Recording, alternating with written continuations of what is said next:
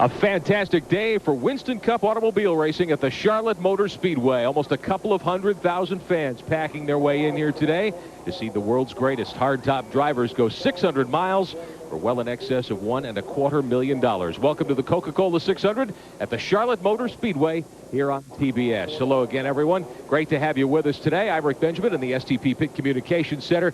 43 drivers are lined up to take a crack at the big money today. Of course, the great story we're following, John Andretti's trip here from the Indianapolis Motor Speedway. We'll update you on his scheduled arrival time to buckle into the Billy Hagan car in just a couple of moments. Many, many things we're here to tell you about today. The weather couldn't be better. Temperature very comfortable. A few clouds. No threat of rain at this point at all. And we're about 14 minutes away from our scheduled green flag time of 5 o'clock this afternoon. A couple of our veterans are here to cover the action on pit road. Really one of the stories of today's event, maybe a changing of the guard, or at least a precursor to that in our starting lineup today. The names you're familiar with, Dale Earnhardt, Rusty Wallace, Mark Martin, Ernie Irvan, Sterling Marlin. Well, they're back a ways in the starting lineup today. The front row made up of a couple of NASCAR's new guard. In fact, not very long ago, you would have found these two drivers featured in our Saturday broadcast of the Champion Sparkplug 300. Joe Nemechek on the outside pole, Jeff Gordon the pole qualifier. Standing by to talk to the pole sitter today is our Randy Pemberton. Well, thank you much, Rick Benjamin. You're absolutely right. These are two guys that are stars on the rise here in the Winston Cup circuit. And, of course, Jeff, only your second Coca-Cola 600. Last year, you started deep in the field but had a great run, finished second. What can we expect here tonight when we're going to start in the sunlight here and then go into the nighttime? Well, you know, I don't think that the fastest car is going to be fast right now unless they can make a lot of changes under pit stop. So, you know, our strategy is to go out there and play it real calm, ride around for about 400 or 500 miles and be there. You know, we got to be there at the end, and that's something we haven't been doing lately, and it hasn't been any of our faults. It's just having some bad luck. So we need some good breaks. A lot of luck will do a lot for this team today because we've been running great all year long. Okay, good luck tonight in the Coca-Cola 600, Jeff. Thank you. Also on the front row today, a driver who just a few years ago was running mini stock cars in the state of Florida. Former Busch Grand National champion Joe Nemechek on the outside of row 1, the editor of Stock Car Racing Magazine, Dr. Dick Berggren, set to talk to Joe. And 30-year-old Joe Nemechek has never started a Coca-Cola 600. In fact, this is only your second ever Winston Cup start here. The thundering herd is behind you. Butterflies? Oh, a little bit. You know, I got the cold chills. You know, it's this is just great, especially to be here on the front row. Meineke, Chevrolet, Larry Hedrick Motorsports. It's a great day for racing. Long, long race, 600 miles. Are you concerned about fatigue?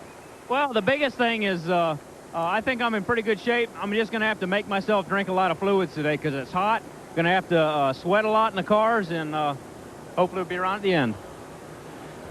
And as we talk to Joe Nemechek, we see John Andretti has just arrived at the Speedway. He's just climbed off the helicopter. You're familiar with the story. Andretti with top 10 qualifying spots at Indianapolis in here. He finished 10th at Indianapolis today. He's going to try to back it up with a run to victory here in the Coca-Cola 600 in the Billy Hagan Chevrolet, the 14 car. Andretti with a top 10 qualifying effort here. There's some question about whether he'll keep that spot because he missed the driver's meeting. And NASCAR has a rule. If you miss that driver's meeting, you start at the rear of the field. So we'll find out a little more about that, whether they waived that rule for John Andretti or not. Now, we talked earlier about NASCAR's, well, I hate to call them the old guard, but the older guard, more the veterans.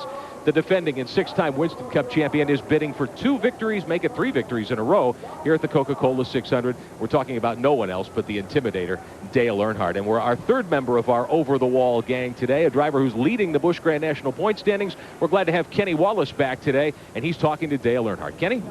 Thank you, guys. I'm with Dale Earnhardt. Dale, you've won this Coke 300 6 times. You were the first night winner. You got some young guys starting up front. I wish I could be here racing with you. You think anything's going to be different tonight than it has been? Well, Kenny, you know how racing goes.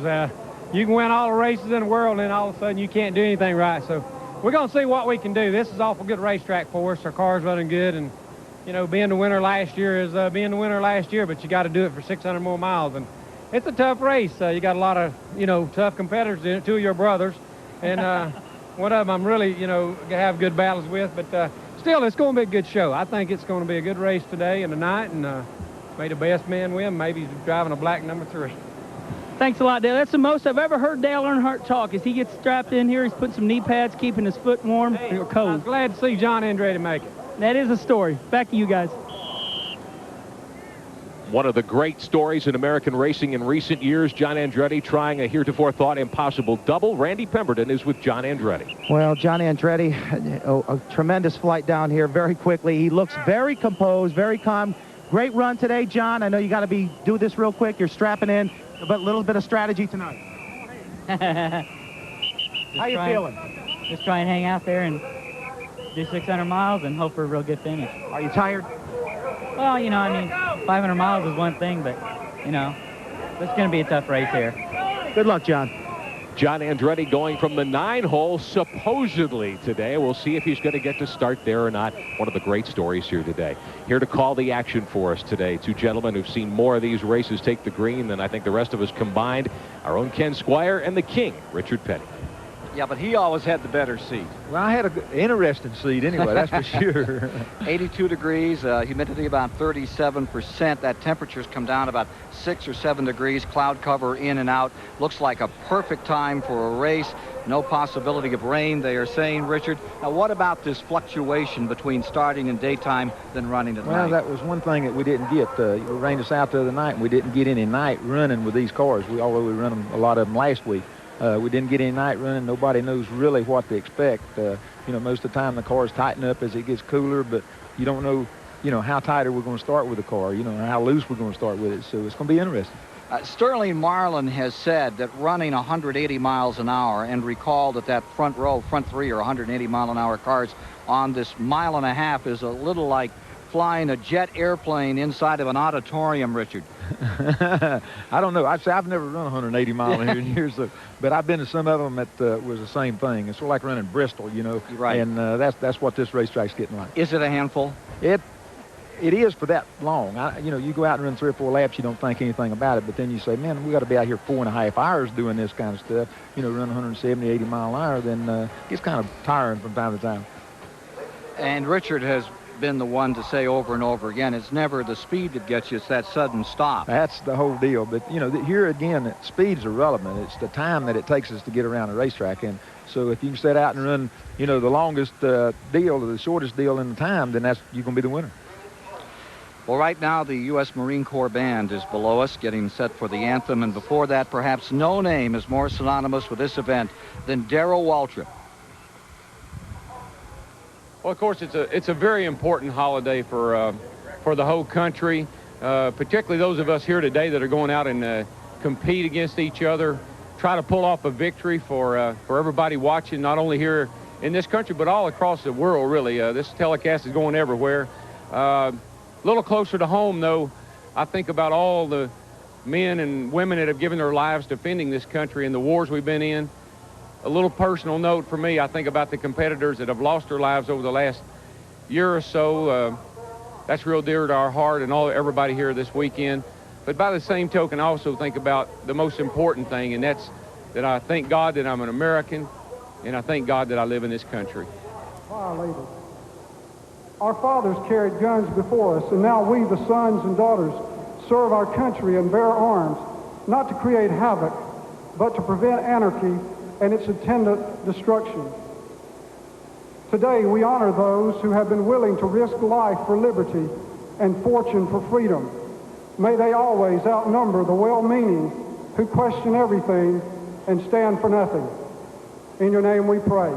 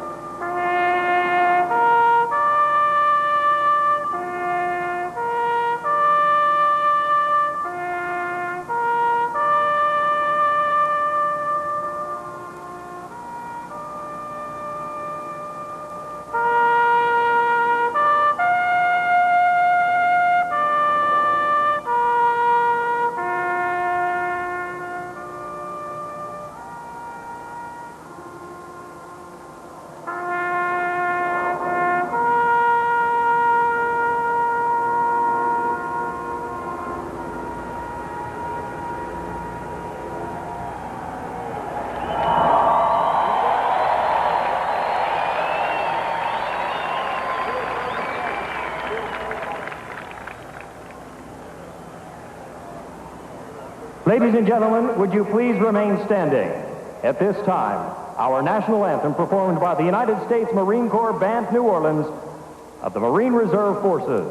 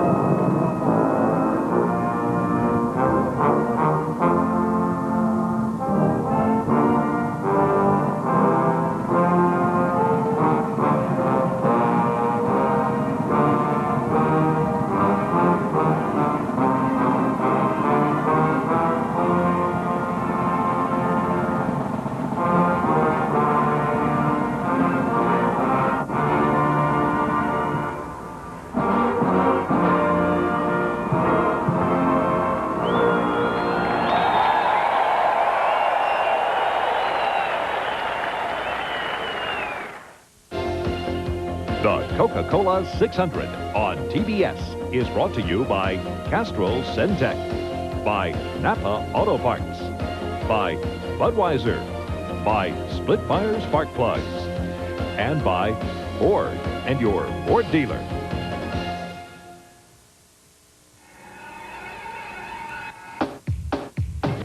No matter if you like it mild and sweet, or if your favorite foods are hot and they're spicy, Coca-Cola Classic fits every mood.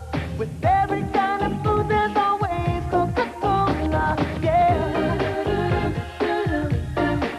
Coca-Cola, always Coca-Cola.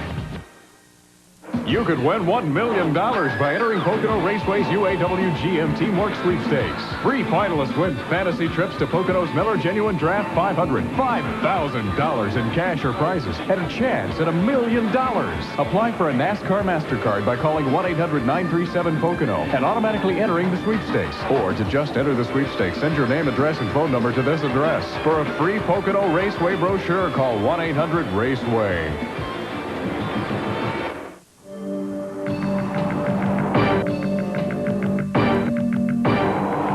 Don't wait for this kind of excitement. Get Auto Week.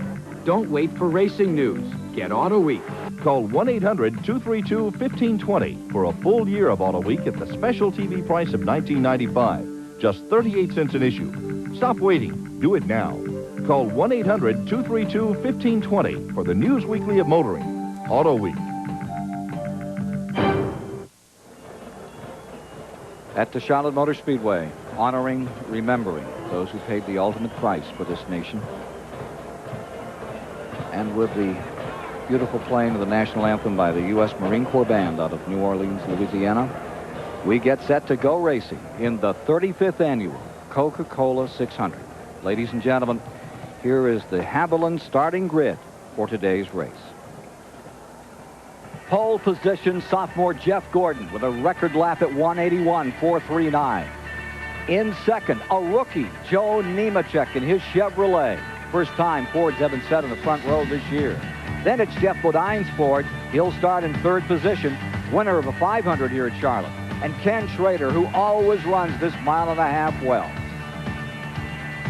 In row three, it's Brett Bodine, ran fourth in the 88 600. Alongside is Greg Sachs, back from a terrible wreck just a week ago Saturday. In row four, from Rockbridge, Bath, Virginia, Rick Mast has qualified well. On the outside is still another rookie out of South Boston, Virginia, comes Ward Burton. John Andretti, fresh from 10th place at Indianapolis this afternoon, scheduled to the inside of row 5 to be flanked by Terry Labonte, the 1984 Winston Cup champion. In row 6, it's Mark Martin still seeking his first win of the season. Many say he'll do it today. And Wally Dallenbach leads the Pontiac contingent on the outside of row 6. In row 7, with his all-new team, comes Ricky Rudd, still looking for that first taste of victory with that team. The outside is Ernie Irvan. You know the story here. 3 wins this season, #1 in points, seeking that 600 victory. Then it's Jeff Burton, the younger of the Burton clan from South Boston. Outside of him is Dale Jarrett, the 93 Daytona 500 winner. In row 9 is Morgan Shepherd for the famed Wood brothers, who dominated this track back in the 70s and 80s. And Harry Gant in his final 600 performance at the track he loves. In row 10, it's Jeremy Mayfield, still another rookie in the top 20. And outside of row 10 today, it's going to be Chuck Bound in the Bobby Allison car number 12. As the field comes to life in row 11, Rusty Wallace, the 1999 Coca-Cola 600 champion, is there with the former Daytona 500 winner Derek Coe. In row 12, it's Bobby Hamilton, former Rookie of the Year, and the 3-time winner of the 600, Dale Earnhardt. In row 13 is Bobby Labonte and Rich Bickle. In row 14, from Connecticut, Randy LaJoy and Alabama, Steve Grissom. In row 15, the 5-time winner, Darrell Waltrip, and his brother, Michael Waltrip, broken shoulder blade and all, starting right alongside. In row 16, it's Todd Bodine and Sterling Marlin, winner of this year's Daytona 500. Further back in the field, row 17, Jimmy Spencer is there, and Billy Stanbridge. In row 18 today, it's Mike Wallace and Dick Trickle. For row 19, Loy Allen and Brad Teague. Row 20 will be Lake Speed and Hut Strickland. Kyle Petty is relegated to the 21st row, 41st position, the 87 600 champion. Alongside is Ted Musgrave. And in the provisional grouping, it's Bill Elliott starting dead last in 43rd position, twice a runner-up in the 600. Here is Rick Benjamin. Ken, before we roll them out today and get ready to put this show under green for 600 miles on TBS, I want to show you the MasterCard race analysis. $1.3 million up today for the 43 drivers who'll do battle. We'll go 400 laps, which is 600 miles on this mile-and-a-half super speedway. Race record 145.5 miles an hour. Dale Earnhardt set that last year. They'll have to go 55 miles an hour today on pit road. The NASCAR will have the radar guns out, and they'll sit anyone down who doesn't make it. We'll be back to take you up to the green flag on TBS in just a moment.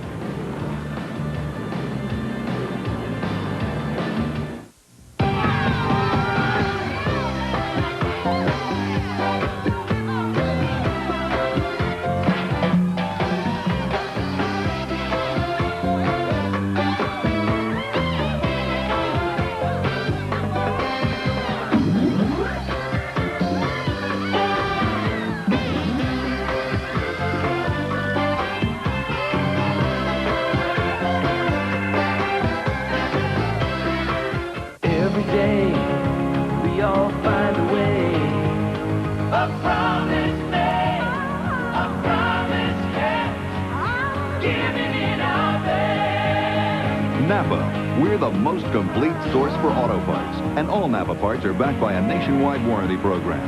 No wonder more Americans trust Napa to keep their vehicles running. We keep America running. We keep America running. It's a round world, genuine and true. It keeps on spinning and you always come through. And you're giving it your best.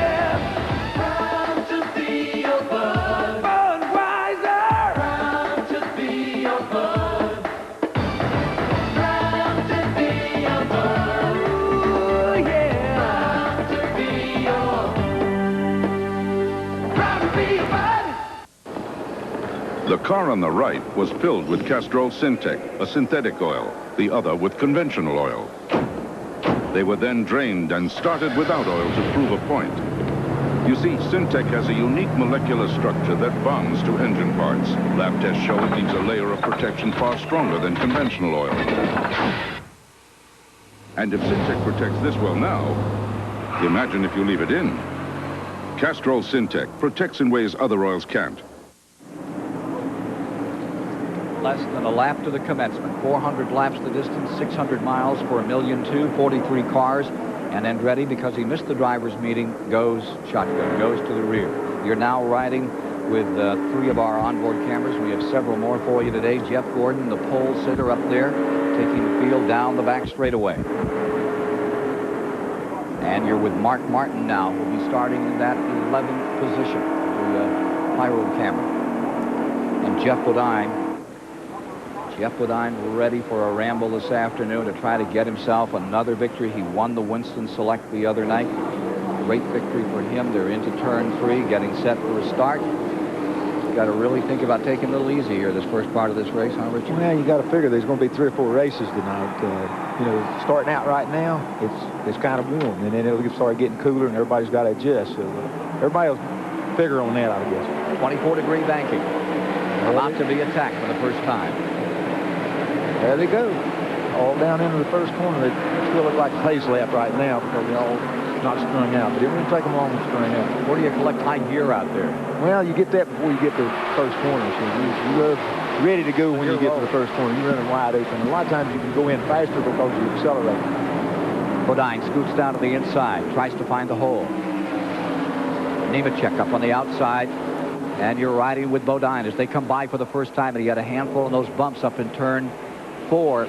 Take another look at that when they go back up through there this next time. Schrader looking good, stays in the bottom, and Nemechek just hangs it out on the outside and stays there, runs wheel to wheel. See, this is what's going to be interesting because he's got on the Hoosier tires, and well, he's got on Hoosier tires on both sides of him right now. 3 wide in the second lap. It's Bodine down to the inside. Nemechek fading back a little. Gordon taking a big fade back to 4th. Coming off those bumps, and it is Jeff Bodine in first. Nemechek in second. Bumper camera from Jeff Bodine. Looking back at number 41, Nemechek. 24-degree banking here. Here comes brother up in there to see what's going on. Another Bodine. Brett Bodine on the bottom of the racetrack. Number 26 goes into second spot. There you see Rick Nass now getting underneath Jeff Gordon in the 1. It's Jeff Bodine in front. For a while the other night in qualifying, these 2 Bodines were side by side. Schrader continues to roll up through. Looks like he wants to collect the front of this field. Meanwhile, look at Mark Martin make his move. Roof cam on Mark Martin's number 6 going down the back straightaway. Working lap 4. Here's that turn 4, and you can see them get that ripple in there. It's pretty rough coming off of 4, especially if you have to move up a little bit. And that's the way they're going to have to run tonight probably, is up in the middle of the track from there on up. They're still racing a whole lot all the way on back in the back. Nobody's really got settled down yet. So they'll run another 4 or 5 laps, and then they'll get in line. 6 cars up in front. Then it's about a half second back. There goes Brett Bodine, the Kenny Bernstein car down to the bottom. Trying to put the Quaker State colors in front of that Exide car on the outside. The Bodines wheel to wheel out of 4 at 175, 80 miles an hour to the stripe. On board with Mark Martin at roof camera, giving you the shot as he goes for second place.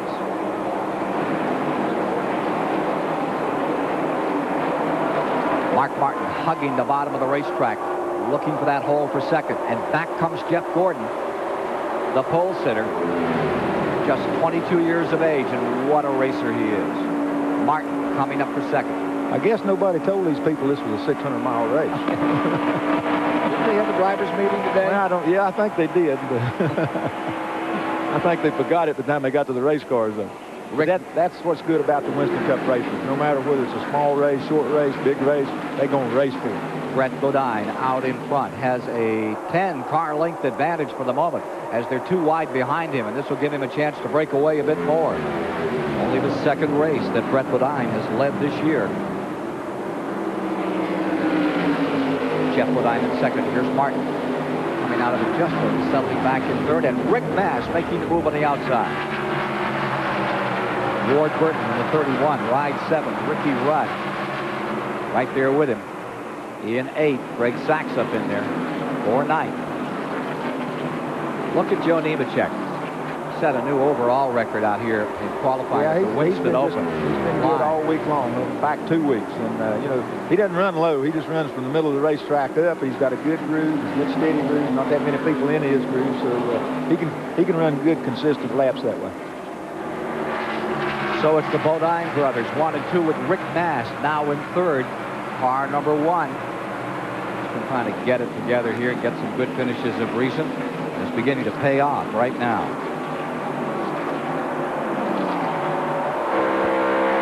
On board with Jeff Gordon in 6. Something happened to Mark there. Now they just got a good running start at him. I don't know where he's going to decide to let him go a little bit or not. Gordon back now to the 6th spot. And Ward Burton pulling up from 7th. There's been a change, however, behind him. Ernie Irvin is rolling. He's into 8th. Ricky Rudd now in 9th, back to 10th. Follows the 77 car. Greg Saxon to 77. Looks like he wants to go after Rudd as well. But here's the story. That lead that had built up to about 10, 12 car lengths, gone away. For the lead, it's now a 3-car battle as Rick Mast hugs the outside and tries to find some running room. Rick's coming on strong now. He's got him a good groove now. If he gets him down on the outside and he's got the whole outside, he can really go. Rick Mast pulling up. It's Mast to the number 1 on the high side, and Jeff Bodine down low. Brett Bodine in first.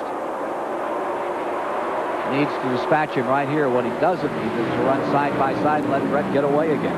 He's not going to go very far. Number 1 is flat going through that 3 and 4 corner, and he's really making time.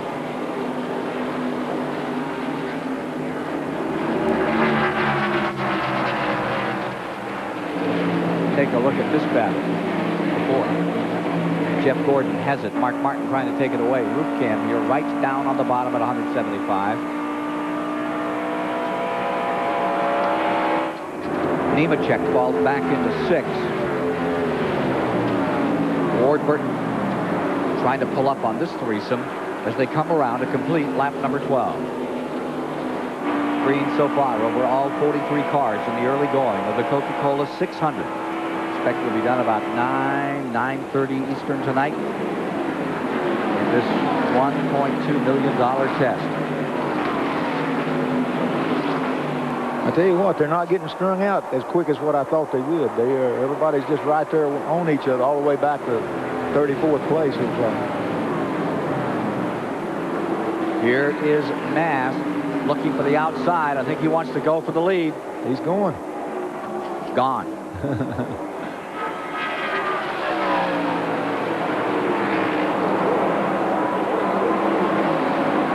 Brett Bodine first, Rick Mast second, Jeff Bodine third, Jeff Gordon in 4th.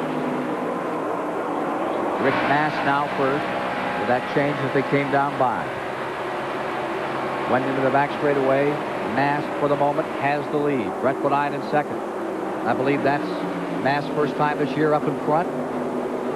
First race Mast has led since Richmond back in March.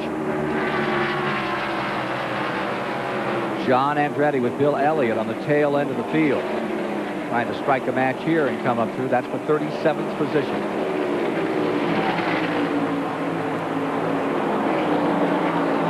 So they moved around Musgrave, taking their time. Long way to go. No sense getting in a no hurry out here right time. now. All I got to do is run a good steady pace, and I'll let none of them catch up with them. It'll be all right.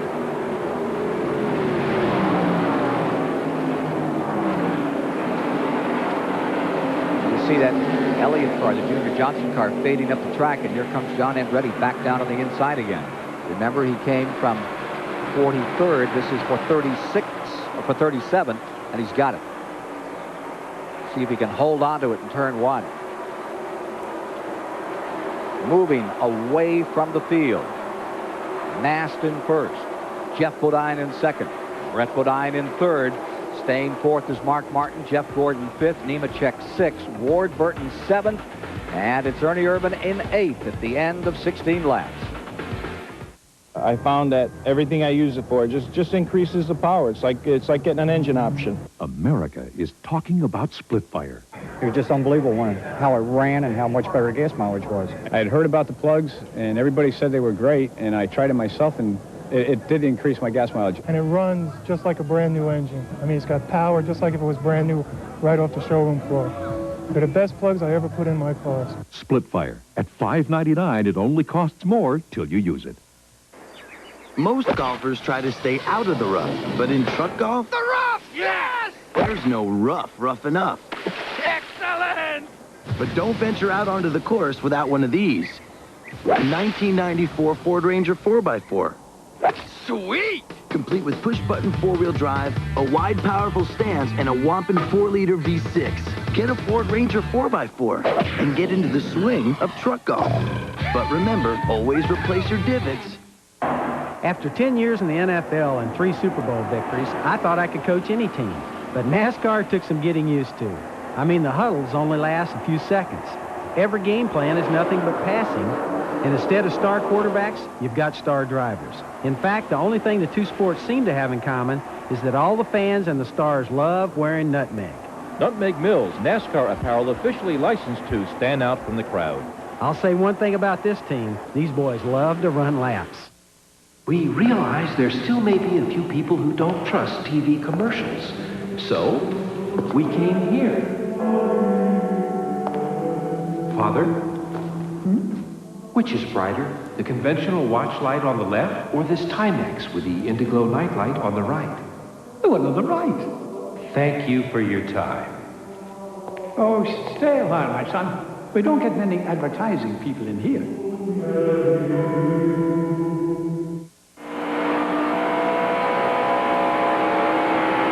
20 laps are complete. Hoosiers running first and second out here. That's what they have for shoes on Rick Mast and Jeff Bodine at the present time. As you arrive at the Pyrol camera on board the Valvoline car of Mark Martin in third. Brett Bodine is fourth. Jeff Gordon fifth. Nemechek sixth. Ward Burton stays seventh at the present time. Let's go back up with the leaders here. Take a look at Rick Mast. He is just scooting away at the present time. Got them covered by how much of an interval? I'm on the watch right now. All right. How about 2 seconds? Yeah. He's riding right along right now. That too fast to start? No, he's running like a little over 32 seconds, so that's a good pace. He'll keep that up, he'll be in good shape. Give you a rundown on the complete field as we get to 20 laps. This is how they're running all the way back through. Napa run down. Joy back there in 35th, Stanbridge 34th. Showing Elliott. And dead last on the field right now is Brad Teague going a lap down. He's been motoring very slowly. He's the only car that seems to be having any problem at all mechanically out here. He is well off the pace but staying out there. Yeah, it looks like everybody else is just sort of keeping up in a bunch. They got about a half a lap lead on the last place man right now. Word we're getting is that they're saying there's a push on that Ernie Urban, number 28. Giving him fits right now as he tries to keep the Robert Yates car in 7th position. You can see it fade up the track a bit. Dick Berggren may be able to give us more on the story as we get going here. Some of the cars out here competing in the 600. Dick? Well, Ken, if you listen to the crew chiefs, having a push at this point in the show is a very bad idea. Most of the teams seem to have set up for this race with the cars loose at the beginning. As we go tonight, the cars tend to want to push more. As there are more laps on this racetrack, they tend to want to push more. So most teams are starting loose and hoping that the night and the track will come to them. This is not a good time to have a push. The only one that has a good push is Rick Mast. He's pushing the button, and that car is working just flawlessly. Mast first. And there's another car, Ken Squire, that's working fantastically well, too. It's the number 2 of Rusty Wallace. Wallace started back in 21st spot. He's up to 10th after 20 laps. Now, we've talked about John Andretti and his bid to run in 2 races today. How'd you like to be Roger Penske, who's jetting his way to Charlotte right now? In fact, may have already landed 2. He's already won the Indy 500 today. And I'll tell you, Rusty Wallace, to me, looks like a driver who may well win the 600 here this afternoon. You surprised about that car? Here he is starting 21st out here today. Working his way right through the field. Take a look at this. As the front row cars are back at it this time with Nemechek in the 41 on the bottom, fighting with Jeff Gordon. That's for 4th. Nemechek's going to take it for a moment. Yeah, he finally got him. ride in the DuPont car for a moment with Gordon as he tries to close back in on Nemechek. You get a sense that back straightaway isn't quite as smooth as it looks from up here. It's not smooth at all. About 2/3 of the way down, it really gets rough. But you get the car under control before you get to the corner, so you're okay.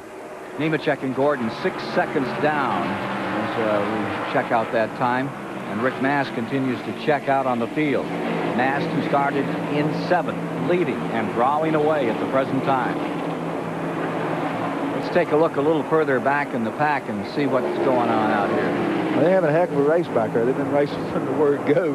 They're getting outrun a little bit, but they're busy racing. So, you know, again, I figured they would have done sort of fell in line and kept going, but the difference here is, like you say, you start the car a little loose and it starts pushing, then first thing you know, a car you've been outrunning, you know, it starts outrunning you. So it'll change as it goes over till it gets dark, and then they'll pretty well settle down with it. As they ramble in the back straightaway through the 3 and 4 turn. This has Dick Trickles, number 32, looking pretty stout out there. There you see the 19, Loy Allen Jr., the Hooters car out of Raleigh, North Carolina, giving it his best. Meanwhile, Mast stays in front and continues to build on this lead. What are the disadvantages of a race this long, Rick? When I first started Winston Cup, the pitfall was learning how to be able to be aggressive the last 100 miles. You know what I mean? And so this is the longest race we run, so you've got to be able to be there the last 100 miles with the car intact and the driver intact. The interval is about 3 seconds first to second now, as Rick Mast wants to run away and hide, but in 600 miles. Well, you know, it's looked like the Indy race. That's the way it was all day long. And, you know, this is still a long, long way to go. And you got these cars back here that once they make a pit stop, and a bunch of these cars that are running, you know, not really that good, they make that adjustment, they're going to come up there and they're going to start challenging. So that's what makes it interesting again. Average speed staying about 168 miles an hour, 168.7 here in the early going. Yeah, they're running real regular right now. They've done settled. All the cars have settled down, and this is about as good as they can run with what they've got. Let's go to Kenny Wallace. Thank you, Ken. One thing I'd like to add to this racetrack was built on a dump, a landfill, years ago. What Richard Petty was alluding to earlier, you can see Kyle Petty, Rusty Wallace on the bottom, but that really doesn't mean nothing right now. You see Rick Mast in the middle high, a lot of guys working the high lane, everybody working the low lane. Sometimes there's just not a preferred lane on this racetrack, so this is some really good racing, and the weather really dictates a lot of these lines. Well, I think you'll see some of these cars that are running a little bit higher, once they get adjusted and it starts cooling off, they'll try to come back and start running the bottom of the racetrack, because if you can make your car run there, that's the quickest way around here. 31 laps complete. Gee, that means just 369 to go, Richard, before okay, hang on. Here's Mark Martin, that pyro camera, giving us a view of the man he's trying to chase down, Joe Nemechek in 3rd spot. It's Jeff Bodine 2nd. Mast continuing over 3 seconds, by which he leads here in the early going. Further back, look at Schrader going with Bodine. 13th spot. Good war out there at the present time. Derek Cope gets into the middle of it. Randy? Well, we've gone about 31, 32 laps now. That is exactly about halfway for a fuel stop. We talked a lot about tires, Hoosier, Goodyear. How far will they go? How fast will they drop off? Both camps expect to be able to go a full fuel stop. That'll be about 62 to 68 laps. We'll just have to keep the stopwatches on them to see who has the best tire and how will it fall off. Right now, Hoosier is looking pretty good. Indeed they are, as they hold the board for 1st, 2nd, 3rd, and 5th. Mast, Bodine, Martin in that Goodyear car. He's the one that breaks them up.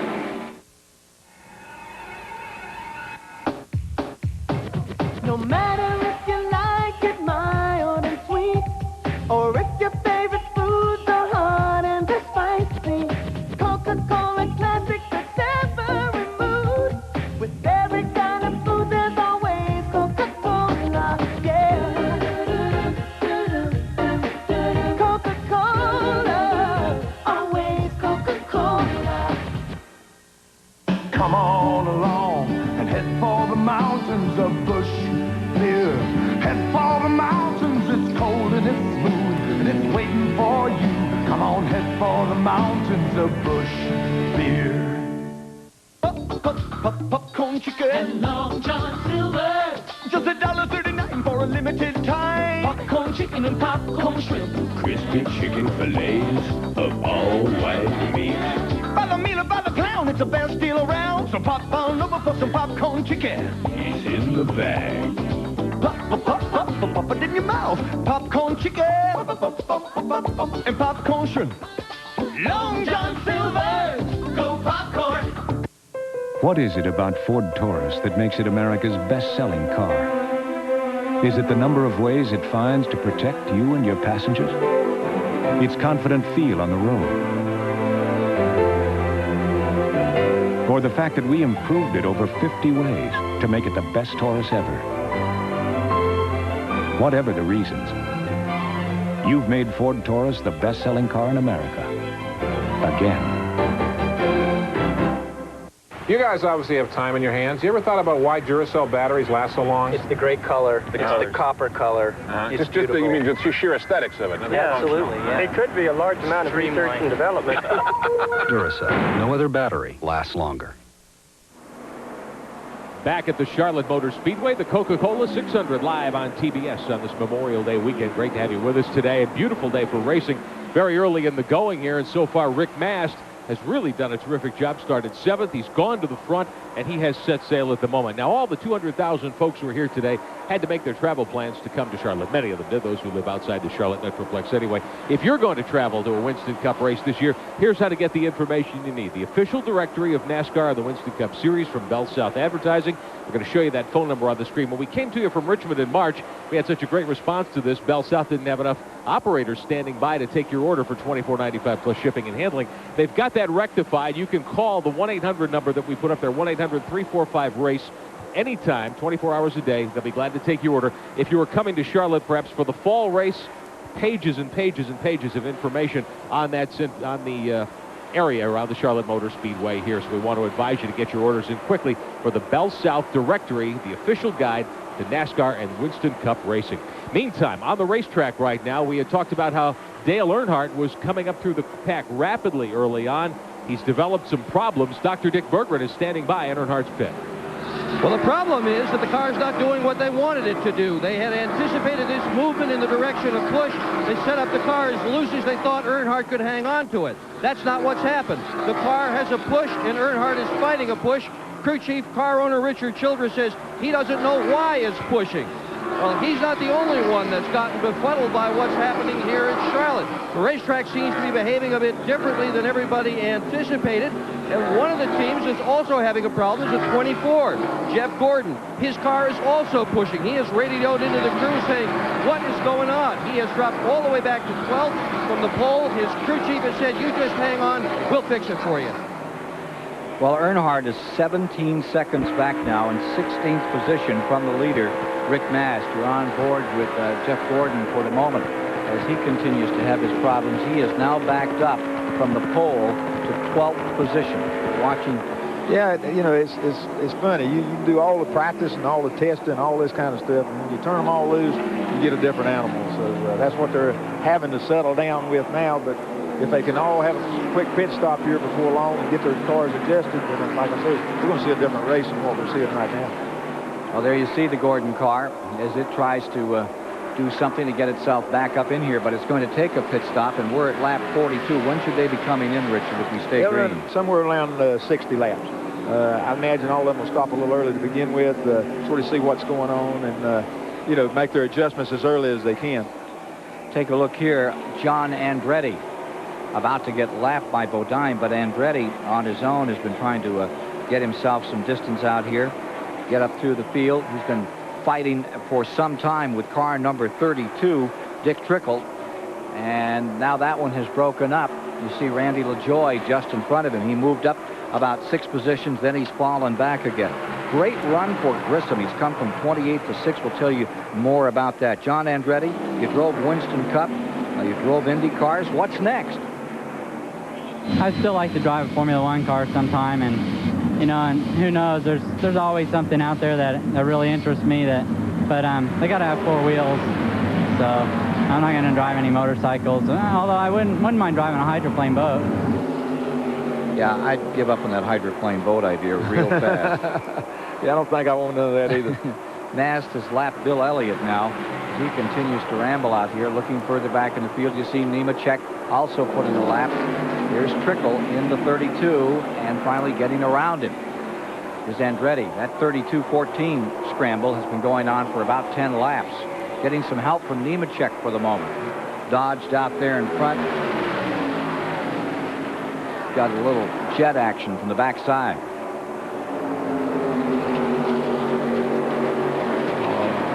But those leaders, and here comes Randy LaJoie in the 20 back into this thing. They're getting on up in there now, starting to lap some of these pretty good running cars that, and when they get to Justin, they will run better than what they're doing. They've really got them scattered out all over the racetrack right now. Had a tremendous race here yesterday that Phil Parsons was able to get, those great sacks up through the eye of the needle in car number 77, that U.S. Air car. Grave gave that thing. Still got her on the ground though, right? Yeah. You don't want to file a flight plan here at Charlotte. Those walls come up quick.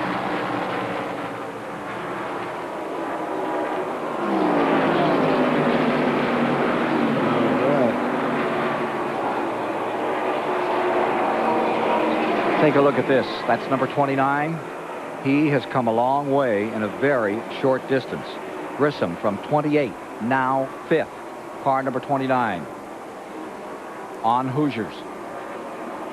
Big jump for this guy. He's been really, really steady. He's not raced with anybody. He's got him a good steady pace right now, and he has been coming on, just really picking them up and putting them down. Putting a lap on Strickland right now, coming after Trickle.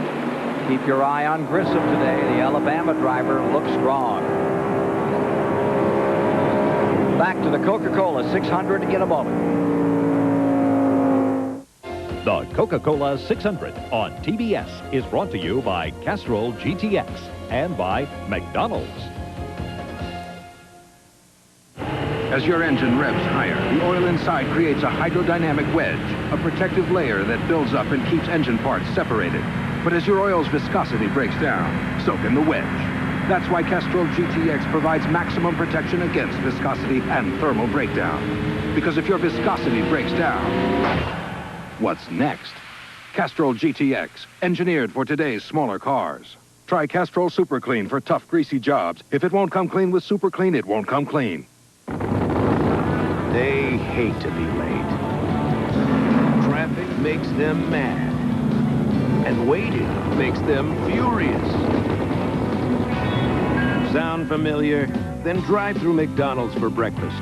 It's fresh, hot, delicious, and served at top speed so you can get back in the race.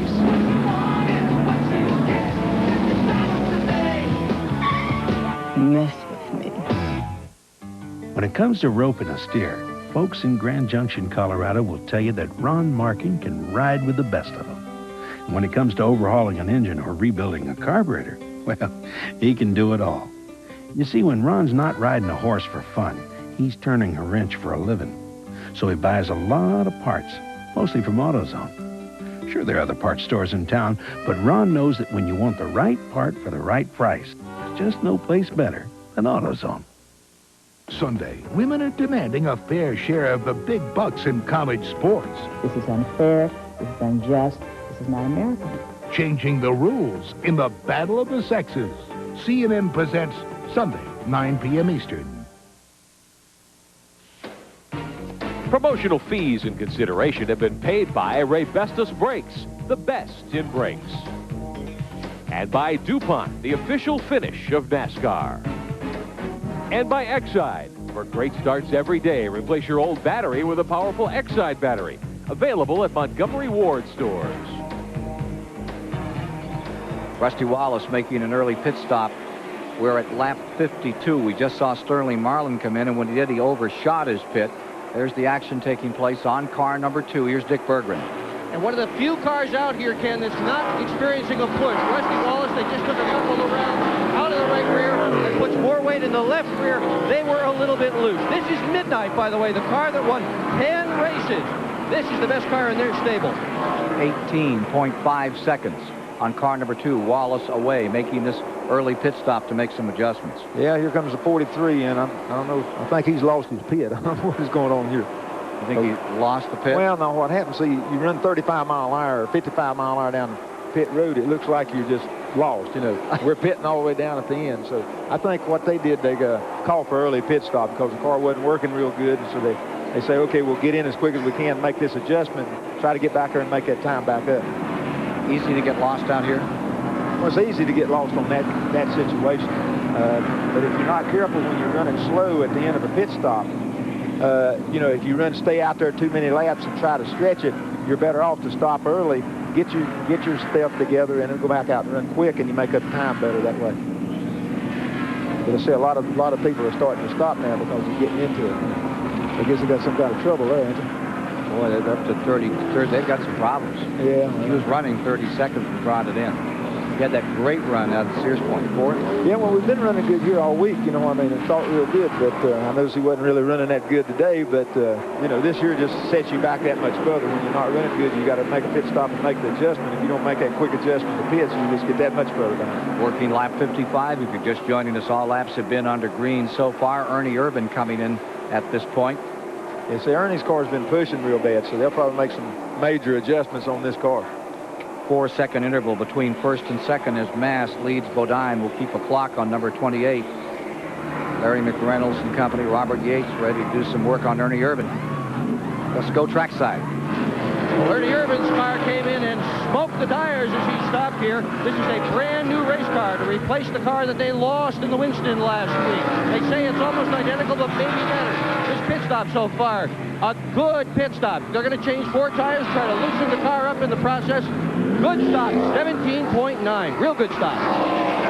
The big story right now, though, is Schrader. He came in, and there's no brakes on the 25 as he comes out pit road. And then the 26 come in, they like to hit him, so they had a heck of a deal there. They got lucky and missed all that. Mark Martin coming in. Schrader went right by his pit. He's circulating around to come in another time. Meanwhile, Mark Martin on pit road. This at lap 57. Car number 6 running in 7th position as it left the track. There he goes again. He's out in 19.3. Kenny Wallace down on pit road. How do you view these pit stops? I think this is a very critical point of the race. This is the very first pit stops of the night. It's a long, long race. People like Rusty Wallace and a lot of these guys up front like Earnhardt. I think Richard will agree with me. When they make these pit stops, the quicker pit stops will really close up track position. I think you'll see somebody leading the race after a round of these pit stops other than Rick Mast.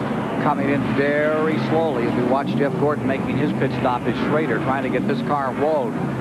Whole crew is out on pit road trying to bring him down. There it is, and there's the problem. They just barely nudge it in. That crew trailed along with it for a couple of laps, and Randy Pemberton is there. Well, you're right. They are having a brake problem. Kenny Schrader came in, missed his pit the first time, came back in. They decided to leave the car in gear. The problem was they were sliding and went through Rick Mast's pit. The leader of the race is now in.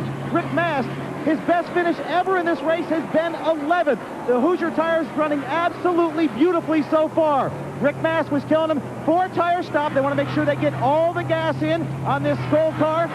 So far, second can of gas back in. Absolutely a beautiful pit stop by this team.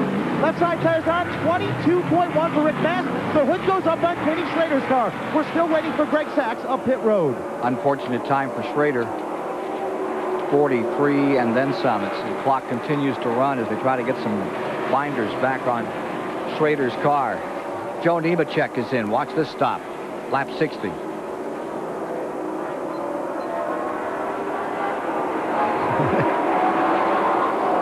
Good job out there. All the way around. Yeah, Nemechek's been running a good steady pace also. Right. Now's the time to run a steady pace. You don't need to really race with anybody this early in this race. And, you know, if they can just set a pace and stay with it, then they're going to be in good shape. Here's Darrell Waltrip bringing the 17 on. He worked himself up to 6th spot, lap 61, as he pits.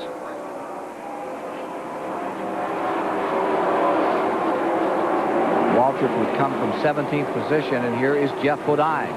making his entry to pit road. Remember that speed limit on pit road. How do you feel about that speed limit? Yeah, it's really okay under caution flags and stuff like that because you got everybody on there. But under race conditions, I still think they ought to run wide open or anyhow run where they got control of the car. I think that should be part of the racing course. That you use that time under green to get yourself in and out. Because if you happen to have to stop under green, everybody gets a caution deal. You're really messed up completely. So I think that's a bad deal. First and second on the racetrack as they came in with all these pit stops. Bodine is out in 19-1. There you see Greg Sachs in the 77, the Musgrave ride a year ago. Sachs pulling back onto the Speedway. So, wholesale change of positions. We'll bring you all up to date on how they're riding with still all green flag laps in the Coca-Cola 600. Parenthood 101, don't play with your food. It's always fun until somebody gets hurt. You're gonna put somebody's eye out. Go blind. Don't make me turn this car around. Cross your eyes, they'll stay that way. When I was your age, if I have to come up there one more time. As long as you live under this roof. I suppose if everyone jumped off a bridge, you'd jump too. Because I said so. Beechwood Aged Budweiser. Crisp, clean, classic. Credit line has nothing to do with your value as a person, okay? Sure, Gold MasterCard has a credit line of at least $5,000, but that doesn't make you a better person. Well, I don't know. Maybe it does. I mean, if knowing that no Gold card is more accepted on the planet lets you relax and just have fun, then yeah, I suppose it could have some effect. And you can use your Gold MasterCard at cash machines all over the world, so you can get money in drachmas or lire or seashells, so you can tip generously. Which any waiter will tell you is the true measure of how good a person you are. Gold MasterCard. It's more than a gold card. It's smart money.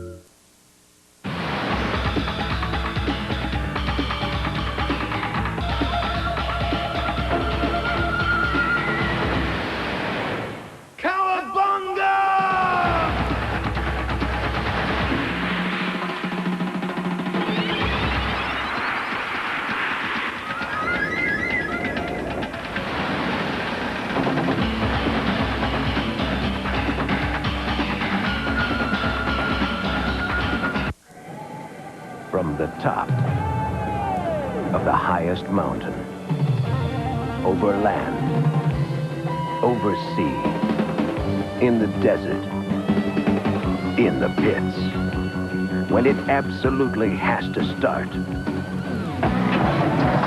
The battery is Die-Hard. Sears Die-Hard, more power when and where you need it most. 66 laps complete. Bill Elliott about the last of the field to make his pit stop. Bodine is now back in command by 4 8/10 seconds over Rick Nast in second place. That is as they work. Lap 67 is evolving green flag stops, and that will sort out the field considerably here in the early going. The third position is Joe Nemechek. By the way, coming up shortly, we'll have an Auto Week racing update. We'll give you the story on the race here yesterday. Got some material for you on IMSA up at Lime Rock Park this weekend, so stay with us for that. Of course, a little later we'll be updating the big story of the day at Indianapolis. Al Unser Jr. giving his dad some kind of birthday present. Here you are in the Heilig Myers car. This is number 90, Mike Wallace. Another of that Wallace tribe. They're all over. We've got one here working on pit road. We've got one contending for the lead. And for the moment, car number 90, which is the Junie Donlevy car, is back in 39th position. In fact, it's brother against brother as they go down in there. Right behind this car number 90 is number 2 trying to slice his way through. Put his brother a lap down. Wonder if we can find Kenny Wallace and see how it is when those brothers get out there. I bet they do a lot of this Thanksgiving at the dinner table. Well, I imagine they say, do you remember what you done to me down there, up there? Or did that happen with the Petties when you get together? Not really. We run into each other once in a while, but I think we give each other a little bit broader area than we would anybody else.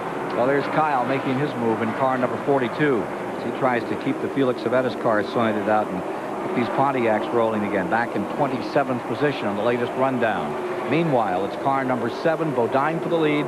Nast in second, Nemechek in third. The Bodine's been running that little group for a pretty good while. It looks like he's going to try to get away from them but there's 5 of them are just running in a little bunch. Napa rundown on the entire field. That says 67 laps on the track. I want to give a lot of credit to Michael Waltrip for that broken shoulder blade. Staying right out there and sticking with it this afternoon. Did a great job yesterday. Backed up into 3rd spot just at the end, and I knew that he was in pain. He was fighting that car at the end, but right back out here going down. Yeah, he had to be hurt. I imagine he's been a pretty restless night, but knowing he's got to do this again today, that he's pretty hard-headed, so he'll be all right. Is that what it takes?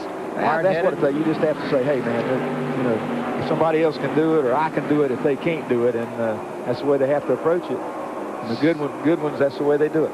17 cars on the lead lap right now. Repairs on Schrader's car to get those brakes fixed. We're 5 minutes, 24 seconds in length. So he lost, what, 11 laps? Let's go to Randy Pember. Ken Howes obviously frustrated. Ken, you were one of the pre-race favorites to take this 600. What the heck happened? Well, brake pedal went to the floor just 4 or 5 laps before. We're still trying to figure out what went wrong. There's no leaks, no real sign of a problem, but there's a lot of air in the system. He's got some brakes now, but I guess that's it for today. Okay, tough break. That's got to be frustrating, guys. They certainly had a good car in practice. He was one of the top 5 that I had on the watch in practice yesterday. 43rd position, and all 43 cars are still on the track as we've completed 73 laps on the 1.5 miles. 109 miles are down. They're still averaging 163 miles an hour. The record for the fastest 600 goes back to last year when Earnhardt won it for the 2nd straight year. He won at an average speed of 145.5. There were 7 cautions in that race last year. Thus far, we're caution-free with the 6 of the race off the board. With the way we've been running and the cautions and stuff, I think the first 17 cars are in the same lap. It really separated because of the bad pit stop or something like that. First thing you know, you lose a half a car length or half a straightaway, then the people get ahead of you. So now they're all settled down now to try to run it again. Richard, we have Hoosiers on the cars that are running 1, 2, and 3. Hoosier tires on Jeff Bodine, Rick Mash, Joey Nemechek. I've always been a little skittish when you get into a tire war. I always thought that the only ones that ever got hurt in a war of that nature, a tire war, were the drivers. It's always the drivers and the car owners, that's for sure. Well, I didn't think about the car owners, but I sure worried about the drivers. Well, they get hurt financially. The drivers get hurt physically, so I guess about one is about as bad as the other. But on the other hand, these Hoosier folks have come in here, and they have added a little excitement to it for a lot of race fans. Yeah, so far this year, we've been real lucky. I think maybe one set of tires were at one race wasn't good, but they withdrew the tires. So, you know, from that standpoint, they've done a lot better this time than they did the first time they came in back in the late 80s. Well, there's John Andretti, who's now completed 600 miles of racing today with 500 still to go. And one of the people that has been responsible to put together the program to get John to both racetracks and so forth is one of the most respected promoters in America today. His dad, of course, had great Indianapolis cars. Troy Ruttman won in an Agajanian car. And Kerry Agajanian standing by in the STP Pit Center right now with Rick Benjamin. Well, Ken, it's a privilege, certainly, to welcome Kerry Agajanian to the broadcast. But I want to show you something. You think you've got a lot of frequent flyer miles, maybe a lot of credit cards in your wallet. How'd you like to have a pair of these? A 94 NASCAR Winston Cup credential and a USAC annual credential with a Speedway credential attached to it. And the guy who owns both of these, you're probably the only one in the garage area who's got that combination, maybe besides Roger Penske. Well, that's true. Actually, John Andretti didn't need it because he had his driver's uniform on today. No one questioned his credentials. How was he feeling on the ride down here? Very well. He did quite well on the way down. He was relaxed. He got out of the car. He wasn't really tired at all. We had a nurse there to check all his vital signs. They gave him actually 2 liters of fluid just to make sure that he could go ahead here. He had a good run at Indy. Top 10 finish? Yeah, terrific. He was doing so well. I thought this was going to be the year he was going to win it. He ran in the top 3 most of the first half of the race, and then something happened in the handling of the car. The car got very loose, he said, and he fought it the last half of the race and fought to keep in the top 10, but we were proud of him to get in the top 10. Well, we're proud that you're here and that he made it. This guy drove 4 big league race cars last year, Indy cars, Winston Cup, IMSA GTP, and a top fuel dragster. The impossible double today being performed by John Andretti. Thanks, Gary. Yeah, thanks. He just did a terrific job. We flew down on a Canadair flight, and everything went perfectly. Good to have you with us. Agajanian, you know how you test out here in the racetrack? He was testing all the choppers and the airplanes. Find out who was the 53 best, minutes exactly, yeah. 1,100 miles to get that rig down. They had golf carts arranged and vans. I'll tell you. I tell you what, that they've was done a some heck of a job just to get him here. I think he was probably more anxious getting here than he was running either one of the races. You're watching Jeff Bodine continuing to lead here at the Charlotte Motor Speedway in the 35th annual Coca-Cola 600. He has Joe Nemechek in second, Ernie Irvan in third, Rick Mast in fourth. Stay with us. On the next National Geographic Explorer.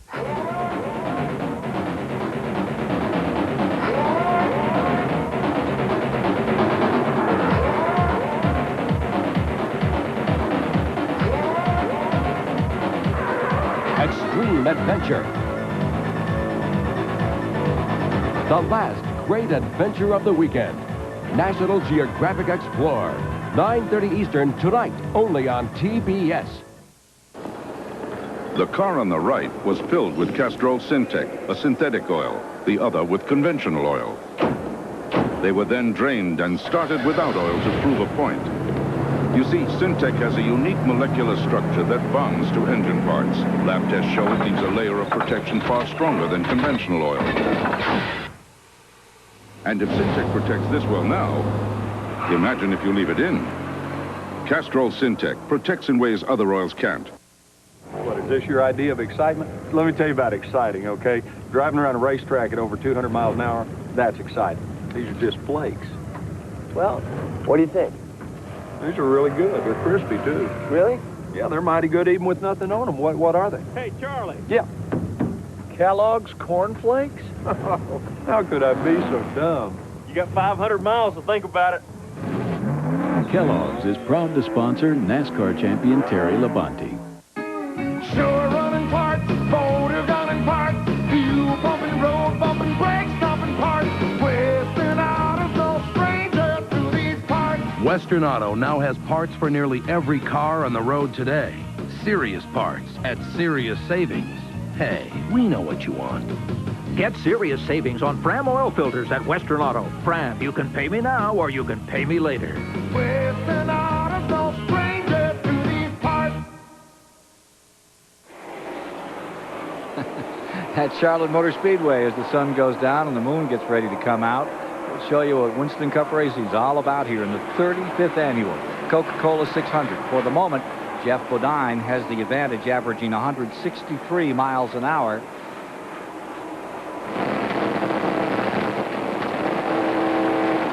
And in the finger hut car, this is Derek Copen. He is slowing down. I think he's going to come in right here, unscheduled. Yeah, he slowed down a little back in the backstretch before he's supposed to slow down. They usually run around pretty hard till they get to the fourth turn before they make a slow down for the pit stop. But he's got some kind of problem. Fingerhut gave some race fan today $5 million out here on the start-finish line, Richard, before the race. I think Derek wishes he had a piece of that right now. Yeah, he probably broke a $2.50 piece here on the car, you know. I think the guy's name was Carl. But anyway, there you see the situation with the Cale Yarborough team. It looked like they're just changing tires. Might have had a flat tire.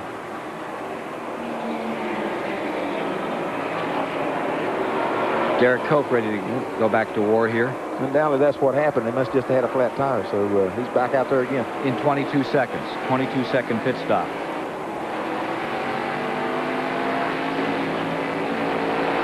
Back with the leader, Jeff Bodine at 163.4. That's faster than Harry Gant's pole speed for this racetrack back in 1984.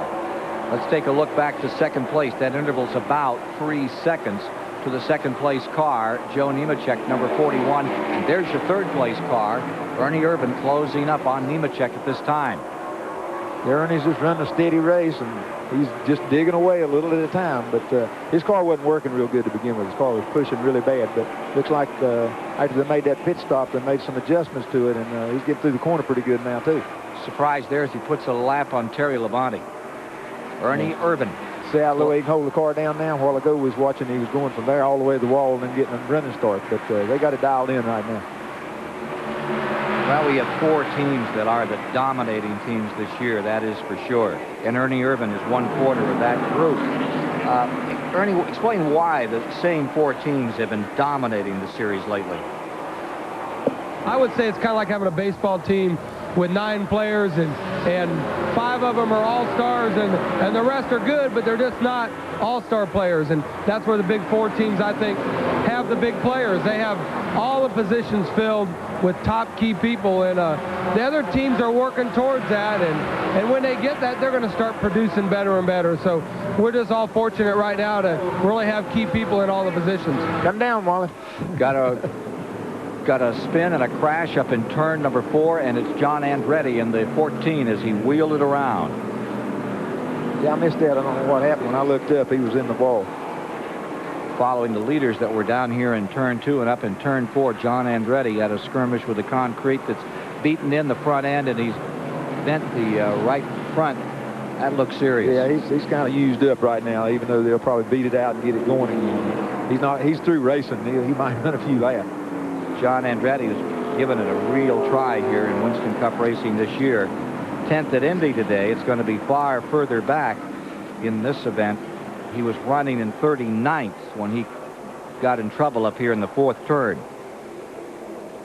He was saying before the race that his dad, Aldo Andretti, a pretty good sprint car driver in his day, and Mario's twin brother, John said, my dad is still warming up to the idea of me racing anything with fenders on. He told Tom Sorensen that. So his daddy never run nothing but open wheel cars. Right. And, I guess like you say, hey man, but he needed some fenders where he hit that wall there. Need a little bit of cushion. Wow, that wall comes up so quick and forward, doesn't it? You had a couple of bad ones up here. Let's take a look at what happened to John, Richard. All right, let's see. Oh, he just lost the back end of the thing. We took the air off of the back, off the spoiler right there, and he's probably pretty loose anyway. But the 2-car didn't look like it caused nothing except taking the air off the car. Leaders are on pit road. There are all 3 of them. Bodine, the 41 of Nemechek, and the 28 of Ernie Irvan, all in the first caution period of the race. It comes at lap 90. Here's Dick Bergman. Well, Jeff Bodine is in. He's going to take on 4 tires, as is everybody else. This is a very experienced crew.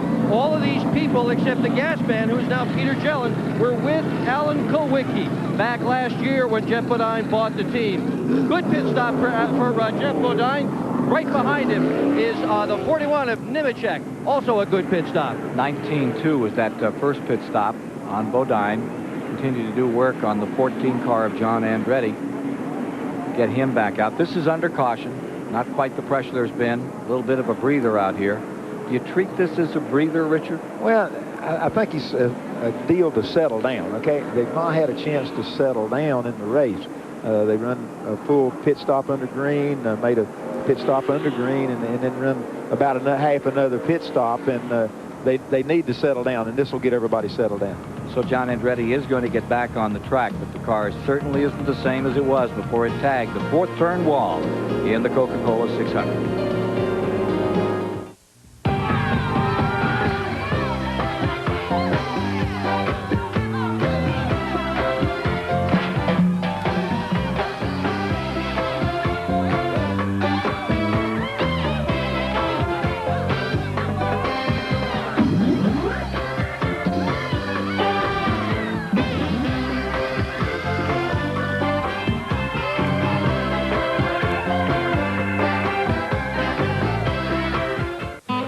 You know, at AutoZone, we know our customers work just as hard as we do. So we're open when they need us, at night and on Sundays. And since 2 million folks each week count on AutoZone for what they need when they need it, we're not about to let them down. That's why we carry so many parts and why we price them so low every day. You see, selling top quality parts at low prices every day is how we make a living. But helping customers, well, that's how we make friends. So, my best friend is working like a dog to clean his car. With dish soap? Hey, you washing your dishes or your car? Look what Spot's got for you. Yeah, Spot and Wash. Dab a little on those embarrassing bug and car spots. Bingo, they're gone. Now wash the whole car with Spot and Wash. Oh, that's clean. Yeah, I wouldn't mind riding in that. New Spot and Wash from Armor All. You'll never use dishwashing soap again. Open the door, Spot. Spot, this isn't funny. Open the door. Leave it to Peerless Faucet to create a shower so smart, it can not only sense when a toilet has been flushed, it can also adjust the water temperature accordingly. Scald Guard technology by Peerless. Get more out of your faucet than just water. This is a bucket of water, and this is the new Goodyear Eagle Aqua Tread for performance cars. A wide performance tire with twin aqua channels to sweep water away for outstanding wet traction. New Eagle Aqua Tread, only from Goodyear.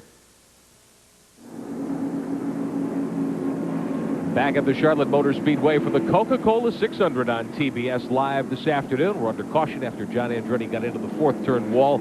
His car's been fixed. He's back out on the racetrack, but everyone else coming on pit road will be ready for the green in just a moment. Among the events we're looking at, the UAW GM sweepstakes. UAW, the United Auto Workers Union, and GM teaming up to build great automobiles across North America. They have a special sweepstakes going on that you can enter. We'll tell you a little more about that. Now, coming up, two great Winston Cup events at Pocono. We'll be there for TBS in July. In June the 12th, they have the UAW GM Teamwork 500. The night before, on the 11th, a Tracy Lawrence concert. As you go to Pocono for that event, you can enjoy the Tracy Lawrence show as well. And UAW and GM are teaming up to provide a great drawing, $1 million and some lush VIP getaway trips as well in their big sweepstakes. You can enter by calling 1-800-937-POCONO. That'll get you in the UAW GM Teamwork sweepstakes at Pocono, or you could send a card to Box 7813, Melville, New York, the zip code 11775. Be sure to get your entry in because the month of June coming up very shortly, just a couple of days from now, as a matter of fact. We're watching all the pit stops going on here in the Coke 600. Randy Pemberton is on pit road. Well, they're waiting for John Andretti to come back in the pits. I talked to the guys on the crew, Doug Williams, the crew chief. I asked if John had said anything. Well, prior to the first pit stop he made, he said absolutely nothing. Now, he did have a little right side damage as well as left front damage. They're going to put a string on both tires, running it from the left front to the left rear, right front to the right rear, trying to match the toe out. He did come over the radio just recently and said the car is now wandering. So as far as the cause of the crash, we do not have that at this particular time. But, of course, he has gone 1,100 miles. Kenny Wallace, could fatigue be playing a problem here? Kenny? Randy, I really don't think so. I wanted to make a comment. I read an article where John said if he would happen to get in trouble in the 600, it would probably be blamed on his, possible fatigue. This is a great race car driver. He had everything in place, all the transportation. I think, I watched turn 3 and 4 all day long. It's got really slippery. There's a lot of bumps over there. It just come up from out from underneath him. But I think we need to remember that he's a good race car driver, and I don't think this can be blamed on all the traveling from Indy to here. Kenny, I know you're there with a monitor as well. Let's take a look at this replay. Kenny's been running up and down pit road there, getting some Ford scores, passing along. Richard's feeling, Kenny, was that the two-car just took the air off the back of that thing. What do you think? I think you're exactly right. What has happened, we watched Indy 500 earlier today, and you've seen what happened to Emerson Fittipaldi.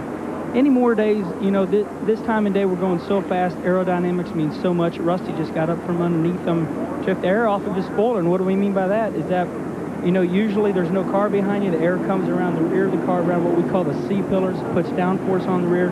Rusty come up behind him and, got him a little bit loose. But it's just a racing accident. It's unfortunate it had to be John Andretti, the first one. Indeed. Was that for 90 pounds? You're riding with the Derek Cope finger hut car. They haven't had much fun today. They were hoping to get out here and get with it. He had a pretty good run. They made an early pit stop. He must have undoubtedly had a tire going down, and because he got right back out there and got right back up to speed. So undoubtedly that's what happened. Here is a look at Jeff Bodine, and here's Andretti back on pit road another time as they administer to the right side of the car. That looks to be more than cosmetic. You saw when it came in, the right tire was kinked, and now they got the string out, and they're trying to get some kind of a geometry in there that makes it a little stronger for him and not make it quite so loose. Well, Richard, you were talking about that early stop for Derek Cope. That was for a tire that, believe it or not, blistered. It's the first blistered tire we've seen here on pit road. I don't think we've got a tire problem because that's the only one we've seen so far. Was it a front one or a rear one? Right rear, Richard. Okay.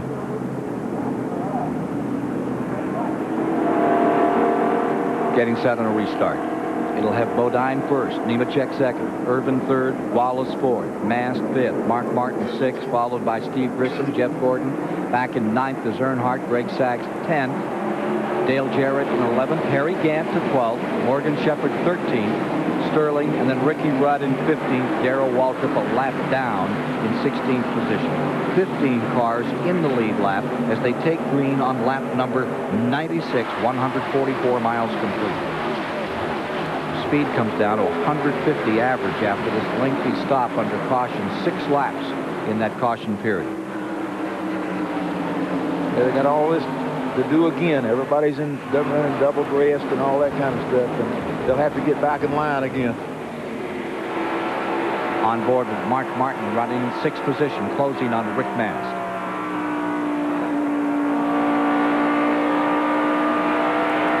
They talk about resurfacing this track as early as this summer. How much do you think it's going to knock the speed up? Golly. I mean, it's going to be fantastic, the speeds they'll be able to run with the new surface, because they're almost running this thing wide open qualifying. And with a little bit more grid in the racetrack, they'll probably be able to run wide open when they smooth it up. Lap leaders thus far in the event there in their upper left hand. On board with Bodine, looking back at Nemechek. Hasn't Nemechek done well, Richard? Here he is in 2nd spot, comes right back up. Again, he's just been regular. The other night he was regular in the Winston race, and they got him a little messed up in after one of the restarts and got him behind. But up to that time he was, and then all of his practice and all his qualifying and everything, he's just been just a real regular run, and that's what he's doing today. I really thought Darrell was going to have a good run today. He looked pretty good out here the other night in the Winston Select on Saturday night. Seemed pretty confident, but the car's now a lap down, trying to find a way to sort itself out and get it back. Well, if you'll notice some of this kind of stuff here, there's a bunch of good cars that are a lap down. That was a lot of responsibility because they wasn't handling really good right to begin with, or the way they made their pit stops. Maybe their pit stop wasn't quite as good as somebody else's, so they wound up getting a lot of cars down. So I guess there's, 15 or 16 laps still on, or 15 or 16 cars still on the same lane. Yep, up on that lead lap. Jeff Gordon seems to have found the remedy to whatever was ailing 24 in the early going. He's trying to sort him out from some lap cars. Take a look at, I was watching that Mayfield car, Jeremy Mayfield. What a story he is. Jeremy Mayfield, the 02 car. Jeremy Mayfield out of Nashville, Tennessee, getting up in the top 10. And with the intensity which everyone approaches this Charlotte race, to have Jeremy Mayfield who kind of comes in, gives it a good shot, put it together, and out-qualify so many others. Hats off to that number 02, Jeremy Mayfield. Ooh, take a look at this. And there is Waltrip a lap down. Gordon scoots to the inside in the 24, brings Terry Labonte and Earnhardt with him. That Earnhardt is in 8th. The car in between is a lap down.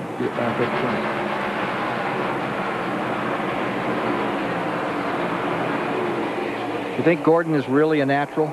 Yeah, he's a natural. To be able to do what he's done and run all the different kind of cars, he's just a natural race car guy. All he needs here is experience. Labonte a lap down, and here comes Earnhardt trying to work his way back up. Let's go back to the front of the field for a moment. Yep. The 28 car just passed the lap before, just passed the 41 car, so he's coming along right now. You can bet that he sees him in the mirror. Earnhardt, Wallace, Martin, and Ernie. They call them the Big Four. And Ernie Irvin, number 28, is moving in on Jeff Bodine for the lead. This at lap 104. I tell you, Bodine with those Hoosier tires, he seems to fade up the track, gets about another 8 feet up. The hole is there, but with the sunlight out there, I don't think you can really muscle a car down on the inside, can you, Richard? I don't know. The 28 car is thin down there real good. You know, to begin with, he was going up and losing all the time in the corner. But right now, he's trying to catch up, and the 7 car's got the groove, so he can go where he wants to go. First and second at war. Andretti is back on pit road. John Andretti brings number 14 back in another time. Meanwhile, Nemechek in 3rd, Rusty Wallace now in 4th. And right down there in the low seats. You got it. If you're a real fan, that's where you go, low seats. You want to see it all, you got to be up on top. If you really want to hear them. You want to be part of the show, Yeah. you get down there. Want to get you down get all there. the dirt in your face Yeah, and the whole rolling deal, man. thunder. Like those old dirt tracks, you know, you come out with, you had your glasses on, that's about all they could see of you. Now he's running at him. There he goes.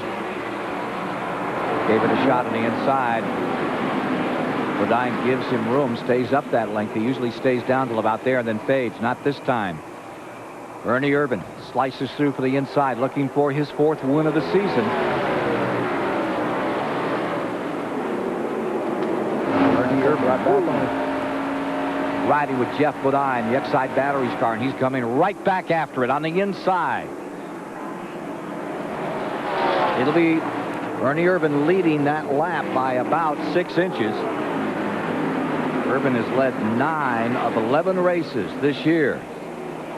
But Bodine isn't ready to give it up. He's down on the bottom, and he wants it back. And as those two run side by side, Nemechek in the Meineke car comes back into it. Wallace closes up in 4th and number 2. Martin's right there. And they're all moving up there now. You got about a 6-car race right now just because they run side by side for a lap or two.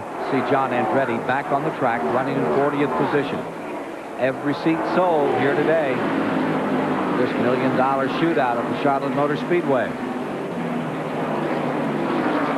For the moment, Ernie Irvan in first, Bodine in second, Nemechek in third, Rusty Wallace in 4th. A lot of new names and a lot of good names out here, Richard. Like Nemechek getting into this thing, seeing Gordon come out here. Those Burton kids from South Boston, some different than what we've seen. Yeah, we've got a lot of new rookies coming along right now. We really have. So we've completed 109 laps. Only one caution so far. John Andretti skinned into the wall. Ernie Irvan leading at the moment. Stay with us.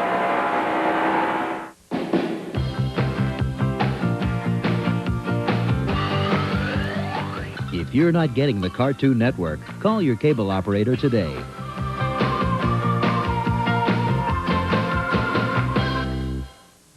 There's no place on earth that I'd rather be out in the open where it's all plain to see. If it's gonna get done, it's up to you and to me. And there's no place that I'd rather be. Come on along and head for the mountains of Bushmere. Head for the mountains, it's cold and it's smooth, and it's waiting for you. Come on, head for the mountains of Bushmere.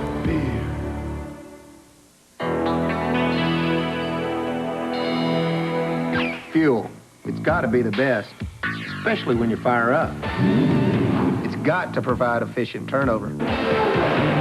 It's got to be lean and have some rare qualities. A WD brand steak from Winn-Dixie. It'll definitely get your motor racing. Oh, the car? It takes high test. This is a Goodyear AquaTread with a 60,000-mile warranty, and this is a bucket of water. At highway speeds, Goodyear AquaTread pumps away over a gallon of water every second, thanks to its deep groove aqua channel. Over a gallon a second, that's 396 gallons per mile. Think about it, the next time it's pouring buckets. The all-season AquaTread, only from Goodyear. We say the best tires in the world have Goodyear written all over them. It began in the heartland, in towns small and large. By building on the success of local independent businesses, this once little company has quietly grown surprisingly big.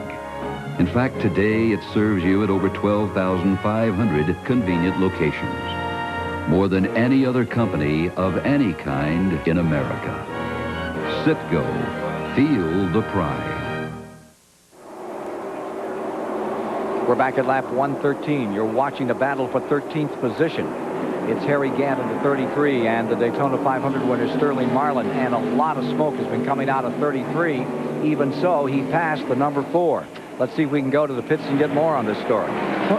Ken Squire, I'm working my way down to the Harry Gant pits, but just before that last caution, I did get some information that Harry Gant said he did not think there was a problem with an oil leak, but he did know that his car was smoking coming off of turn 4. We might have to ask Richard Petty whether he thinks that it's tire smoke or oil smoke, and I'll go down and confirm it with the pits. Well, I'm going to check it out here and see. I hadn't even really paid no attention to that deal. But take a look. See right there.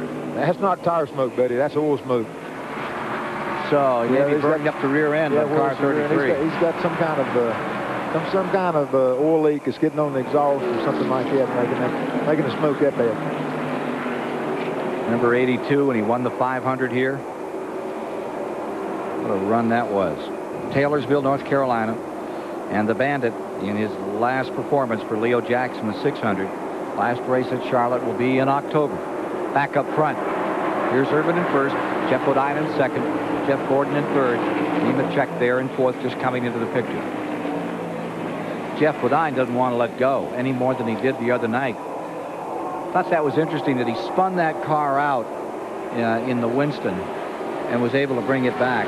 Yeah, he just got really, really lucky when they hit him from behind and spun him. And there he goes around him, man. Boy. Those flaps do work, don't they?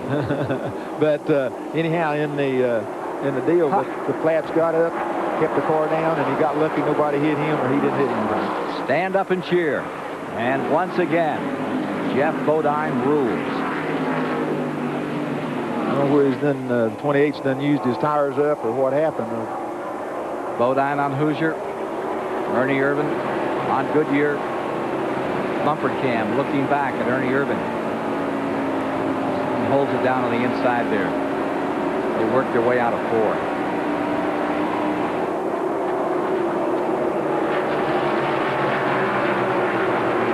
That fourth turn beat up the small of your back pretty good.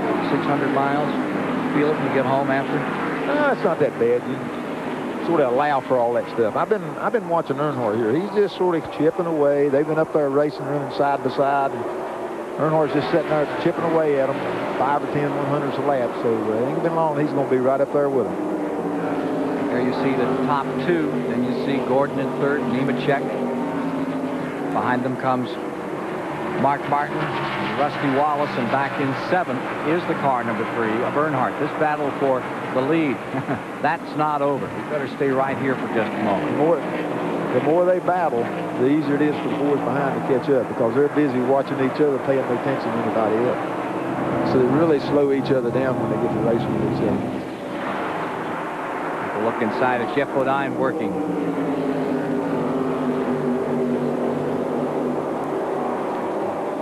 Saw the interval there, and here comes Nemechek in this battle for third on the inside of Jeff Gordon. Remember that Gordon is Goodyear shot. Nemechek on Hoosiers in this struggle.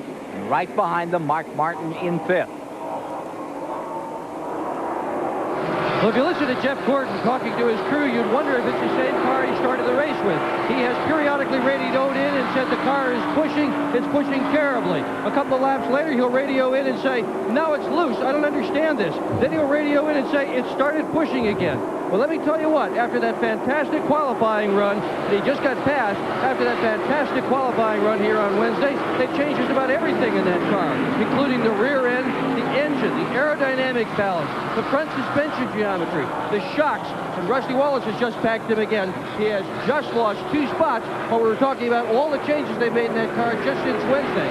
And I'm sure they're going to make a lot more before this 600-mile event is over. Rusty Wallace has just made another change. He has pulled himself up into 5th. Jeff Gordon deployed back in 6th, and Joe Nemechek has moved around Mark Martin. So Nemechek goes to 3rd. Mark Martin falls to 4th. We're at 122 laps, 183 miles into this. I'll tell you another thing that hasn't changed. 43 cars started, Richard, and at 184 miles this time by, all 43 are still running. That's something.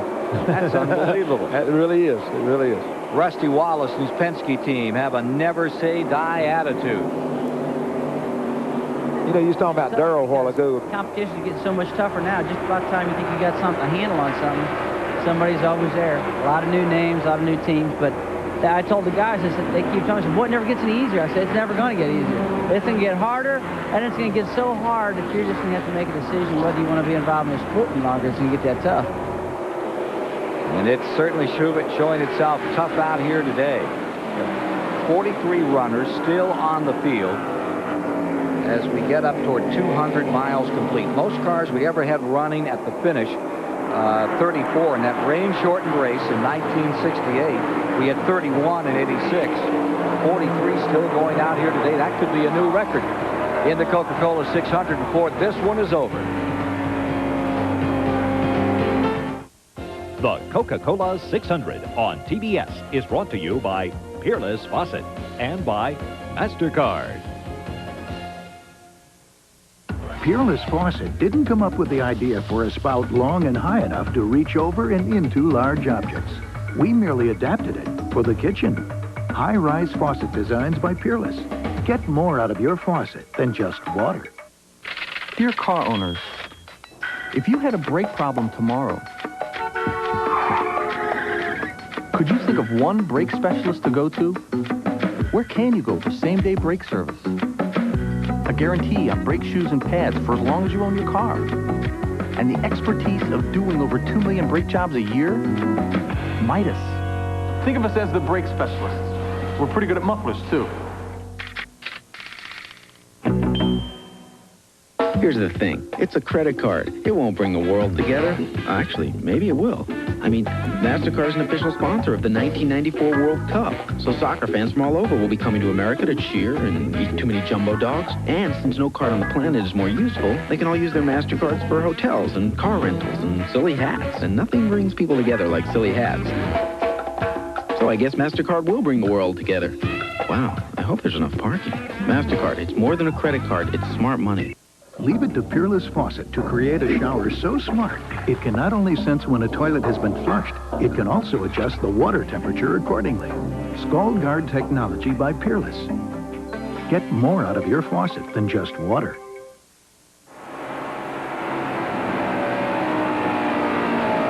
We are back with you, going for a 185-mile-an-hour ride with Lake Speed and the Bud Moore Ford this afternoon at the Charlotte Motor Speedway. Lake Speed, one of those drivers who we expected good things of today. He started toward the back, but he is currently 14th in the show here at the Charlotte Motor Speedway today. We're almost one-third of the way home in the Coca-Cola 600 today, live on TBS. One of the stories we're following, this event is huge in many ways. Biggest race of the summer season, really, in the Winston Cup season. And let's correct what we said. Lake Speed is 31st in the field, I'm told, at the moment. In any case, there's $1 million posted by Winston, the Winston Select Million this year. It's only been won one time in Winston Cup history, Bill Elliott back in 1985. At this running, there are two drivers still eligible for the $1 million. Sterling Marlin, who won the Daytona 500. Dale Earnhardt won the race at Talladega, the Select 500, a while back. And we understand at the moment, here's where they're running. Earnhardt has advanced to 6th, while Sterling Marlin has dropped back to 14th spot. So Earnhardt certainly in good shape. He's the two-time defending champion here at the Charlotte Motor Speedway. Huge interest in this because it is the biggest check in the sport if one driver can win 3 of the 4 select races. Daytona, the first Talladega race, here the Coke 600, and then Darlington Labor Day. So if Earnhardt wins today, he'll be in line. All he'll need to do is win the Southern 500 come Labor Day at Darlington. We'll keep you posted on the progress made by both Sterling Marlin in the 4 and Dale Earnhardt in the 3 all evening here at the Charlotte Motor Speedway. We're back at lap 130. That's 195 miles. Only one caution in the first 200 miles. That's the way it may be before we get this one free at 600. And we have Earnhardt and Mast in the battle for 6th position. 3 car on the outside and the 1. And Earnhardt's doing... One car's been digging there with him. But they've been racing all day. You know, they still at it. There's that 29 car right in there with them. Grissom, 8. Grissom ain't let them get nowhere. Darrell's been running good. Darrell passed the 3 cars a while ago. He's a lap down, but he was running good. Yeah, Waltrip is 16th, 1 lap down on Hoosiers. I was surprised that Waltrip, of all people, switched from Goodyear to Hoosier. Well, I think everybody was. But Darrell's in a situation where he's car owner and driver, and he knows that he's got to do just as good as he can for his sponsor. So he said, okay, I'll play the middle of the road, whichever one I think's the best. And, you know, a lot of times that's probably better from race to race. But, you know, all year long deal, we felt like the Goodyear's going to be the best, and that's the way we're going to go. Look at Rick Mast work on the outside of the 1 for 6 spot. Take it away from Earnhardt. I got to say, those Hoosiers are hanging up on the outside and really working. Well, they're working anywhere because, you know, that make any difference for it. We got a man leading the race is running in the middle of the track. One running second is running down below him. So, and both of them making the same kind of time. 133 laps now complete in the Coca-Cola 600. Next time by, they'll be at 201 miles. Accident-free except for one little skirmish up here when Andretti's car, John Andretti, skidded up into the 4th turn, had the air taken off the back of his car by car number 2, Rusty Wallace. He brushed the wall, dented up a little, but he's right back out here racing. 43, still competing through 200 miles. We're about to see one car on pit road. 3 cars. That's Earnhardt.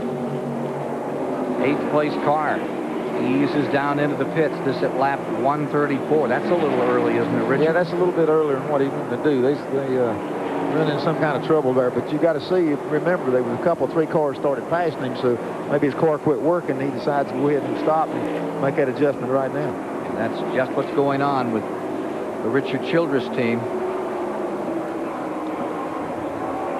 First time Earnhardt came to this race, he's only run 43 laps since his last pit stop. First time Earnhardt came here, when the race was all over that day, he finished 1 position in front. I think it was like 22nd in front of a guy named Richard Childress. And I've always thought Childress figured, you know, if you can't beat him, join him. I guess maybe that's what it was. What a great joining. What they do, they sit here and you watch these cars and, you know, sharp pit crews, they sit there and they say, okay, you know, we can run 32 seconds or whatever you get around the racetrack. And all of a sudden you run 32:10 or 32:20. They say, hey, let's get in here and get them tires so we can get back out there and run 32-second laps. So that might be what they're doing right here.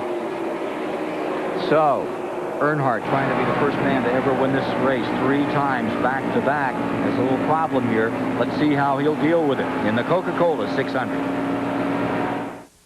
As your engine revs higher, the oil inside creates a hydrodynamic wedge, a protective layer that builds up and keeps engine parts separated. But as your oil's viscosity breaks down, so can the wedge. That's why Castrol GTX provides maximum protection against viscosity and thermal breakdown. Because if your viscosity breaks down, what's next? Castrol GTX, engineered for today's smaller cars. Try Castrol Super Clean for tough, greasy jobs. If it won't come clean with Super Clean, it won't come clean. Hey, you know my crew spends hundreds of hours building those 5,000 horsepower motors. I can explode one in 5 seconds. And when that happens, nobody eats. That's why my guys won't run anything but Fram fillers. You know, Fram gets the nasty stuff out of the oil, so I can go to the other end with my candles lit. And you know, that's in about 5 seconds, nearly 300 miles an hour. You can look at these guys and see they eat pretty near every day. This is the showroom where we sell the most Ford trucks.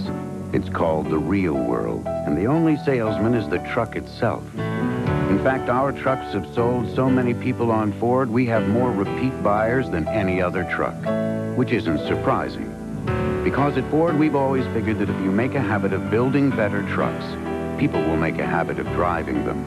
Ford F-Series. For 17 straight years, the best-selling trucks are built Ford tough.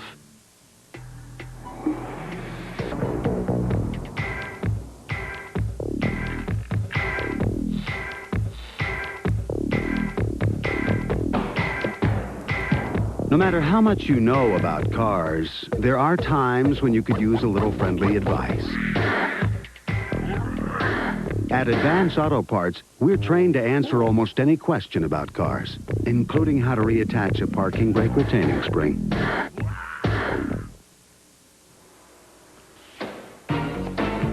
Promotional fees and consideration have been paid by Fingerhut, with values direct to you.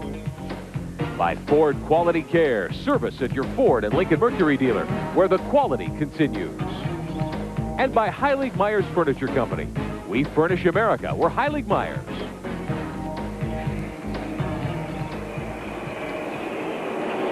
In the Coca-Cola 600, you're watching Jeff Ledine in first, Joe Nemechek in second. Pit stops have begun. We just saw Wally Dallenbach roll the number 43 down pit road, and Billy Stanbridge was in. I think we can get a report from Dick Berggren as to that pit stop by Dale Earnhardt. Well, Ken Squire, the problem was a tire problem. The right front blister, that is the second Goodyear blister we have seen. One on the right rear for Cope, now one on the right front for Earnhardt. Kenny Wallace has an update for us in the infield. He's down there on top of a holler somewhere. Hi, guys. I'm down here on top of Teddy Musgrave's holler. You know, what's happening right now is I'm checking out turns 3 and 4, and I can't see 1 and 2. But behind you guys, the sun's starting to go down. I'm concerned about that blister because, as Richard Petty knows as a race car driver, the sun's starting to go down. They're going to go faster. They're going to enter turn 1 quicker. So, you know, we're just going to have to really keep an eye on that. Another thing I want to say, that this is unbelievable. This race has gone absolutely flawless. I've watched these guys go into turn 3, 2 and 3 wide. For there not to be an accident this deep into the race, it's pretty unbelievable. Back to you guys. Thanks, Kenny. All right, from the top of Musgrave's truck where he's getting that observation. Now, what about this? As the sun goes down, I know it's been a while, but you've run 32 races, and you've run day and night. What's the circumstance going to be here? The deal is he's right. What happened is the sun goes down, the track gets quicker, and the cars get tighter, and if they're using up those right front tires right now, there could be some problems later on. Randy LaJoie out of Norwalk, Connecticut has just pitted. But it's been so flawless for everybody. I just can't imagine. I can't think when you've gone with the entire field this deep into a race. Well, you know, when they first started, I said, man, this is going to be something else because they were running side by side and everybody was racing. And sideways. And the deal is that the tires are working, the cars are working, and if they make a little bit of jumping around, then the other man sort of give them room so far. Nobody's really crowded anybody. As long as they don't crowd anybody, then we're going to be okay. But later on in the race, when they get to really racing, they might start crowding each other. Bodine and Nemechek stay up in front, and right now Mark Martin is on pit road. That's the 7th place machine. See, some of these cars have stopped early, like you say. They probably started feeling they was having tire problems. Now the Hoosiers will probably run that much further now.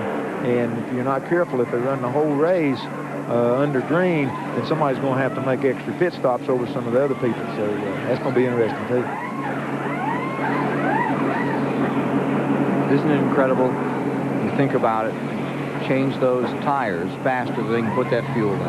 Yeah, that really gets something. You know, you're trying to put 22-gallon of gas in the car and just four tires, and they can change the tires faster than the gas you put in. 22.5 was the time on that pit stop, and I see a car going back to the garage area. I think our first retiree has just happened, and that is number 47. As you see Sterling Marlin sliding in, Billy Stanbridge has gone back to the garage. We may have our first retiree from the event. It's idling back 6-8 miles an hour. 4 tire change taking place here on the Kodak car number 4.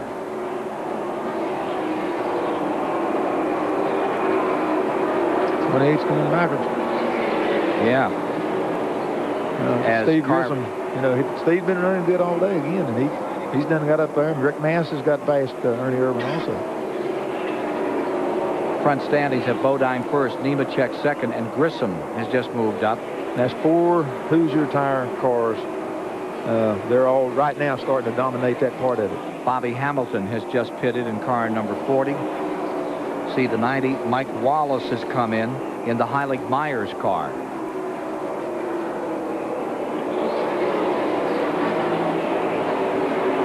Bodine first, Nemechek second. Now look at this. 2 and 28 are at it. That's for 5th. See Waltrip running a lap down just behind them. Bodine first, Nemechek second, Grissom is 3rd, and Mast is 4th, and here's Wallace. Underneath Ernie Irvin to take 5th. That puts Gant to 7th. Old Smoker continuing to roll around out there. They're going to put the black flag on it a while. Well, whatever was smoking a while ago must not have got any worse because he's still out there digging along. And he's taking up chewing. Well, guys, there's been a lot in the media about the Big Four. The Big Four in Winston Cup competition this year. Uh-oh. You got a caution? Yes, we do. We have 2 cars in the wall. One is Bodine, and the other is the Bobby Labonte car, the Maxwell House car. Okay, now some of these boys are going to get some free pit stops here. And Waltrip right down the pit road taking avoidance. Yeah, that's Strickland right in there behind him. some of these cars have stopped and some of them haven't, so that's going to be free pit stops to the ones that haven't stopped. So for Bobby Labonte of Corpus Christi, Texas, that Maxwell House car, and look at 26. Kenny Bernstein's teams, and the 22's gone right back behind the wall. They'll start working on it back there and maybe try to resurrect something, but that looks savage. Just put Earnhardt behind a lap, even though he's been running 5th and 6th and 7th. He's a lap down because he stopped and the other 5 or 6 people hadn't. We'll have a replay on this incident in turn 4. That is the second caution period of the day. 6 lead changes among 5 drivers so far in the 600. No matter if you like it mild and sweet, or if your favorite foods are hot and they're spicy, Coca-Cola Classic fits every mood. With every kind of food, there's always Coca-Cola, yeah. Coca-Cola, always Coca-Cola. People ask me to endorse the strangest things. A green recliner? Not much of a sitter. I like going fast. 68 Shelby, and there's only about 300 and some odd made. This car rips. Pure oil now. Keeping them up's half the fun. They all get Pure Later filters. Pure oil later. I snag them from the track. Legends live. Pure Later, pure. When it comes to roping a steer, folks in Grand Junction, Colorado will tell you that Ron Markin can ride with the best of them. And when it comes to overhauling an engine or rebuilding a carburetor, well, he can do it all. You see, when Ron's not riding a horse for fun, he's turning a wrench for a living. So he buys a lot of parts, mostly from AutoZone. Sure, there are other parts stores in town, but Ron knows that when you want the right part for the right price, there's just no place better than AutoZone. After years on the road, some small cars find themselves in a tight spot. But of all the small cars built in the past 12 years, more Escorts are still on the road than any other. And when you realize Ford Escort is a better small car value than its leading competition and offers 4 models for the same low price, it's easy to see how the competition stacks up. Ford Escort. Caution is out at lap 152. Gant was on pit road. Earnhardt will have lost a lap here to put him back in 17th position. And let's take a look again at what happened to Brett Bodine. Here they come around here, and the 22 is getting ready to make a pit stop, and the 26 hits him and doesn't see him, knocks him on in the pit. But that's what happened. The 22 was stopping, and the 26 just run up on him so quick at running in the back of him. Just not paying attention to really what was going on. Now, if you want to see it from trackside, take a look at this. I don't want to see it from trackside, but yeah, but you showed it better right there. You can see that Bobby had slowed down, and they just wind up running right in the back of him. Well, that's the end of the day for the Quaker State car. Yeah, the 22 car don't look in too good a shape, but they'll probably be able to beat it back out and get him. Yeah, they drove it. They drove that one in, but on the hook is the 26. And the field now on pit road. So Earnhardt, with that early stop, now finds himself jammed up a lap down. He's got some running to do if he wants to make it 3 in a row here. Him and Darrell both been running real good speeds. Darrell done got his lap down because of the pit stops and stuff they had before. So now you got 2 real good running cars. It's a lap down that shouldn't be, but circumstances has done caught up with it. Kenny Wallace down there has been getting the story on this incident. Kenny, what's up? Okay, I just talked to Bobby Labonte. You know, it's one of these Speedway pit stops, like Richard said. You know, you're trying to get around the bottom of the racetrack. That's the groove. That's where you want to run. Bobby holds his hands up, says he's coming down pit road. 26 car doesn't see him. This is what happens right here. It's a bad story. Bobby Labonte had a good run going. Sun have anything to do with that? It could have. It really could have, because the sun is right over the number 4 corner. And you're coming around there, and I can't see from here. But, yeah, I can remember the sun being real bad here. And you got a dirty windshield. Everybody's getting ready to stop. You got the grease on it. And like you say, all you got to do is just take your eyes off of it. Richard, take a look at turn 4. There's the sun from the side. you can't really see it from here, but what happened, everything reflects off of everything. And you come around and it's light, and then when you go into that dark area, it's just like somebody puts their hands in front of your eyes. So it's really, really hard to be able to see it. That was probably what made some of it anyway, that's for sure. You see the activity here on car number 22, and indeed they are going to try to get him back in. And here's Harry Gant on pit road, and they're working on number... They're still looking for that smoke that's been going all day. That sure looked like it was coming out of the tail end. Well, what happens is it leaks on the headers up front. So it was a header leak? A valve gasket or something. Yeah. Leaks on there, and then it goes all out under the car, and by the time it gets back there, it's a lot bigger smoke than it is under the hood. Randy? Well, Joe Nemechek was in. I went over and talked to crew chief Doug Richard after the pit stop. I asked him if they changed anything on the car. They said they changed a little bit of air pressure on a pit stop prior to that. This time they changed absolutely nothing but 4 tires, added the gas, they dropped it and left it out there, let it go out. Dick Bergman has more on Jeff Bodine. Well, they're about as happy with their car as apparently Nemechek is with his. They changed the air pressure in the right side tires 1 pound. That's kind of like sneezing in them. Other than that, they put fuel and 4 tires on the car, and they're off and out of here. Brett Bodine. It's a little bit more than sneezing in them, okay, guys? They're not doing it for the exercise. I mean, you know, they're looking at changing the spring. When they change a temperature on the tire, or the pressure on the tire there, they can change it 50 pounds or 100 pounds, and like putting in more spring. I mean, when I say 100 pounds, that's a 100-pound spring, not 100 pound on the tire. We're under caution at lap 155 for this crash that's eliminated Brett Bodine in his 5th 600 start, 9th 600 start, 5th DNF. My truck has 99,000 miles on it, and it's like a brand new engine. America is talking about split fire. I feel like I have a new engine. No hesitation. You hit your passing gear, you're gone. Right now. Split fire won a United States patent. It doesn't look like any other spark plug. It doesn't work like any other spark plug. I love them. I have them on my motorcycle, my boat, and my car. Love them. Love them. Split fire at $5.99. America knows it only costs more till you use it. I can say I've saved at least $3 to $4 a week. Probably getting, I would say about 20 miles more per tank full, and that's a lot for me. They'll pay for themselves, basically, in the first 6 months you own them. Split fire. It only costs more till you use it. Here's another split fire breakthrough. Twin core wire sets with a dual firing path to every plug. More power and more mileage or your money back.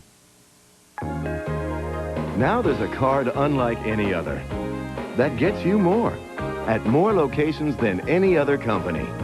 It's the Citgo Plus card, and you can use it at over 13,000 Citgos nationwide.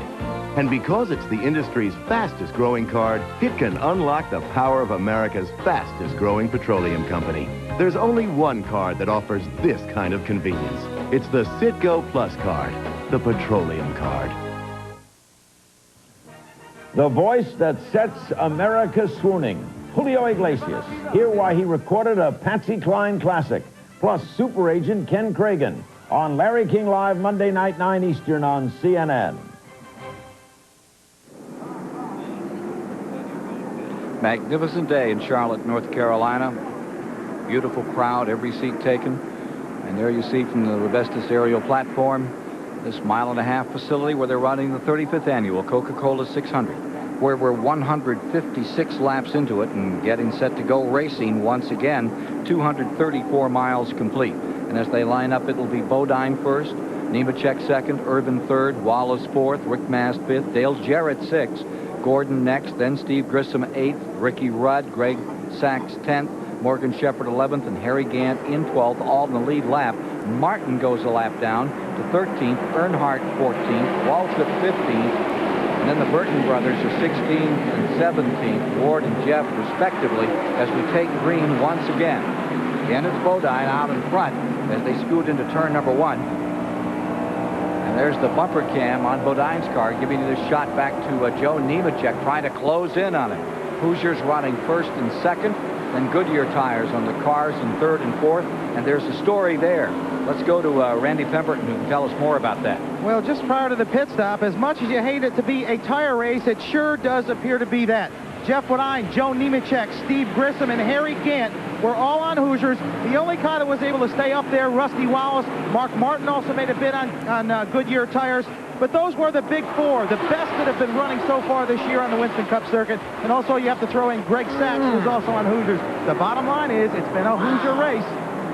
We got a wild race up here in front, as you just saw. Nemechek just shot it down in there. What'd you think of that? Hey, man, he must have caught him up 3 lengths up coming up down through there. But then he goes on through the corner there and lost his little time, and he gained down the front stretch. But he was running so fast when he got to the 3rd corner, it didn't make no difference about turning. Not very often you get Richard Petty to cover his eyes when you see those guys go into a corner. But you did just then. Nemechek in 2nd. Wildman out there for the moment. Rusty Wallace in the 2-car lies 4th from Bodine's bumper cam, looking back at Joe Nemechek in 2nd place. 28 car making his bid down in there. How fast do you think here? Oof. Here they come. Underneath. Struggled for 2nd as you look back from Bodine, and going to the bottom, taking the spot, is Ernie Irvin. And he brings with him Rusty Wallace. Nemechek falls to 4th. He may fall to... There comes Mark. Mark Martin going. Mark Martin is there, side by side with him. We're at lap 160. You snooze, you lose, don't you? Gosh, not much time for snoozing out here. Martin is there. Nemechek falls back. He's now 6th. Let's go down to the STP Pit Center. Rick Benjamin.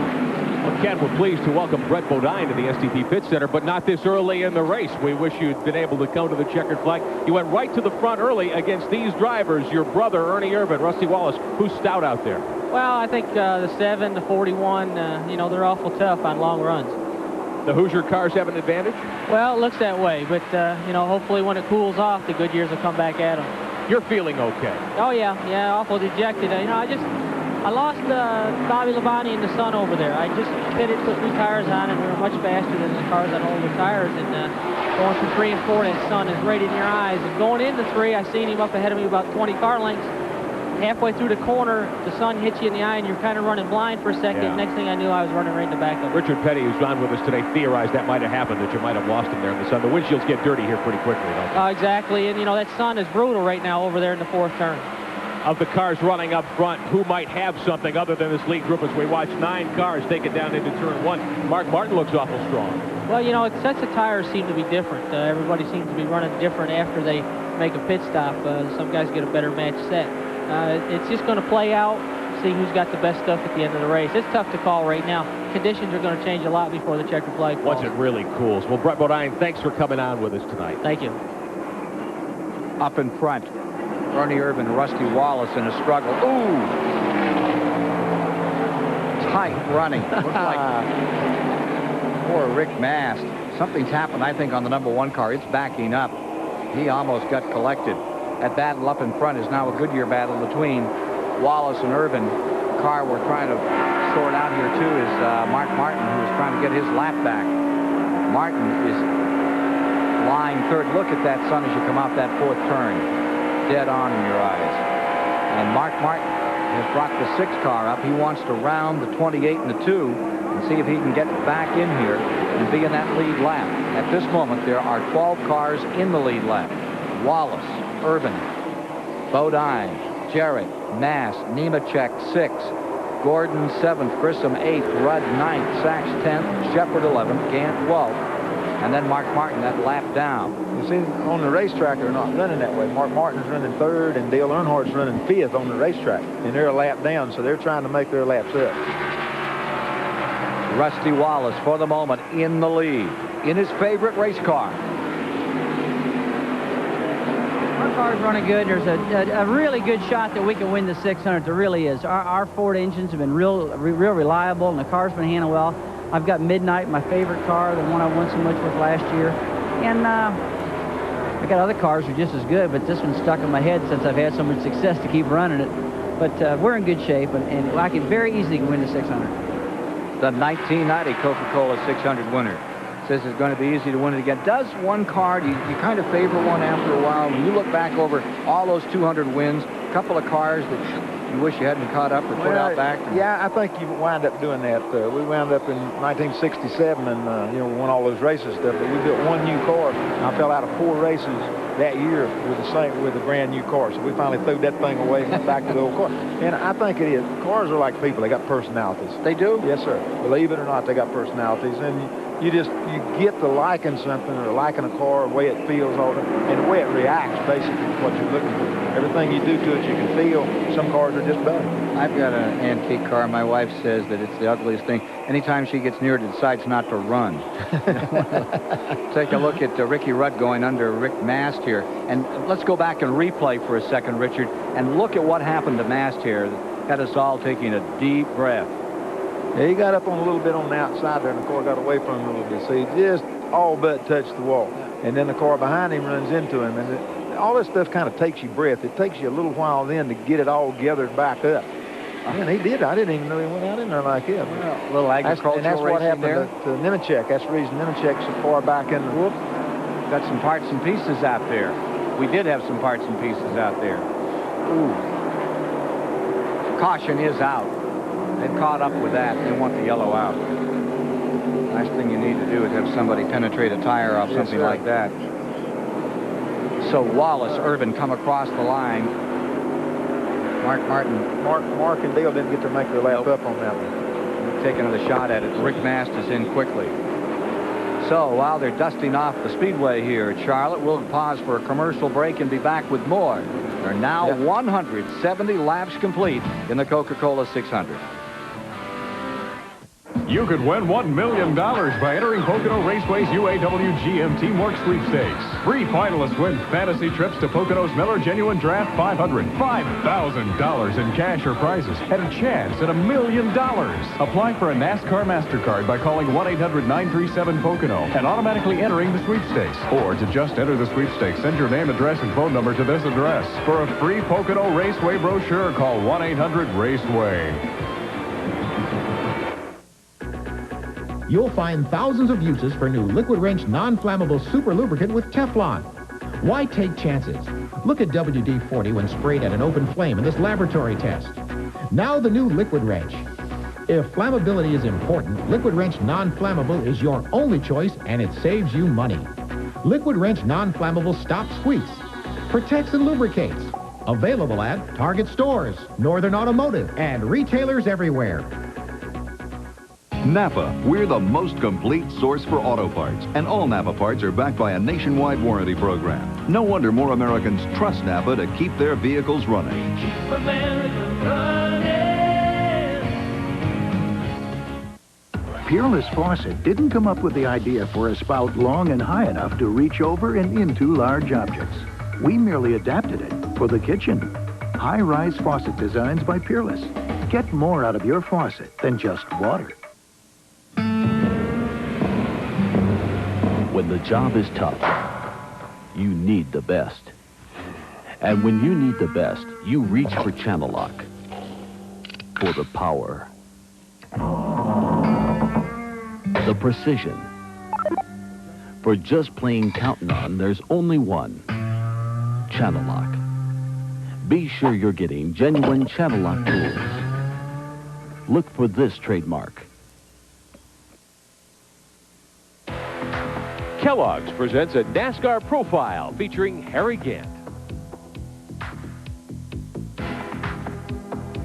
As Winston Cup stock car racing fans, we're spending the 1994 season saying goodbye to one of this sport's all-time great drivers. Harry Gant is riding off into the sunset, but the memories of his spectacular career will never fade away. Harry's made quite an impact on the sport since his first start way back in 1973. Back in the back. The car just missing him. My goodness.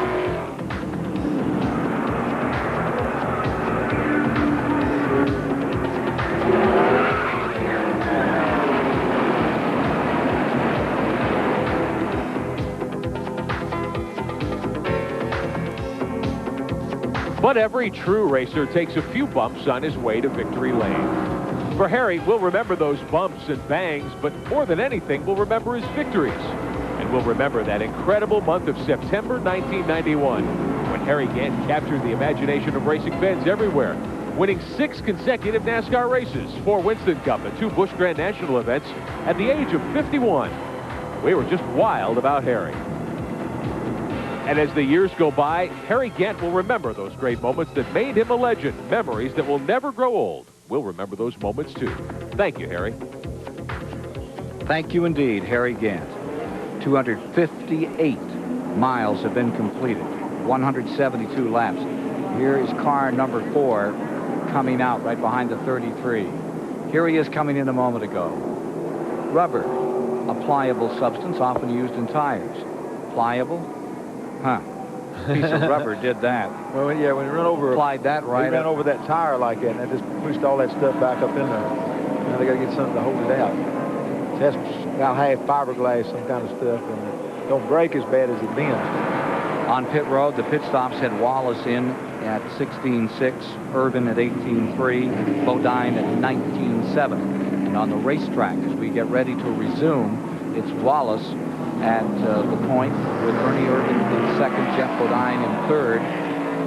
The 4th place man will be Jeff Gordon, and running 5th on the field, Dale Jarrett, with Morgan Shepherd 6th, Ricky Rudd 7th. We're going to have 12 cars back in the lead lap. Randy?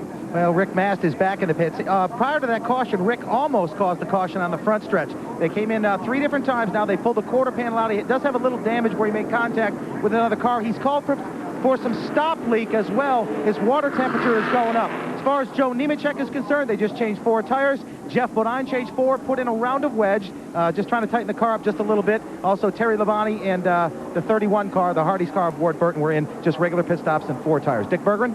Well, Ernie Irvin's car is very close to being right. When he came in, they just loosened it up 1 round and sent him off.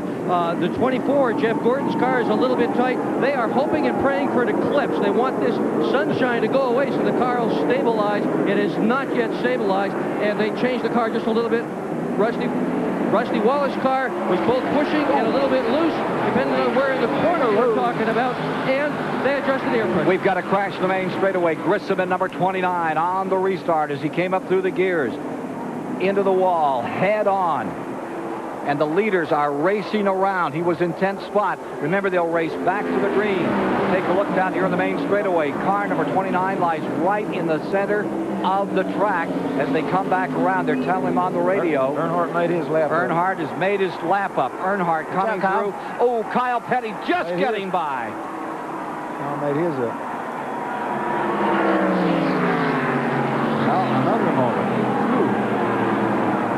Didn't your blood pressure go up at all, Richard? That looked to me like Kyle might very well find the back end of that 29. No, he'd seen it. I knew he'd seen the car, so I wasn't worried about that. The deal is, I don't like anybody take that close a chance. That was pretty much of a chance right there. But he was a couple laps down, so that made a lap up for him. But that put Earnhardt back in the go. Into the 13th position. Kyle was 3 laps back. That makes him up 1. That makes him 2 laps. And, the rest of the field still coming by. As car number 29 on the start. Remember, he was having such a great run today. He was in 10th on that start. Hammers it into the wall. Been running so regular, not taking any chances or anything, you know. Coming down for the start. Here's how it looked. I'll find out where he's at here. In 10th for that.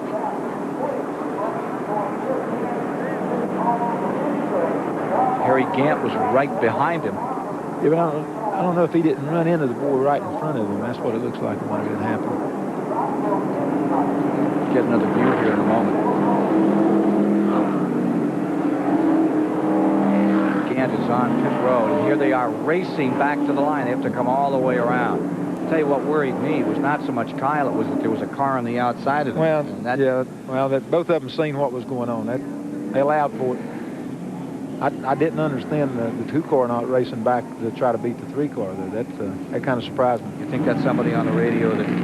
Well, yeah, but what happened? They knew it was clear. All they had to do was say run high and you're okay. But they came around side by side in the 4th corner and the 2 car went off and let the 3 go. Now you see Earnhardt, who's now back in that lead lap. He's made it up just like he did a year ago. Remember, he was a lap down. He made it up and came back to win. Let's see if he can pull that off again today.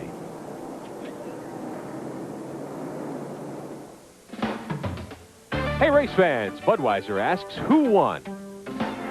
It was May 29th, 1988 at the Charlotte Motor Speedway. The 600-mile classic getting underway. The 28 of Davey Allison led from the pole with Jeff Bodine's number 5 alongside. While those two greats battled it out for the lead, another superstar was working his way to the front. The familiar black number 3 with Dale Earnhardt on board moved up from the 7th starting spot and into contention for the victory. And while these 3 great racers were duking it out at the front of the pack, 2 more of the day's top stars were quietly waiting for the latter stages of the 600 to make their move to the front of the pack. Car 17 with Darrell Waltrip on board. Rusty Wallace in the 27 holding back to see how the battle up front would sort itself out. But whose strategy worked that day? Here's the list of contenders. The answer in a moment. I see strength to beat the odds and the power inside. To keep your head and to take it to the hole. To be a kid and to be a man. Co-Traveling and Team USA are ready. Are you? The 1994 Goodwill Games, the world's best, beginning July 23rd on TBS. Come on along, head for the mountains of Bush beer. Head for the mountains, it's cold and it's smooth, and it's waiting for you. Come on, head for the mountains of Bush beer. This is a bucket of water, and this is the new Goodyear Eagle Aqua Tread for performance cars. A wide performance tire with twin aqua channels to sweep water away for outstanding wet traction. New Eagle Aqua Tread, only from Goodyear. The car on the right was filled with Castrol Syntec, a synthetic oil, the other with conventional oil. They were then drained and started without oil to prove a point. You see, Syntec has a unique molecular structure that bonds to engine parts. Lab tests show it needs a layer of protection far stronger than conventional oil. And if Syntec protects this well now, imagine if you leave it in. Castrol Syntec protects in ways other oils can't. We realize there still may be a few people who don't trust TV commercials. So, we came here. Father? Which is brighter, the conventional watch light on the left or this Timex with the indigo nightlight on the right? The one on the right. Thank you for your time. Oh, stay a while, my son. We don't get many advertising people in here.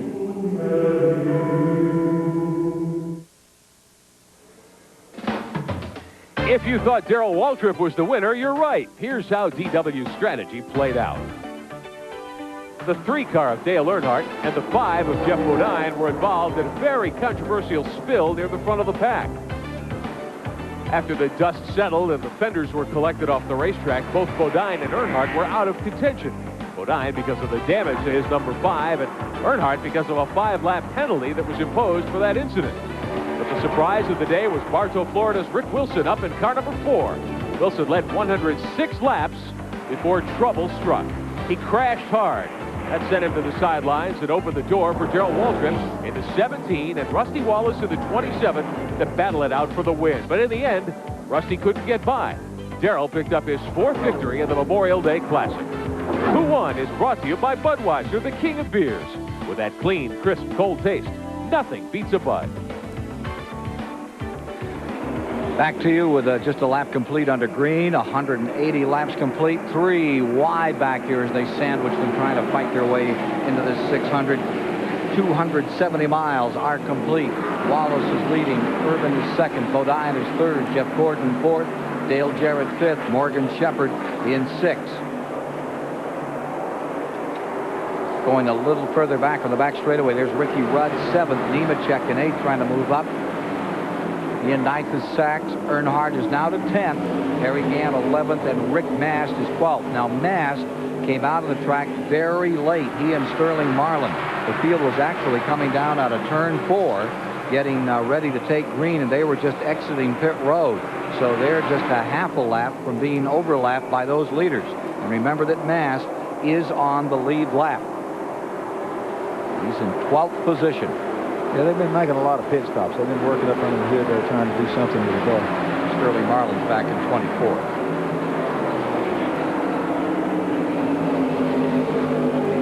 Well, they've got a little more shadow out on that racetrack. Helps the vision situation. How about the tires? Well, I don't know. They didn't have any troubles with the tires at that time. But what happened now, you're going to see cars start running quicker and quicker. And as it cools off and that sun gets off of it, then you're going to see a little bit different race. You're going to see some of these cars that didn't run too good change, and some of it, you know, as far as who's running and who's not. But the Goodyear seemed to really run good with new tires. Now, how they're going to fade at night, we're going to have to wait and see. Dale Jarrett there in 5th position now with Joe Gibbs' car, number 18. Got a couple of cars pitting. Here's Labonte coming in, and also Derek Cope is pitting another time. You see the 18 car with Morgan Shepherd right after him in the 21. And the 18 car's been running good. Dale's got up there to 4th or 5th. I guess he's 5th right now. And, you know, nobody said anything with him. Uh-oh. There's Earnhardt again, right? But nobody said anything about him, but he's just been steady, just knocking along there, right looking at him all the time. Some move by number 3, Earnhardt. Again, Jarrett looking as good as he has in some time out here, fighting with Morgan Shepherd. 16 months since Dale visited Victory Lane. And he's about forgotten what it feels like. We've got one in the wall. Oh, we've got one 3. In trouble in 3, spinning, crashing all the way around. Waltrip just getting by. 40 car. And that is the Bobby Hamilton car out of the Civetta stable. Lost up in turn 2. And Waltrip coming for sure, looked like he was going to collect him.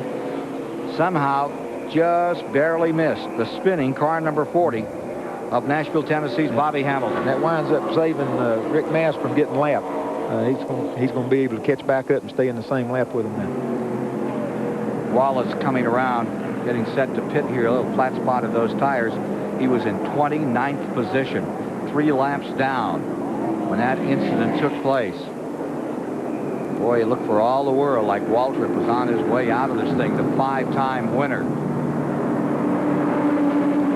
Wallace got lucky. The car went back up the track instead of kept coming down. Yep. Darrell made his move to the inside and just made the right move, and everything worked out good for him. So many times that inside move gets you in trouble. We was lucky. That's another 1-car wreck. We had 1-car wreck here and then 1-car wreck there. There was 2 in one of them up there. Had 3 1-car wrecks in one double car wreck. So that's pretty good.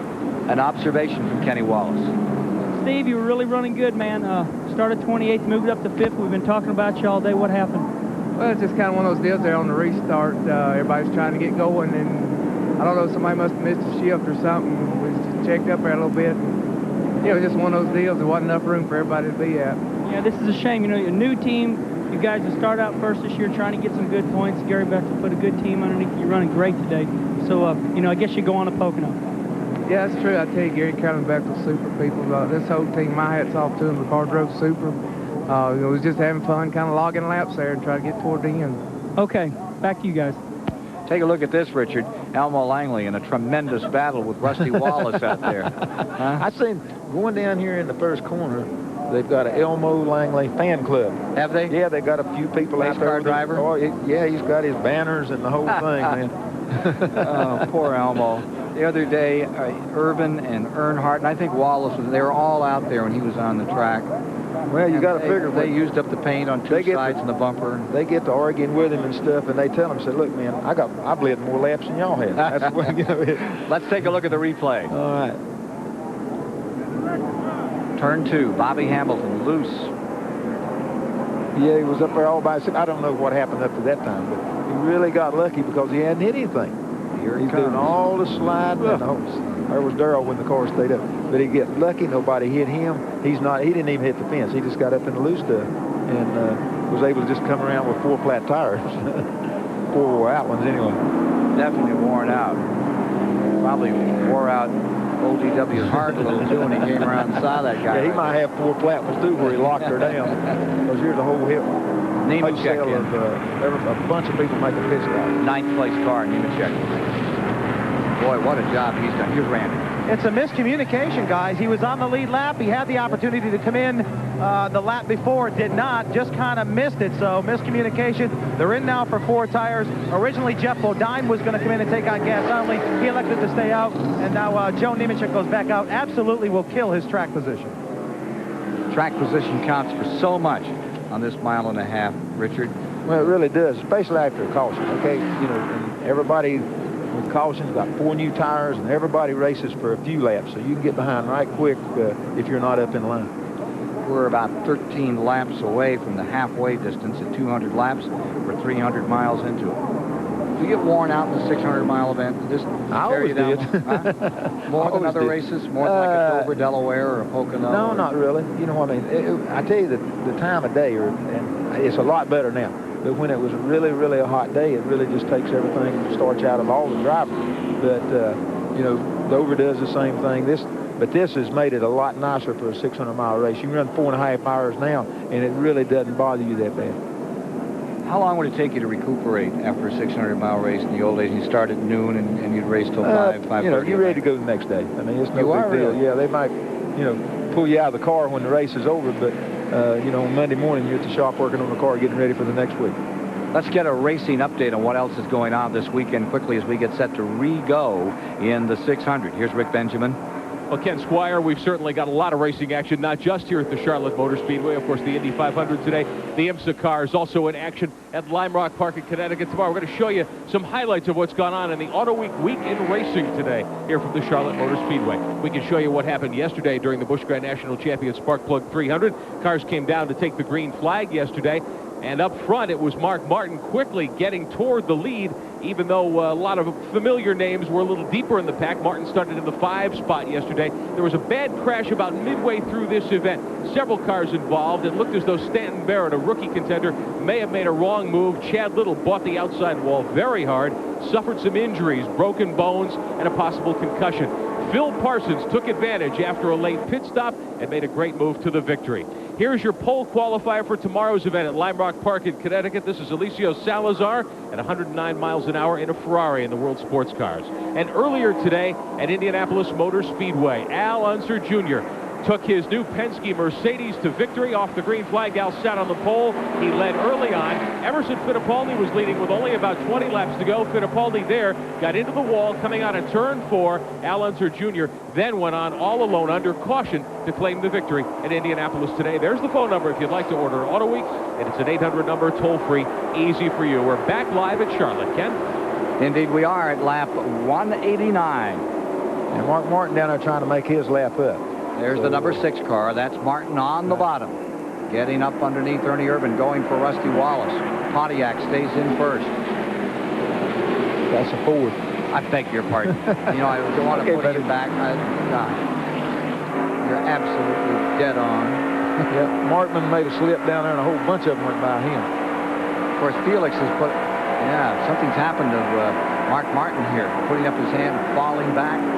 Pyro Automotive Chemicals. Ooh, he got hit by Earnhardt in the 3. Earnhart used him up. Oh, bad hit. Martin all used up. 6, 7, 8, 9 car jam. Kyle got 31. Into it. Yeah.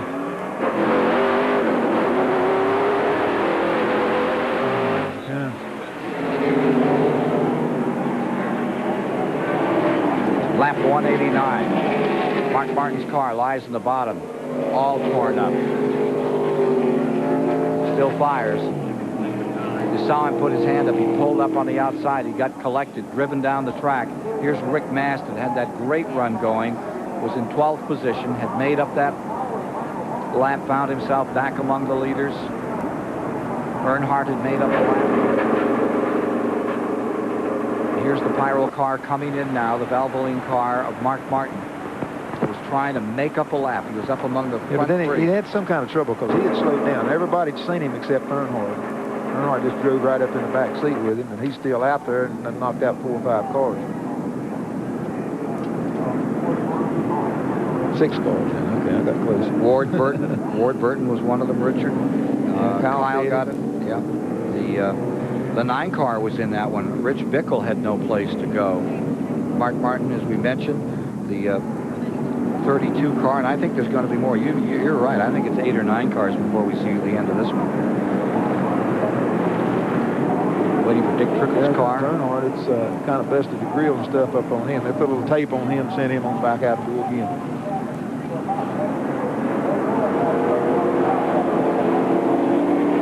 So at lap 192, caution is out. Major incident. At least 8 cars in turn 4. More on it in a moment.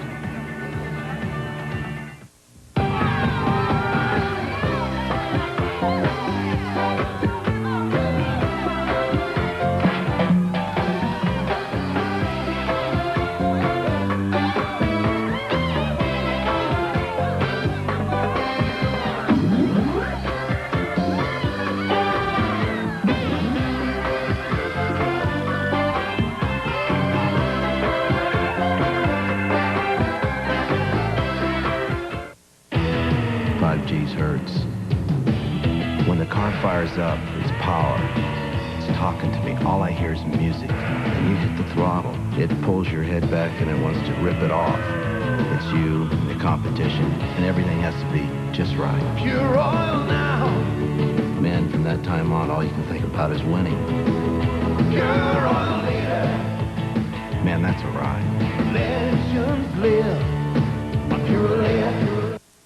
What, is this your idea of excitement? Let me tell you about exciting, okay? Driving around a racetrack at over 200 miles an hour, that's exciting. These are just flakes. Well, what do you think? These are really good. They're crispy, too. Really? Yeah, they're mighty good even with nothing on them. What are they? Hey, Charlie. Yeah. Kellogg's Corn Flakes? How could I be so dumb? You got 500 miles to think about it. Kellogg's is proud to sponsor NASCAR champion Terry Labonte. After 10 years in the NFL and 3 Super Bowl victories, I thought I could coach any team. But NASCAR took some getting used to. I mean, the huddles only last a few seconds. Every game plan is nothing but passing.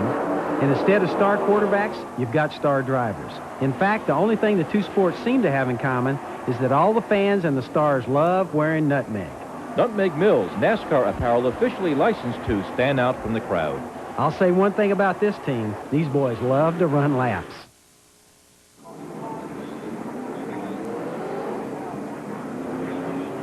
From the Rebestos aerial platform. Take a look at what happened here. Caused this major incident. Mark Martin backing up through 4 or 5 cars. Earnhardt just ran right in the back, and then there wasn't no place for him to go either. And then the 31, and one of them gets the wall. Dick Trickle catching the front of the Mark Martin car. Kyle got caught up in it there. Yeah, just took a little piece out of the side of Greg Sachs. Greg Sachs was the luckiest one out there. Yeah, getting right through the middle. Another angle. Right. Take a look at this, and you'll see where Earnhardt had no room at all. You're on the brakes in front of him. He pulls up. Now it gets worse. Okay, the 30 car slows down, and Earnhardt moves up to hit it, miss him, and then he runs into the 6 car, which was running slower. Yeah. Look at that 77 car. They went by him on both sides, and he's still slowing down and waits for everything, and they hit him on both sides. He just did touch the 31 car. Kyle's in there on the outside of it. From Mark Martin's in-car. This is where it began. Okay. Something happened. See, he's got his hand up. Right. Yeah, he's trying to tell him what's going on. He's trying to come down. Bang. You'll feel it again in a minute. See there, hit him again.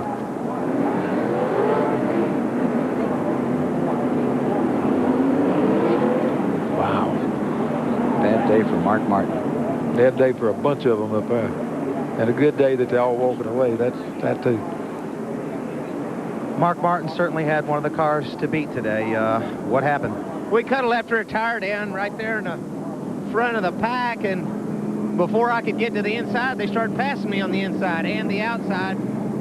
I knew I was going to wreck. I had a tire down, and there wasn't no way to hold it.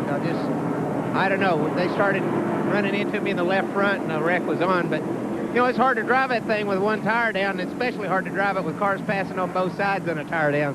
Mark, how frustrating was it out there? The Hoosier cars seemed to be so good. They're pretty good. We had a great race car, man. We had a car that was going to be a contender tonight, and we were messing around, and we had some bad luck. Thought we had a tire going down and pitted early, and then the caution came out and got us a lap down. But I believe we were going to make it up. I believe we'd have got our lap back before it was all over with. And it was a super car and a super run, and now it's a heap of junk. Let's take a look at it again and listen to the action.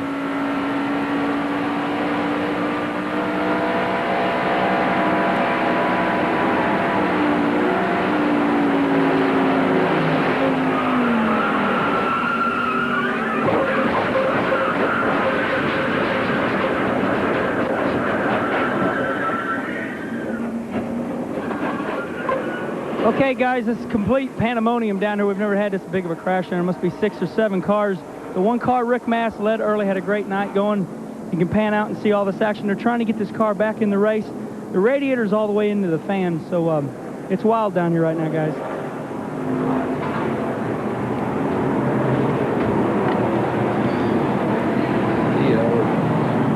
Yeah, that certainly bruised that one badly. And that car 6, that was the same car that got beaten up in the Winston Select. They rebuilt the whole thing for him, and to have it end like this. There's Michael Waltrip, broken shoulder blade and all down there on the inside, still trucking. Yeah, I'm glad I hate anybody gets in a wreck, but I'm glad he wasn't in there because it would have just hurt him that much worse. There goes the tire. Good shot there. The 31 had no place to go. The 32 was run into the wall. Great. The 41 got through. Now here comes the 77 car. Here comes the 9 car under him, 15 car. The 77 car is still going. Dick Berggren.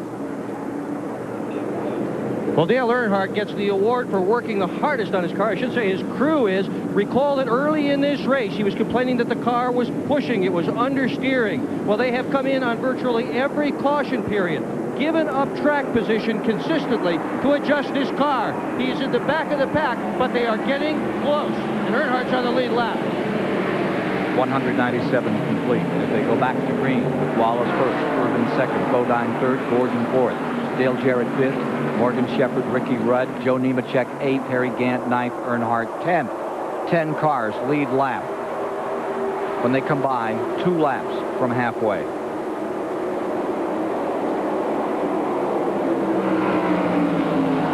Wallace in the Ford, Richard. Okay, you done good that time. Right with him, Ernie Irvin. Get the Ford, I suppose.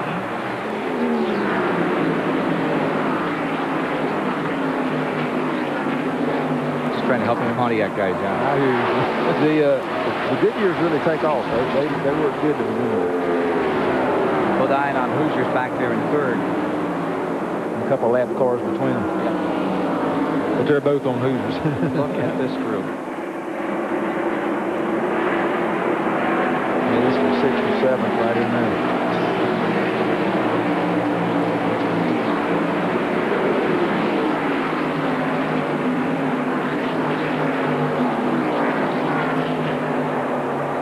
See that 30 car hanging right in? Michael Waltrip injured out here, running 16th. Halfway this time by. Halfway this time by. After Michael Waltrip looked like a candidate to win out here yesterday, and he faded, and I'm sure the pain was part of what got him. He faded to 3rd spot. And yesterday's race was over, and Phil Parsons had that great victory. Michael Waltrip was quoted in the paper this morning, said, "I'm real happy for Phil Parsons. I'm proud he kicked everybody's butt." And of course, Michael Waltrip was the guy that lost and finished 3rd. A lot of people just pull him for Phil because he's been up and down and in and out, and they don't like to see nobody. Like to see everybody get a good break, and he got a good break yesterday too.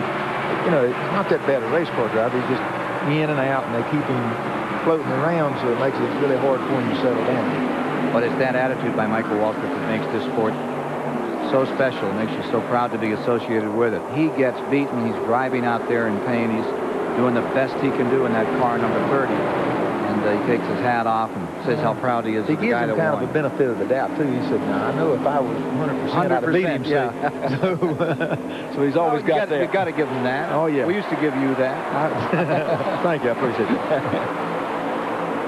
So Wallace stays up in front. Ernie Irvin hanging right on.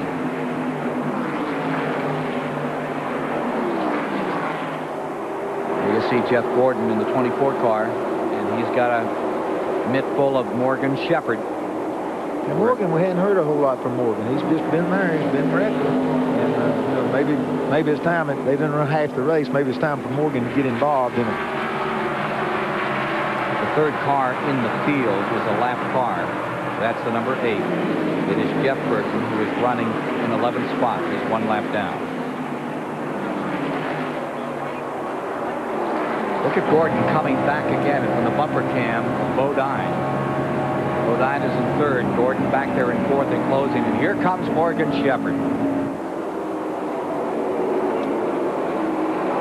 Morgan fades it up to the outside a little. Ricky Rudd is also there. He's in the lead lap with a tied car, number 10. I hadn't heard no tell of him. He's just been there running the first 8 or 10 all day long.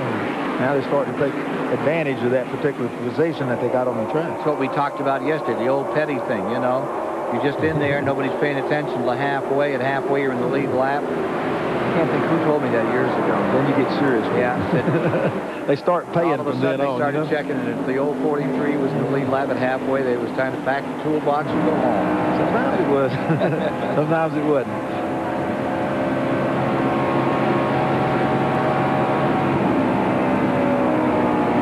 We talked about the Michael Waltrip car. He is running 15th on the field, and he's shown as 2 laps down. Shepherd finished 2nd in this race in 87, while behind the wheel of a Stacy car. Make that one better. Lights are on around the racetrack now. How do you like those lights? They're not caution lights. These are lights to make it. Okay. I mean the night lights. Yeah, okay. The night lights are on. Okay. Yeah, well, if they go ahead and turn them on now, as the sun goes down and starts getting darker, you don't really notice it as much. But if they wait till it gets twilight and then turn them on, hey, man, that's a big change all at one time. How do you feel about racing under the lights in Winston Cup racing? Well, that's great. You know, I mean, I don't know that Winston Cup's ready to run them ever 9 under the lights, but I think it's really good to break up things. Here especially, a big racetrack, even a little racetrack. Saturday night specials is really good. They always have them, and that's the backbone of the sport. Jeff Gordon stays in that 4th spot.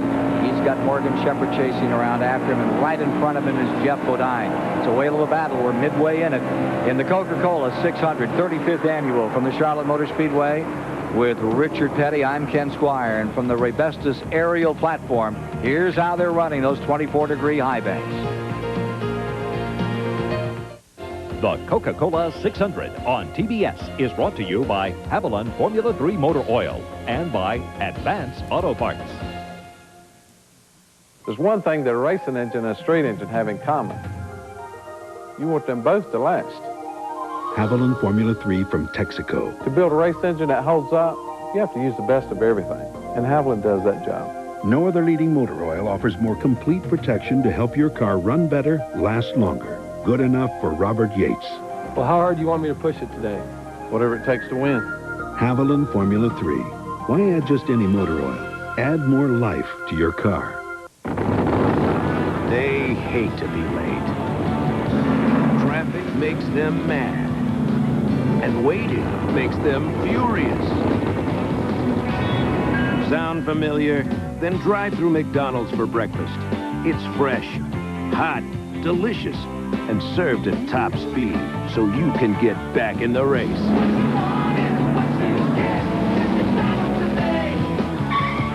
Mess with me. Leave it to Peerless Faucet to create a shower so smart, it can not only sense when a toilet has been flushed, it can also adjust the water temperature accordingly. Scald Guard technology by Peerless.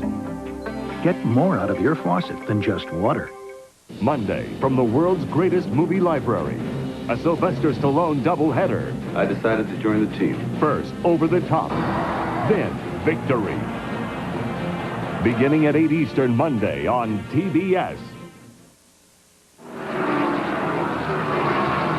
Big story in Earnhardt's pit. They are preparing a new nose for that car. When he ran into the back end of Mark Martin, he pushed it in. The real problem is not aerodynamics, as you might think. What's happened is the car is beginning to heat up. Just about every crew member, including Andy Petrie and Richard Childress, are gathered round here trying to get this thing ready for Earnhardt. Unscheduled stop for Darrell Waltrip on lap 210. He's in the pits. He was running slowly for a lap. Randy Pemberton can tell us more. Well, all of a sudden, Darrell came over the radio and said, we don't have any fuel pressure. So they either lost a fuel pump or they have a pickup problem in the fuel cell. He also radioed and said, go and run and get a fuel cell from one of the guys that is already out of the race. You see them back underneath the rear deck lid of the car. They're checking the fuel system. It's either a pump or a pickup problem. There he goes. He's leaving and heading back on the track. I'll try and get a further update. Running 14th when he came in. Well, gentlemen, there's also a tire story developing here. We've seen a couple of cars completely lose the tread of their racing tires. What I'm holding is the piece of tire that Sterling Marlin ran over 30 or 40 laps ago. This is the same thing that happened to Mark Martin. This is a brand new outside tread of a brand new racing tire. You can still see the mold marks and the depth marks in this tire tread. Marlin ran over it, caused some damage. We saw one of these come off Mark Martin's car. That's what caused that big pileup in turn 3. No indication as to whether this is a Goodyear or a Hoosier, but it is an indication that maybe these tires aren't up to the heat and the speed tonight here at Charlotte Motor Speedway. And the speed's ready to climb. Sun is setting and the temperature dropping and the speeds are going to go up. We're averaging 133 miles an hour, well below the average of 145 a year ago when Earnhardt set the new 600 record. We've had 6 cautions. 30 of the laps run thus far, 214, have been under a yellow flag. There we go for a lead change there. Going up front, and there you see the battle. Ford against Ford, Goodyear against Goodyear. Wallace and Urban at it.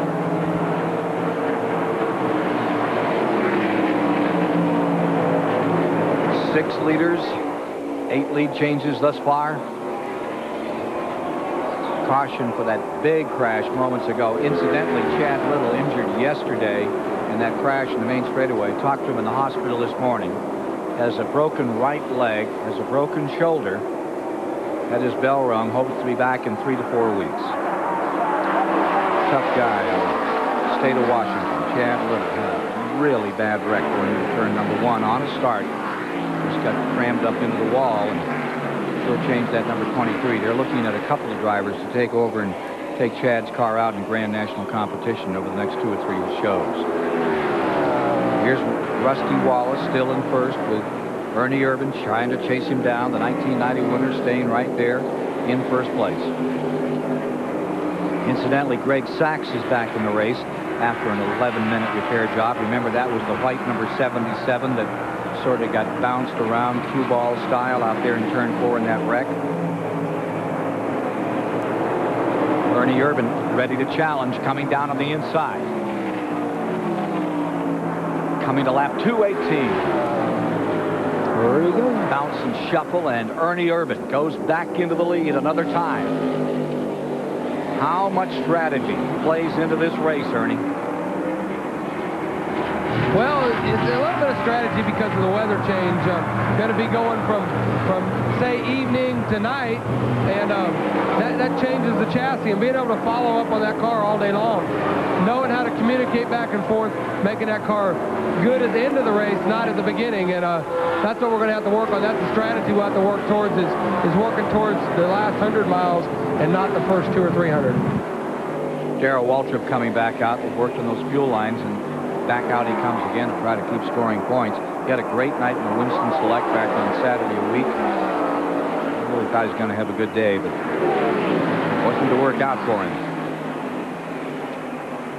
That's how close it is after 300-plus miles further back. There you see the Earnhardt car, number 3. He's having trouble with Joe Nemechek. Nemechek giving him all he can handle right now. These cars are 6 5/10 back from the leader. And you see Jarrett in there. Jarrett is 7th. Now here comes Earnhardt back on the inside. Gant is in that group, and remember, he's in the lead lap. They actually are going to put a black flag on him about 100 laps ago. There was some smoke pouring out of the car. Thank goodness they didn't. Here he comes. He's up there under Dale Jarrett, and we have Earnhardt to 7th, Gant to 8th, Dale Jarrett falls to 9th. Nemechek's about to get it. Nemechek has it. So all of a sudden, Dale Jarrett backs up in that group. And after one lap, Number 17, Waltrip, goes back to the garage area again. And he gets right over by the Unocal fueling station. Didn't go to the garage, pulled right over there, and they're going to work another time. Randy's there. Well, they have found it. It is the fuel cell. They've got a pickup problem. They went to Steve Grissom's team, and they asked them if they could have a fuel cell. Matter of fact, it is coming in now on the back side of the car over near the deck. Off for four. There is Labonte's car, and Gant in trouble. As also with Gant, right side torn up, Terry Labonte badly torn up. Derek Cope spins back into the car, into the straightaway, and everybody's just getting by. The 98 car of Cope spun across the grass and ended up right on the start-finish line, aimed the wrong way. Another replay on that. 7th caution, lap 223. Now that's unfortunate for Labonte. Terry just got caught up in that one, I think. Best finish in this race was 3rd way back in 1980. He was running 15th when it all came untied. He's the replacement for Ricky Rudd in that Hendrick stable. And that's too bad. There's Cope back underway with the Finger Hut car. Take a look at number 5. He got much going there. Fun. Kellogg's cornflakes, guys. he just looked forward to it in the morning. That's how you get Rice Krispies, snap, crackle, and pop out there. No, they got that. Take a look at what happened. 5 gets loose. Okay. Yeah, he lost the deal. Something. Yeah, what happened there, I don't know. Just took off. There wasn't nobody close enough. It just took off.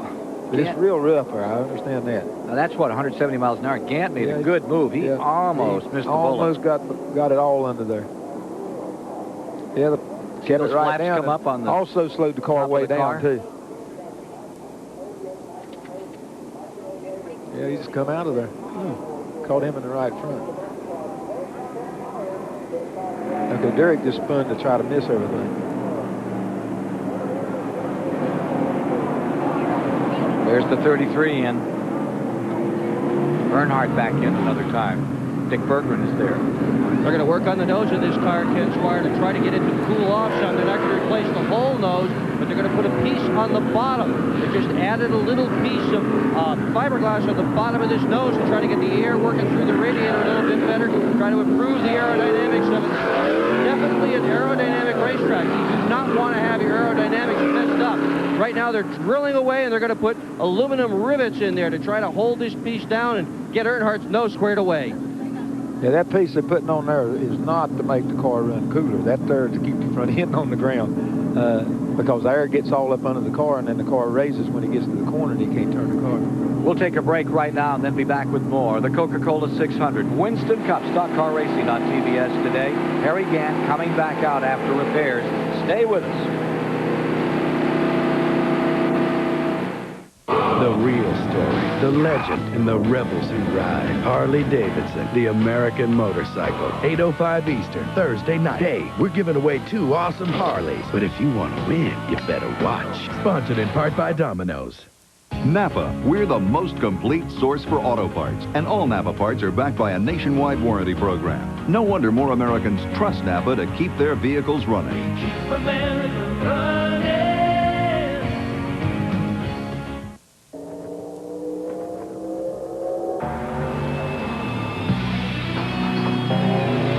Miller Genuine Draft Rusty Wallace stock car. See it. Hear it.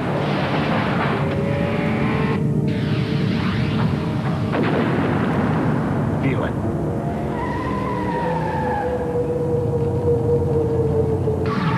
Catch it, if you can. Gentlemen, start your engines. Red ball of fire!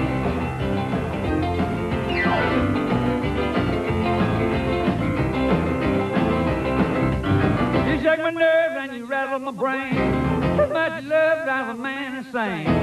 You broke my will, what a thrill. Isn't this a race of red balls of fire? You could win a trip to the Fast Track Driving School with Bosch Platinum Plugs. No matter where I park, it draws a crowd. It's a 55. It's a 55. 55. 55. This is one of the last real classics of our time. What do you think of the bumper, huh? Everything's original. And I take care of it myself right down to the oil and the Purolator filter. Pure oil now. It's a 55. So when someone asks me how I've kept up the engine, I just show them the Purolator. Purolator. I don't think it all fit. Legends live. 55. Purolator. This Goodyear Aqua Tread pumps away over a gallon of water every second with its deep groove aqua channel. That's 396 gallons per mile. Think about it. The all-season Aqua Tread, only from Goodyear.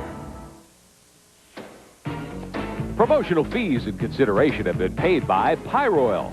Quality automotive formulas from the makers of Valvoline. For performance products, there's just one name, Pyroil. By Liquid Wrench, non-flammable with Teflon. Thousands of uses around your home, shop, and car. And by the official directory of NASCAR, the Winston Cup Series. This year, go racing with your own personal guide.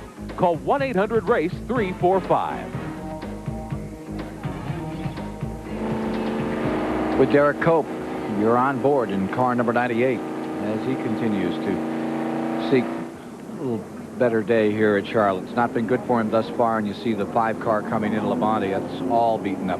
Let's go down to Kenny Wallace. Okay, guys, we're down here in the garage area. For everybody that can't see all these wrecks that are happening, the garage is filling up, but this is how everybody's finding out what's going on down here in the garage area. The family channel of Holler has got 2 TV monitors. You can see me on there right now. This is what's happening down here. It's getting pretty busy, and this is how everybody is keeping tabs on the racetrack. Dick Bergen, next, over to you. Well, Ernie Irvin came in, and they are just about touching these cars now, Kenny Wallace. He just took a little tape off the nose of the thing, and Rusty Wallace's car, they took a little bit of wedge out of it, but most of the guys running up front seem happy with their cars. Randy? Well, Joe Nemechek came in. They took on 4 tires, likewise for Jeff Bodine in the 7 car. Kyle Petty messing with his toe in. Of course, he was involved in the wreck 2 cautions ago. Johnny Andretti, that team, unbelievable. I just talked to them. They're on their 17th pit stop of the day. You remember they caused the very first caution of the day. They've worked on that car all day with cosmetic work. Dale Jarrett made a big adjustment. They moved the track bar, the rear of the car. That's a major adjustment. Richard Petty could probably comment more on that. And Kenny Schrader was also in, checked the toe in on that car. But the Dale Jarrett car, major adjustment there.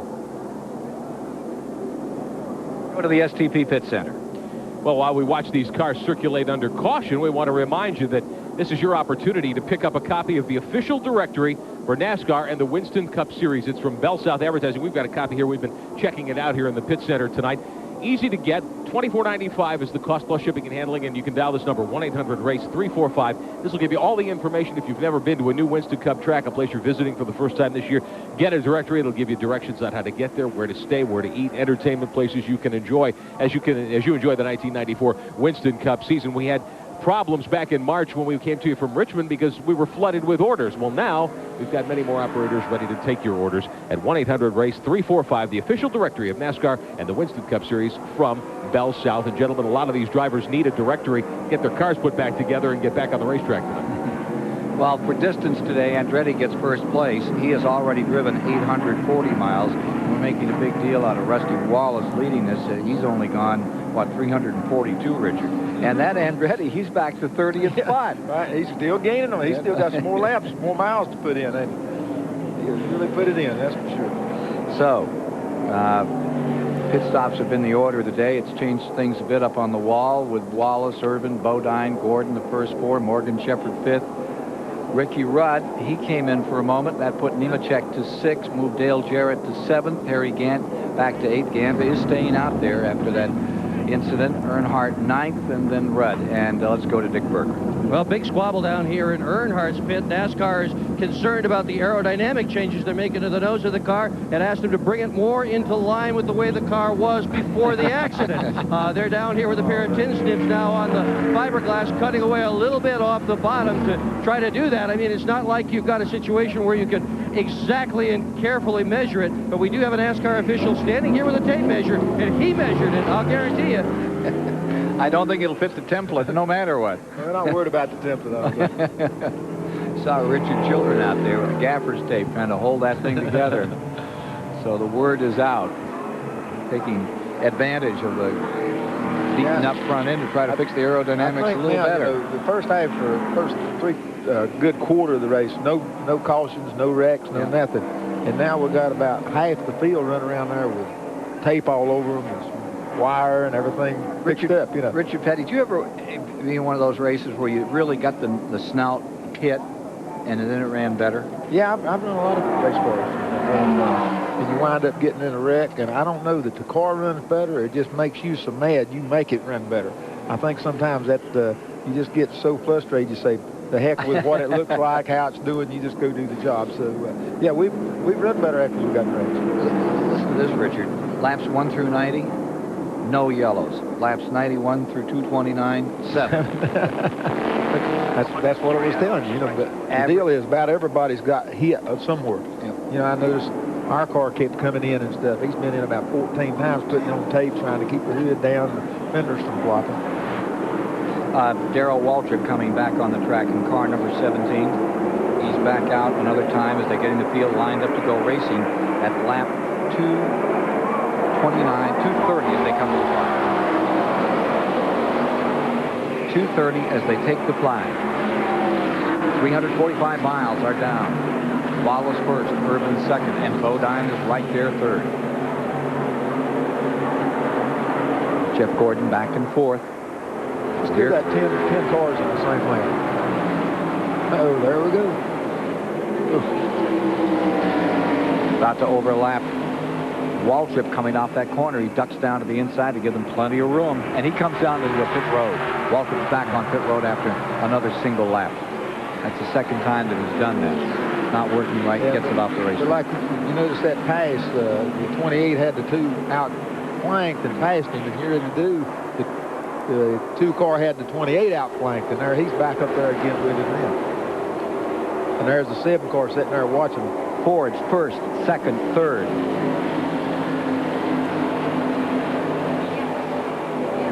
Those cars look so rock solid when you see them come off Ford. Then you look at those in-car cameras and you wonder how they hold on to them.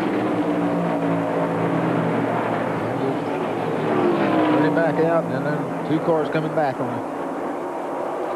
They up there using their tires up, and the 7 car sitting there saving his tires.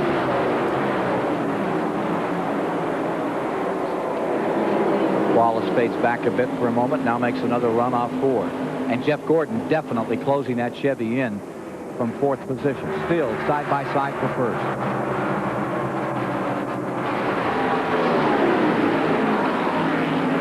Jeff Bodine back there in third says if you try to save your equipment at Charlotte, you're going to go backwards. Basically, we'll probably be racing flat out about that time of the race with someone, because everyone wants to run up front. And if you're going a little slow, if you're trying to conserve, they're going to try to pass you. And the guy making the pass right now is Morgan Shepherd. Last 5 laps, 5 lead changes down through here. Look at Shepherd come on now. Talked about Morgan's fortunes on this racetrack.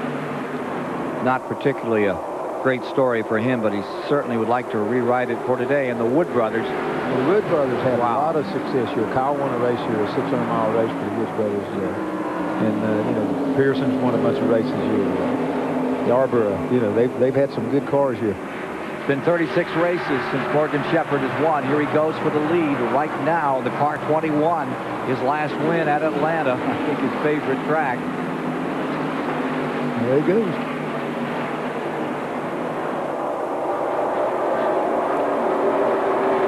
So you got Nemechek, and he's right back up there with him again. Here comes Earnhardt. Let me correct that. As you see, Shepherd comes up. That places him third. Still Wallace and Bodine to deal with, Richard. Still Wallace first, Bodine second, and Morgan Shepherd right there in third. 4 600 wins for the Wood brothers over the years. Love to make it 5 on the efforts of Morgan Shepherd today.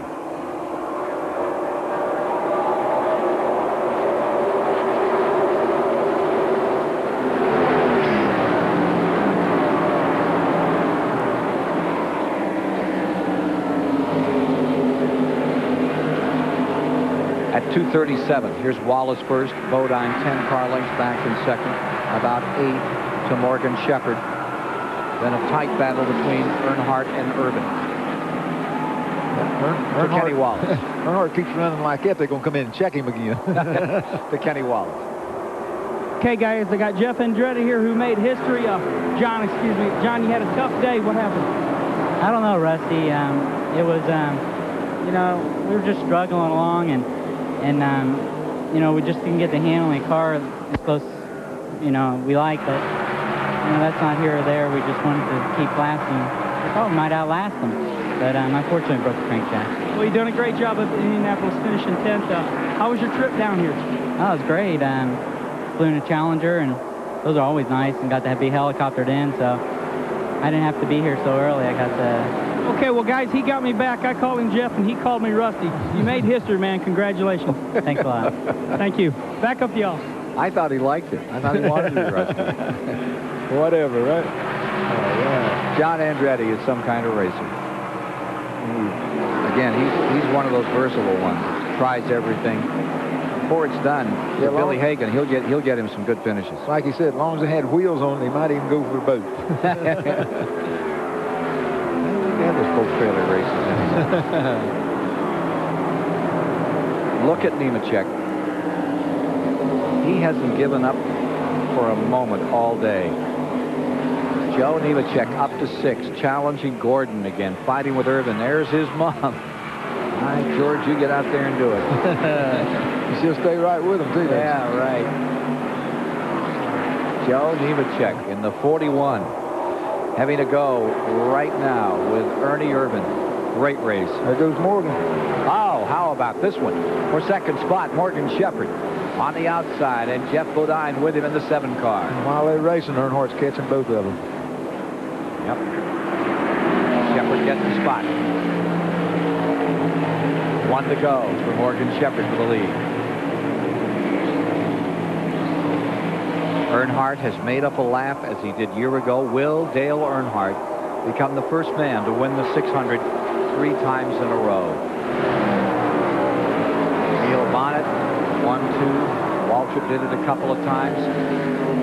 Here comes Earnhardt, tightening it up between 21 and 7, the leaders, and himself. 242 laps complete. There's the story in the 600. It's Ford's first, second, and third. Will it stay that way? We'll see. May 30th, all across America, it's Yabba Dabba Doo Day. This is so big it scares me. Flintstones. Meet the Flintstones.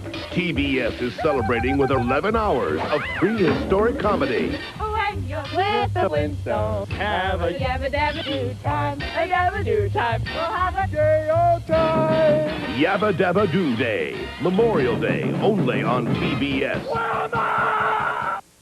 I bought my car new in 1970. I drove a hockey team a 190-mile round trip 3 times a week. Haviland Formula 3 from Texaco. I took good care of it. And when I reached 300,000, I thought, I've got to be a pretty good car. No other leading motor oil offers more complete protection to help your car run better, last longer. The secret to long life is regular maintenance for me and my car. Haviland Formula 3. Why add just any motor oil? Add more life to your car.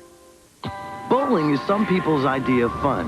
Now, truck bowling, that's when things can get real interesting. But to do it right, you gotta have one of these. A 1994 Ford Ranger 4x4. Complete with push-button 4-wheel drive, a whopping 4-liter V6, and a wide, powerful stance.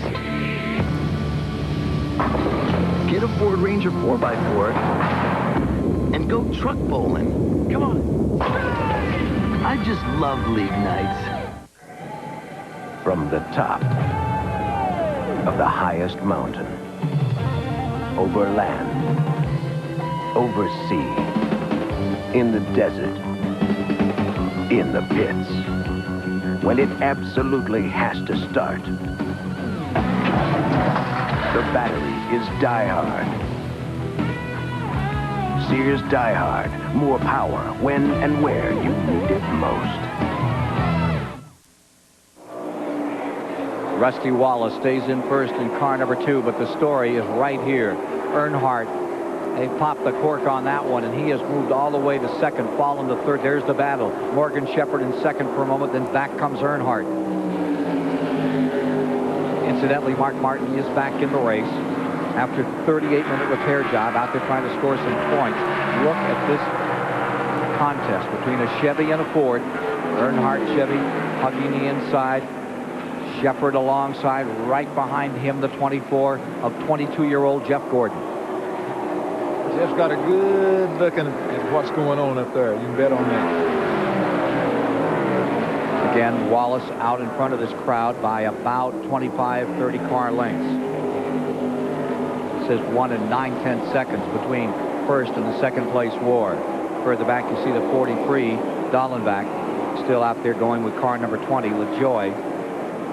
They're back in 20th, 21st position. Yeah, they've been having a heck of a race back there. Around Jeff Burton they come. Jeff Burton in 13th position, the 8 car that we just saw lapped. Yeah, he's been having some kind of trouble. He slowed way down. Well, you don't want to leave this one, do you, Richard? Look at this. Oh, he's going to... Wow. Earnhardt ain't giving no room already. There you see Mark Martin getting lapped. Take a look in the box upper right at the pass that was made moments ago when Jeff would not... Oh, excuse me. We were going to get to that moment a moment ago when Jeff Gordon got loose a little further down here. 1 year ago, Dale Earnhardt took control of the Winston Cup season when he won this Coca-Cola 600. Dale is second this year, and he's not worried. Here's Rick. I think that's as many laps as I've seen anybody run side by side down here. You know, used to, you can do it, or most of the time you can do it maybe a couple of laps. But, man, they've been going at it here.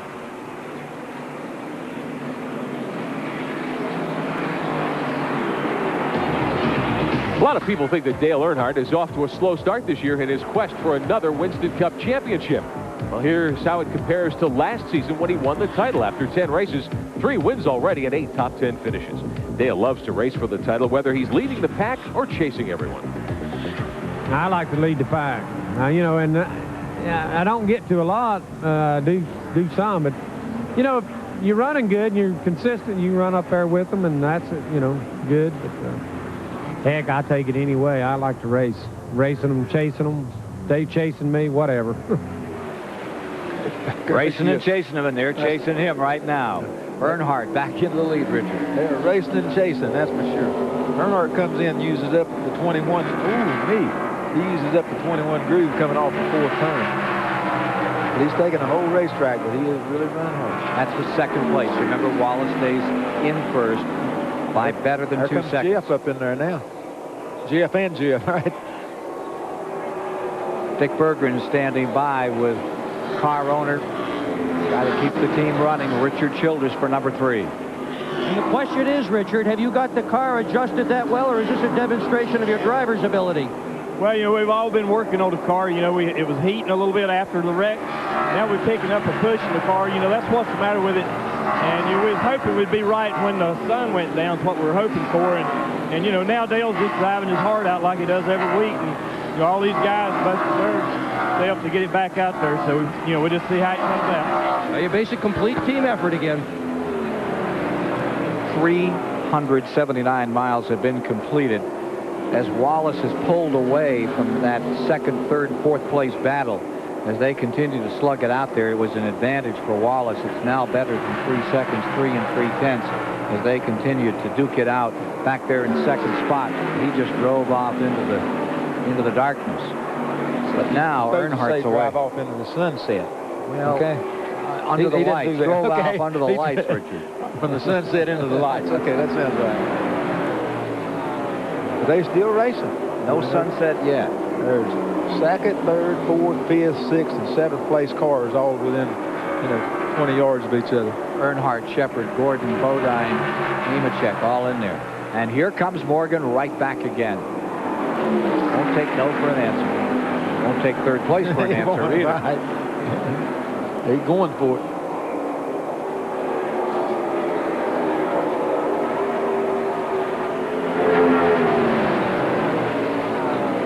Yeah, Rusty's leading the race. Nobody's paying attention to him. Richard, I'd really like the folks to see that moment when Earnhardt got under Bodine here. So we'll take a look and replay, even though we got a great race. Take a look at this. This was about 6 laps ago. We were in commercial. Just moves just enough. You know, now he's trying to gather it up. There comes Jeff Gordon under him also. He was lucky to gather it up. That doesn't look like much, believe me. You see that thing move a little. But once it breaks loose, you have a heck of a time getting that thing moved back down so that it'll go straight. Back with you live, and you're watching as Bodine works Gordon. This is for 4th. And here comes Gordon right back, not willing to give an inch. Gordon on the outside, Bodine. There's Nemechek watching them race. Yes, and Ernie Urban's right there, too, with a catbird seat to view it from. Stay with us. 257 laps are now complete in the Coca-Cola 600, 385.5 miles.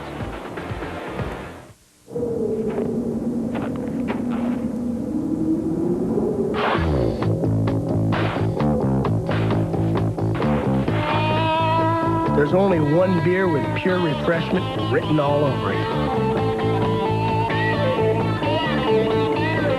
Cold filtered Miller Genuine Draft and MGD Light. Why so many people are getting out of the old and into the cold. Sure running parts, motor gunning parts, fuel pumping, road bumping, brake stopping parts. Western Auto's no stranger to these parts. Western Auto now has parts for nearly every car on the road today. Serious parts at serious savings. Hey, we know what you want. Get serious savings on Fram oil filters at Western Auto. Fram, you can pay me now or you can pay me later. Western Auto's no stranger to these parts. This is a Goodyear AquaTread with a 60,000-mile warranty, and this is a bucket of water. At highway speeds, Goodyear AquaTread pumps away over a gallon of water every second, thanks to its deep groove aqua channel. Over a gallon a second. That's 396 gallons per mile. Think about it. The next time it's pouring buckets. The all-season AquaTread, only from Goodyear. We say the best tires in the world have Goodyear written all over them. Harley Davidson. It ain't just transportation. It's a whole different breed of animal. The real story, the legend, and the rebels who ride. Harley Davidson, the American motorcycle. A TBS original production. 8:05 Eastern, Thursday night. Hey, we're giving away 2 awesome Harleys. One for him, one for her. We'll tell you once during the show how to win her. Because there's no such thing as a rebel without a hog. Sponsored in part by Domino's. Joe Nemechek has just slammed the wall in turn 4 and slid all the way down the track to land right at the start-finish line. He actually crossed it by about 2 feet and lies in the trademark of the sponsor of the race. That's one way to get their attention. This is how Earnhardt got down a while ago. If you remember, he stopped, and just as he'd stopped and went back out, got a lap down, they had a caution. Everybody got a free stop. They're going to do the same thing to him right now. And the point we were about to make and the story we were following was that once again, Dale Earnhardt has been thwarted here. He got all the way up, was trying to chase Rusty Wallace down, then made an unscheduled stop. Just as he came back out, he had gone a lap down. That was when Nemechek had this problem that put him into the grass.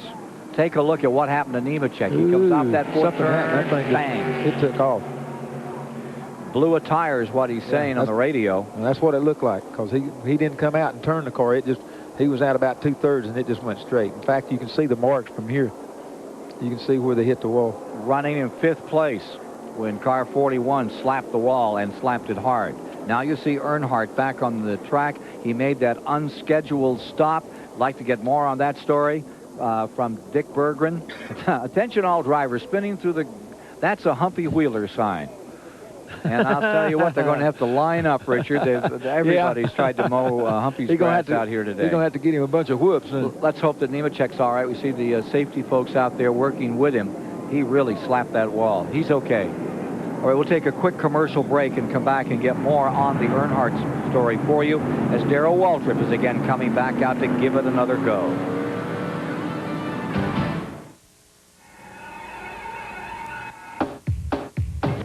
No matter if you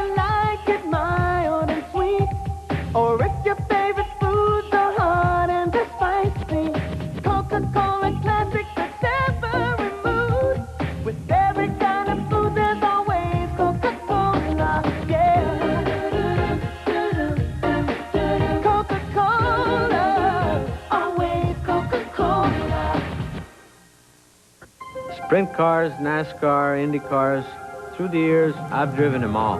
Haviland Formula 3 from Texaco. One thing I've learned, no matter what you drive, you've got to take care of it.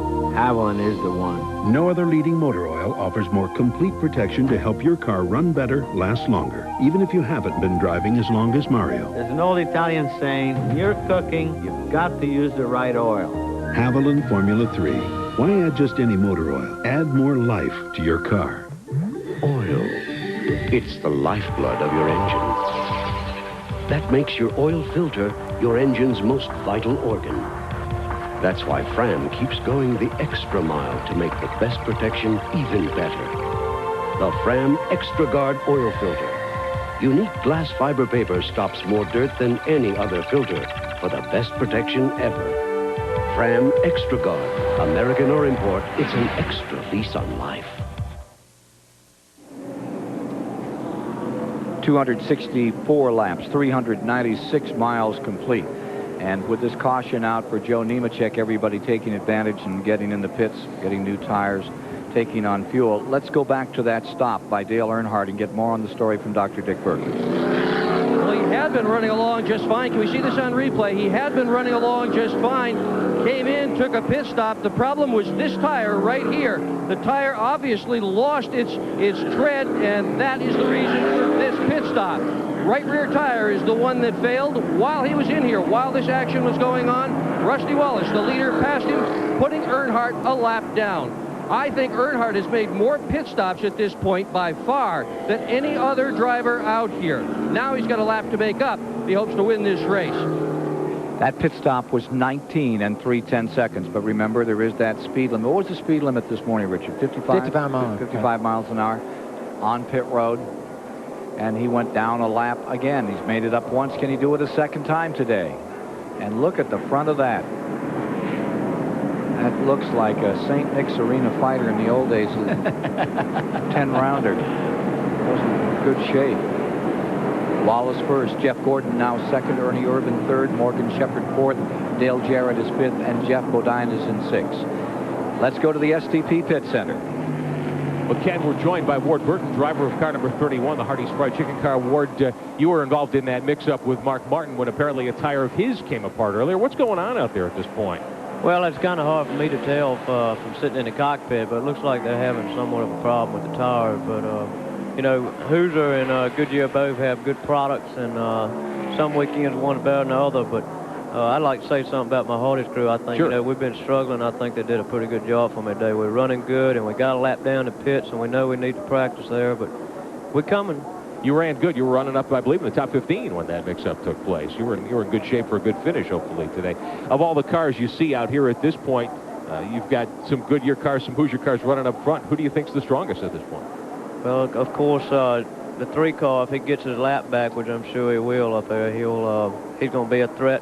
All these cars right in here are a threat, 28-2. Jeff Gordon. Some of these lap cars are running real good, too. You know, it's easy for one of them to get a lap back. I'm not saying it's easy, but it's possible they could. We can't cut anybody out. A bunch of good cars there. Earnhardt's on the tail end of the lead lap. Thank you, Ward Burton. Thank you. Yeah, they put him right on the tail end. They put him up on the top side. That's kind of a surprise, Richard. What? On Earnhardt, the number 3. Well, see, he's not a lap down right now because he likes that much being a lap. So he has the prerogative to get up there, and you know he's going to take every chance he can. We had him a lap because well, he was to let Rusty had gotten through. Right. Yeah. So he's the tail end of the lead lap right now. So he dodges another bullet. All right, so far he has. Anyway, if they have a quick caution or something, and he makes his lap out. Look at Irvan right up the middle as he splits them and moves beneath the Jeff Gordon car. Irvan flying up through the field now, and he's ready to challenge Rusty Wallace for the lead. Earnhardt is not your leader. He's the tail end of the lead lap. The number 30 car is not in the lead lap. Yeah, he's 1 lap down, running in 12th position right now. Here's Jeff Gordon. Well, we've got him here as... You're right, 2 laps down. 2 laps down, you were right. I wasn't going to say nothing. Well, okay. No, I saw it right there. And there's my George, there's the other lap. Now, he won't be 1 lap down if he can get in front of the 2 cars. That's okay? right. All right. That's I what agree you're with you about that. Okay, buddy. So Rusty stays first. Here's Irvan trying to chase him again. It's Ford's first and second. Dale Jarrett right into it in the 18, but Morgan Shepherd up on the outside. Back with Jeff Gordon in fifth spot. You missed it? Not so bad. You didn't like get out there and go wheel around? I thought that was your favorite thing. No, the deal was I'd be right out there with them. I'd draw up from here, and the deal is when you're out there and you're running, you can't see except what's right in front of you or what's beside it. Here you can just see everything. Yeah. And that's too much. You know what I mean? There's Derek putting blinders on you when you're out there.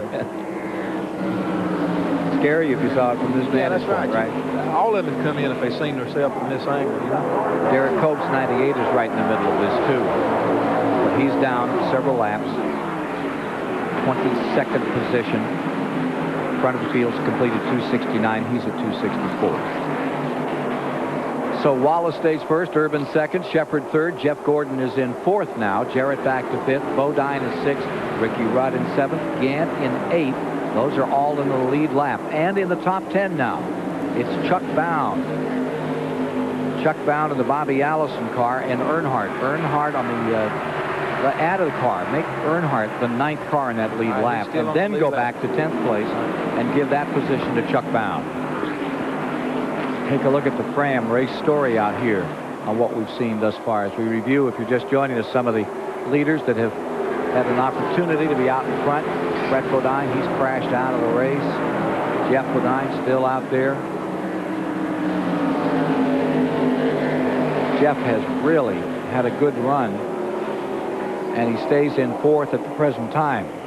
Goodyear is running 1, 2, 3, 4, 5. The first Hoosier is the Bodine car back in sixth for the moment. The 21 car of Morgan Shepherd up on the outside going around Derek Cope, and with him comes Jeff Gordon, fourth place car. 18 car, fifth. There's the Fram race story for you, so you got an idea about who's been leading and where the cautions were thus far in the race. Look at Gordon closing in on Morgan Shepherd for third spot. Jeff Bodine at work back in the sixth position with car number 7, his own Ford, the old Alan Kowicki team. The Exide cars really had a good run today. Get the feeling, a little bit of the feeling of those lamps around the track. You watch now on those in-car cameras. You get some reflections, get some different angles, different colors and things that come on.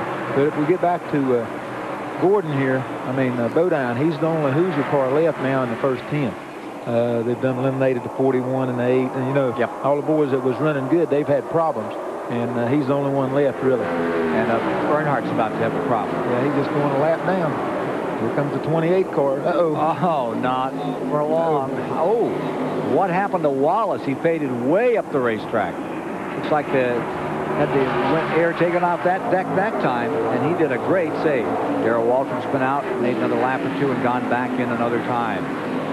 Boy, that looks scary for Rusty Wallace. That car shot up the track 2 or 3 lanes. He gathered it back up and stays on it.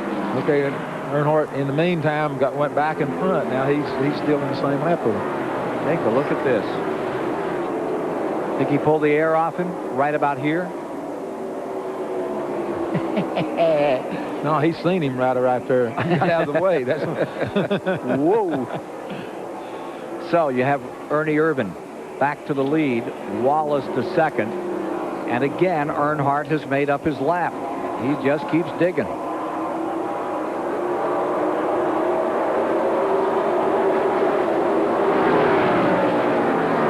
.276 laps are down. So we're at 414 miles. 9 cars in the lead lap. Up to 10th now has gone Todd Bodine in number 75, and Chuck Bound falls to 11th. Then 2 laps back in 12th, as Richard pointed out, is Michael Waltrip. Okay. And with him there is Sterling Martin.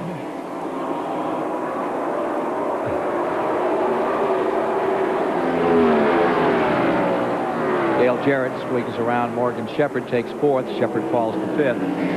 Really don't dare go away from this one here. The 2 car back again. Yep. The 28 went in there and he went high. Wallace to lead another time. That's the 16th official lead change. The only official lead changes are counted at the start-finish line. They've been swapping it around a lot more than that, some of these laps back and forth, but that's an official lead change after stripes. So Wallace takes command. The 1990 winner is in front another time. Rusty's led 103 laps today. Bodine's led 97. Ernie's had a crack at it a few times. See Rusty Wallace's crew looking on. We're at lap 279. I think I'll look a little further back at Ricky Rudd and the Tide car. And that is Todd Bodine, who is a lap down alongside in number 75. Ricky's running 7th right now. And there you see the Chuck Bound car, Bobby Allison car, number 12. They got some pretty good news. They may get a full sponsor. That car's been running. Yeah, he's one lap down. Yep. And they say that Teletron, a company out of Chattanooga, Tennessee, is going to join the Winston Cup ranks and support the Bobby Allison Chuck Bound effort. 75 and 12 car racing for position. They happened to get last here.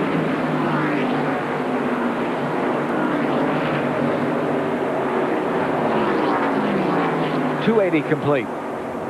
Ricky Rudd hard at it out here. Jeff Bodine stays up in that 6th position, and we'll have more of the 600 in a moment.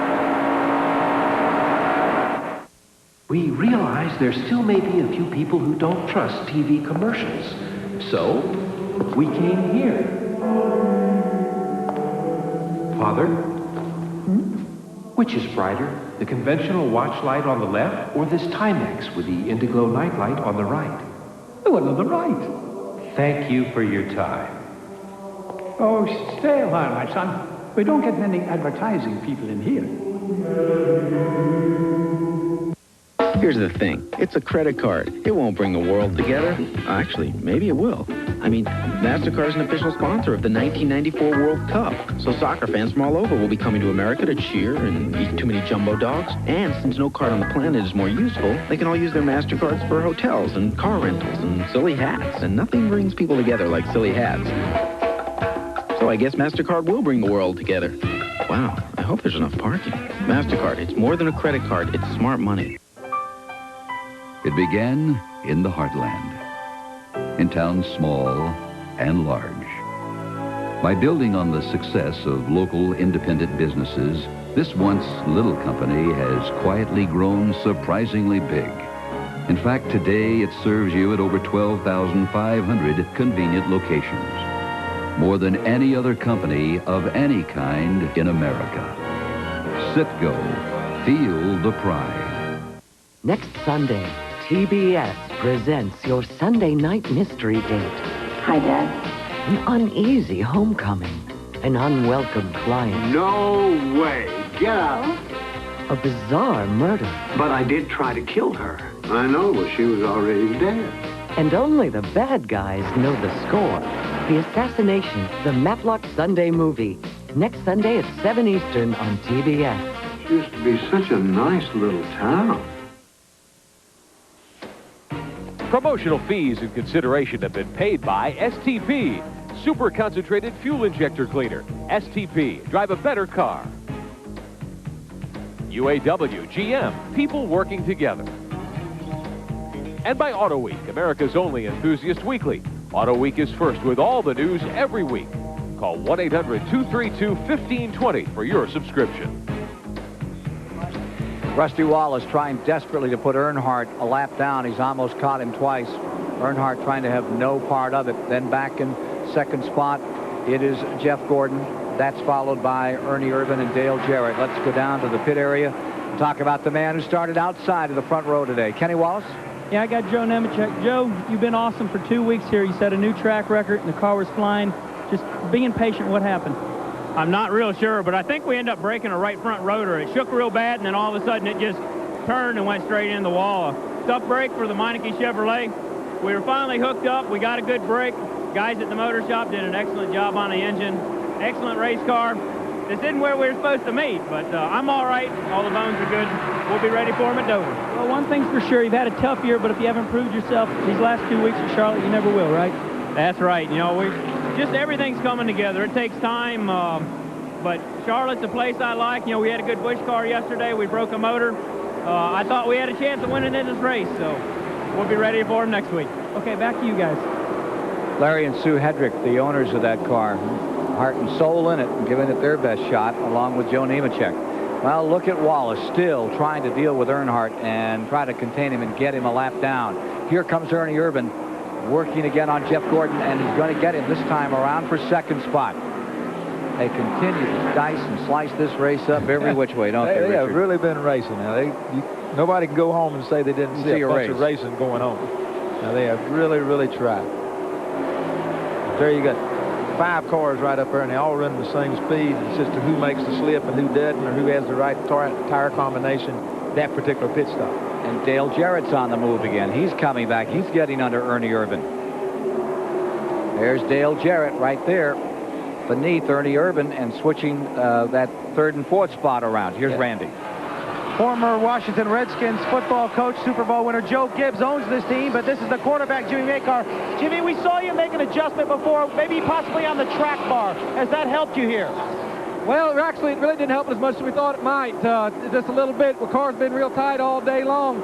We've been trying to work it out. We made another adjustment after that, took a couple more rounds of wedge out of it, and it seems to be a little bit better, but we're still not quite like we want to be. And I think if we can ever get it there, he can have a shot at this thing, but I don't know if we'll get there or not. He may have to do it on his own, but we're real happy with the way the car's running right now. He's doing a great job. We're where we want to be, right at the front of the pack, and just have to wait and see it happen. Sorry, buddy. Jimmy Makar, brother-in-law, the man in that 18 car. They've only had 2 top 10 finishes this year. 4th at Darlington. They had a 10th at Richmond. On board with Jeff Gordon as he's watching this slugfest here.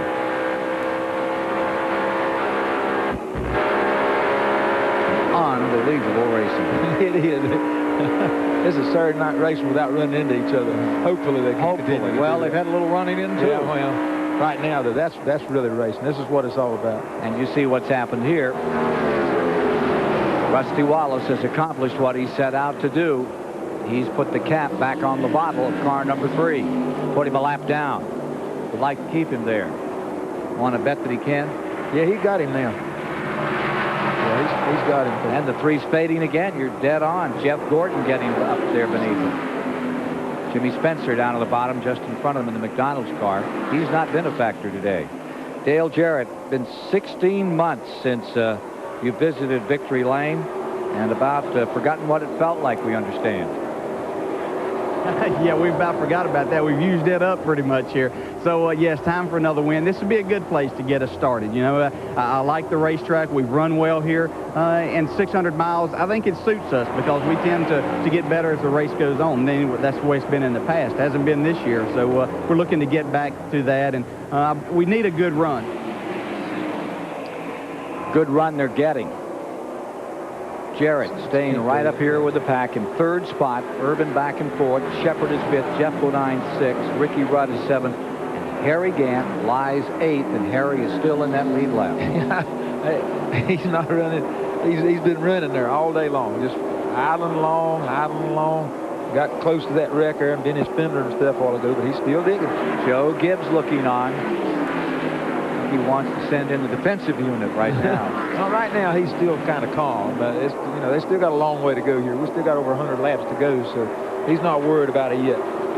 294 are on the board as we begin to look toward the conclusion of this one. I don't know how they can do anything in the last 100 miles to trump what we've seen thus far, Richard.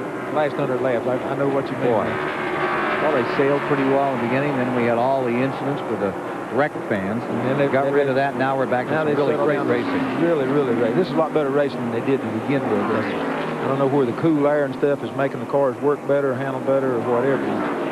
Everything seems to be working good, you know. Wallace seems to be working the best at the present time. Gordon in 2nd, Jarrett 3rd, and you saw Ernie Irvan right there. He's also put a lap on Earnhardt. This next pit stop will be pretty interesting out here. Car number 43 is pitting right now. Wally Dallenbach pulling down on pit road in the Petty STP Enterprises car. Got some black marks on the side of that thing and a bunch of tape on the hood of it. I think this is just a routine pit stop. I think they're just doing it for tires because last 4 or 5 laps he's really slowed down. So they'll put the tires on, speed him back up a little bit. 19th positions where he's running I didn't think you could run a petty car unless you had tire marks on the side of it. I thought that was... Don't be talking like that. What do you mean? Yeah, it really sure. always helped, right? It kind of speeded me up. It did? Yeah, if I had a new car, I tried to be real careful. Once I got black marks on it, I didn't care. Okay, so the 19th place car, Wally Dallenbach, is back on the track. Coming down to 300 laps complete in 3. Will be 450 miles into this thing. Looking down on the last 100. Harley Davidson. It ain't just transportation. It's a whole different breed of animal. I like it. The real story, the legend, and the rebels who ride. Harley Davidson, the American motorcycle. A TBS original production. 8:05 Eastern, Thursday night. Hey, we're giving away 2 awesome Harleys. One for him, one for her. We'll tell you once during the show how to win. Because there's no such thing as a rebel without a Harley. There's one thing that a racing engine and a street engine have in common. You want them both to last. Haviland Formula 3 from Texaco. To build a race engine that holds up, you have to use the best of everything, and Haviland does that job. No other leading motor oil offers more complete protection to help your car run better, last longer. Good enough for Robert Yates. Well, how hard do you want me to push it today? Whatever it takes to win. Haviland Formula 3. Why add just any motor oil? Add more life to your car. What, is this your idea of excitement? Let me tell you about exciting, okay? Driving around a racetrack at over 200 miles an hour, that's exciting. These are just flakes. Well, what do you think? These are really good. They're crispy, too. Really? Yeah, they're mighty good even with nothing on them. What are they? Hey, Charlie. Yeah. Kellogg's Corn Flakes? How could I be so dumb? You got 500 miles to think about it. Kellogg's is proud to sponsor NASCAR champion Terry Labonte.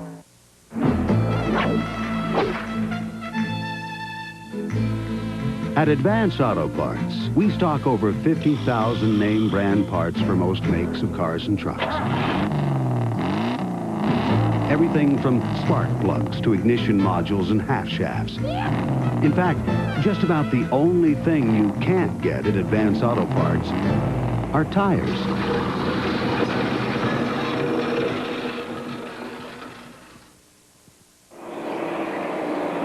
Lap 301, another change of leadership. First time Jeff Gordon has led since the very first lap in the race.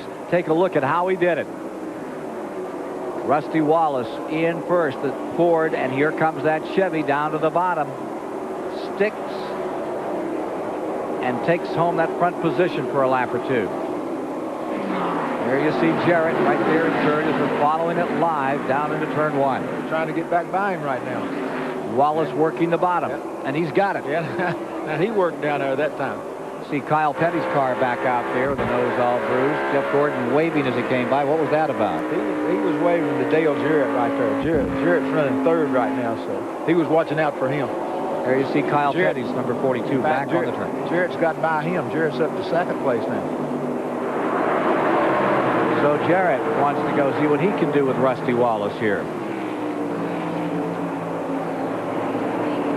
About 6 car lengths to catch him. Let's take a look further back here in the field. I'll tell you, a driver is having a great day is Loy Allen. Hooters car is running 13th. That's the best run he's had in Winston Cup racing. Remember, he came out and sat on the pole at Daytona, started 37th here today, and Loy Allen right now continues in the 13th position. Hooters T-Bird. He was the first choice, of course, to take over for Alan Kowicki. There was a big flap about that. Earnhardt down pit road again. Here's Earnhardt back. Yes, indeed. Car number 3 is in. And that could be really bad news. Let's see what they're going to do down here as they bring in the Good Wrench Chevrolet. Out there for tires. Dick Berggren is there. Well, absolutely everything has gone wrong today. Earnhardt's taken more tires. The ones they're taking off do not appear to be blistered, but this is decidedly an unscheduled stop. Rusty Wallace has just blown by again, and that means Earnhardt is back down a lap again. Oh, another 4-tire change for Earnhardt. 19.1, but he lost a lap, and that's the critical part of this thing. They're still making adjustments on the chassis. You can see them there working on the right rear. So now he's 2 laps down. Yeah. I don't know where he's going to go now, because this is a whole different perspective from where he's got to come from. Yeah, 305 laps into this race. That's a long way to come for him. He's getting back up to speed.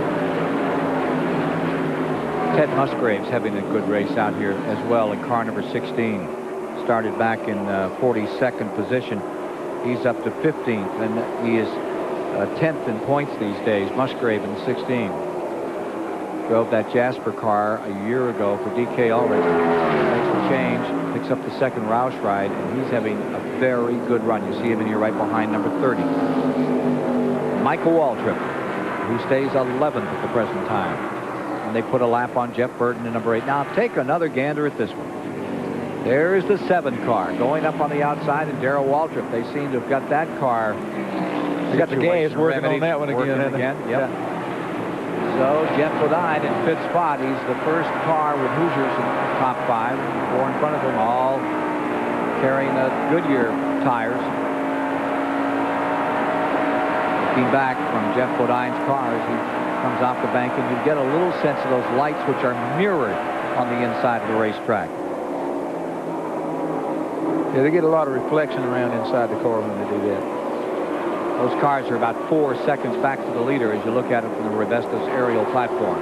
About 4 seconds back from Wallace Jarrett up there in the lead. The 17 car of Waltrip, we might catch you up on him. He's well back. He's only completed 244 laps. He's running in 32nd position. He was in a long time. He did a lot of those single laps, came back out front of the fields on 308. And there you see Chuck Bound back to the attack.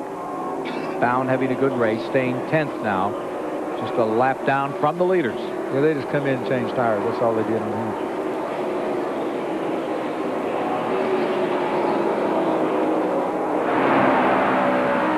Back with Bodine. The Exide car in 5th. Stays right with it. Here's Randy. Well, the weather may very well be playing a factor. The sun seems to have gone down. It has changed the complexion of this race somewhat. Jeff Bodine has been complaining that the car has been loose. 2 pit stops ago, it was, oh, there's a lead change right there. Rusty Wallace going back down. So now Dale Jarrett gets a chance to command this thing. Waited a while for this opportunity. Well, they were just talking to his chief mechanic, and they said they didn't have the car handling too good, and they were making some more adjustments. But right now, he's got the best adjustment car out there. They better not mess with it. 7th different leader today, Richard, is Dale Jarrett. Best 94 finish was that 4th down at Darlington. Still some distance to travel. After they won Daytona, they had a couple of good years, good races, and then this year has been really bad for them. For 3rd spot, Shepard around Gordon another time. Back and forth, they continue to swap positions. Riding with Jeff Gordon now as he looks at Morgan Shepard. Tries to counterattack. 311 of 400 laps complete in the Coca-Cola 600 from Charlotte.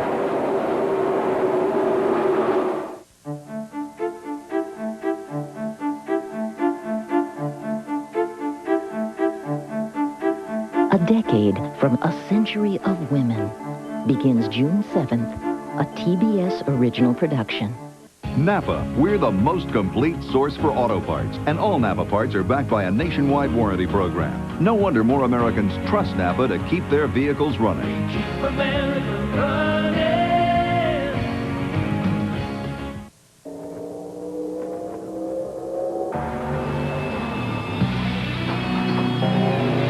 Miller Genuine Draft Rusty Wallace stock car. See it. Hear it.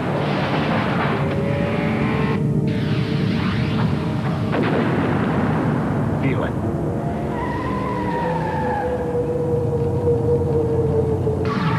Catch it, if you can.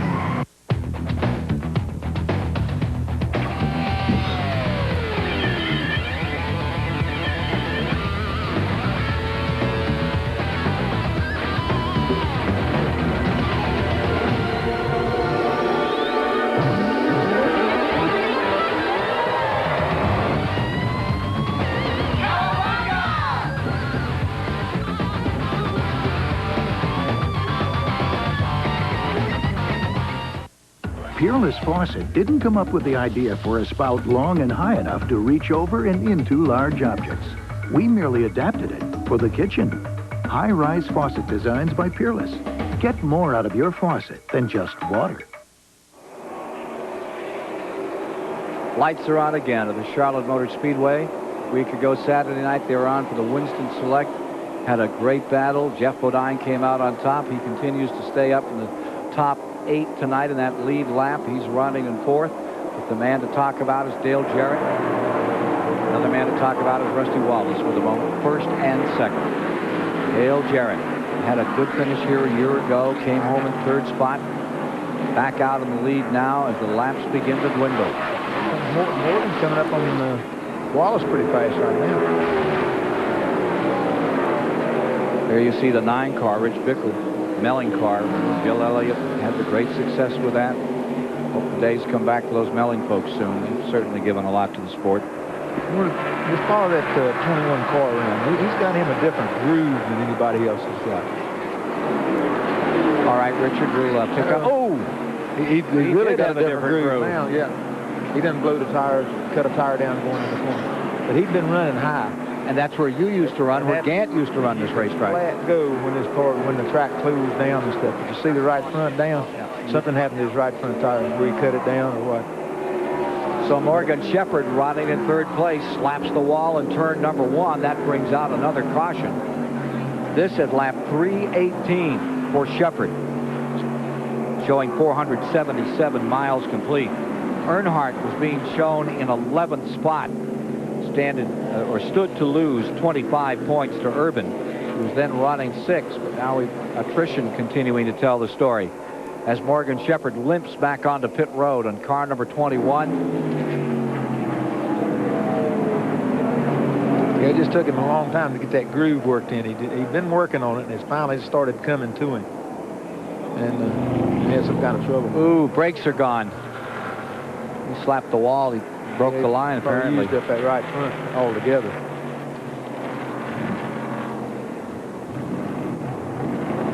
Rerun of that. We'll take another look at it, Richard. Yeah. Watching the 21 car come back after it got cuffed big time. Sorry I said anything. I was going to watch him and he runs into the wall. You certainly picked a fine time Sorry to watch about him. that, yeah. I think the folks at home appreciate it. Jarrett pitting, Wallace pitting, Gordon, everybody coming in all the top of the field. This at lap 319. This will not get them home, will it? Oh no. They can run about 60 laps.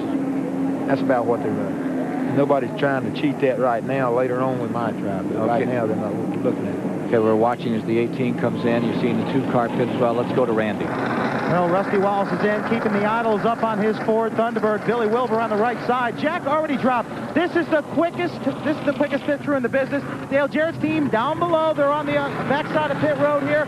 Dale Jarrett now on the left-hand side. Rusty Wallace's team down and away. Dale Jarrett down and away. Great pit stop for both organizations. Give you some times on those. The 2-car first. The 2-car was a 16.7 and 18.9 on the Jarrett car. 18.9 on the Jarrett car. So we're under caution. It's lap 319, and it's getting towards show and tell time with Wallace in first, Jarrett in second. More to come from the Coca-Cola 600.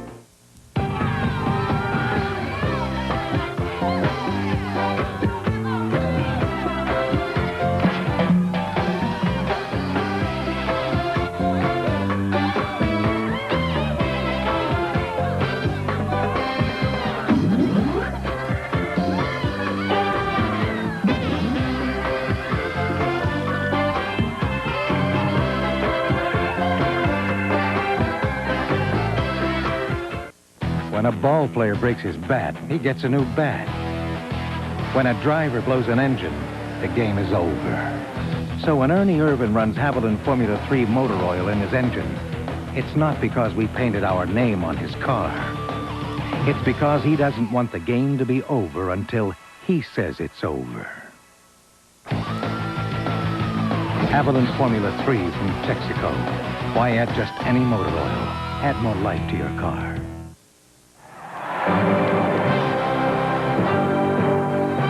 if you can't get to World Cup 94,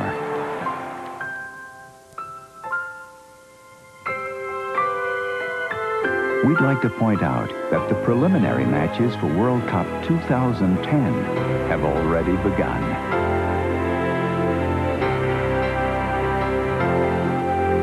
And luckily enough, good seats are still available.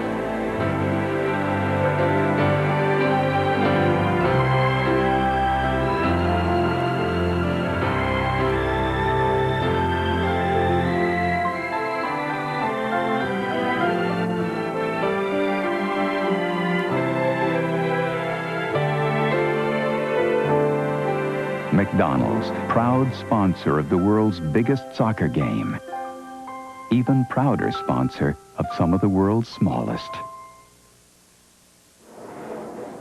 And we're back at the Charlotte Motor Speedway, the Coca-Cola 600. And lap 320 of 400 today. We're under caution at this point, and we want to thank everyone for being with us tonight, certainly here on TBS Sports. Lots of fans here helping us carry our banner. One of the awards we're going to give out before this program is over tonight, the Advance Auto Parts Pits Done Quickly Award. We're going to select one of the best pit stops of the night, and the folks at Advance Auto Parts are going to make a contribution on behalf of TBS Sports and the winning team to the Make-A-Wish Foundation of America. One of the nice gestures from the folks at Advance Auto Parts, and we'll take a look at the Pits Done Quickly Award a little bit later on. Someone's been hurt on pit road. Now, this is in the Ernie Irvin pits among the Robert Yates team. Someone has been knocked down, evidently, and they have taken the injured crewman up on the wall, and we're going to find out a little more about that in just a couple of moments as we see some of the crew making their way back through the garage area. We believe Dick Berggren is there to tell us more. Dick? Well, the injured crewman is Jeff Clark. He's not badly hurt for sure. It appears to be some sort of an ankle injury. Apparently, when the 43 came in, he tangled with him. Jeff is the jack man here, and they are very concerned about his ankle. They are also concerned about what's going to happen when Ernie Irvin has to make the next pit stop, because this guy is an excellent jack man. We see Brian Vandercook, who's the team's PR director, standing behind Jeff. Got to have a jackman who knows what he's doing on these teams, but these teams are so talented, I'm sure someone will be able to double up and jump into the fray. Teamwork is such a key, and if you lose a second or two, it can mean a lot of track position. So we'll hope for the best for the crew member on the Yates team. Larry McReynolds standing right there as well, looking at his car making its way around the track. We stay under caution here at the Charlotte Motor Speedway, under the lights on a Memorial Day weekend. Let's take a replay at that last moment here that changed the perspective of this race. Going down there, you see that already he stacked it into the wall and just kept it up there. Morgan Shepherd in the 21. That marked the, what, 7th, 8th, 9th? 9th caution, 9th caution thus far. How many laps? Something like 41 laps plus so far. That's a lot of laps under caution here. Average speed stays down at 135.2. No record tonight, Richard. Not for that, it's not for speed anyway. No, that's right. You had the record here for years, until last year, from 1975. Taking a look again. If you run all day and don't have no cautions, you can make some good times. 43 cars started the event. Pace cars about to come in. Lap 323 when they hit the marker. Scores off again. He just beat everybody out of the pit, and that put him back in front.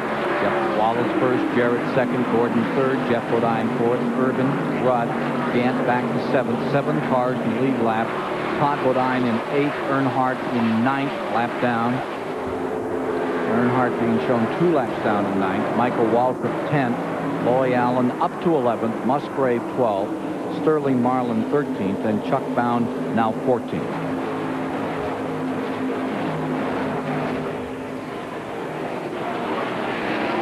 Sure begin to get the illusion of speed. Yeah, under the lights, looks like a pickup about 10, 15 mile an hour. In fact, they do get quicker. Not that much. We're right on the bottom right now because all of it's got good fresh tires and the track's good and cool. Earnhardt's trying to make up another lap. Saw Sparks come off one of those cars, and I think it was Earnhardt. I think he bottomed out as he came off that 4th turn. So watch those leaders next time in there.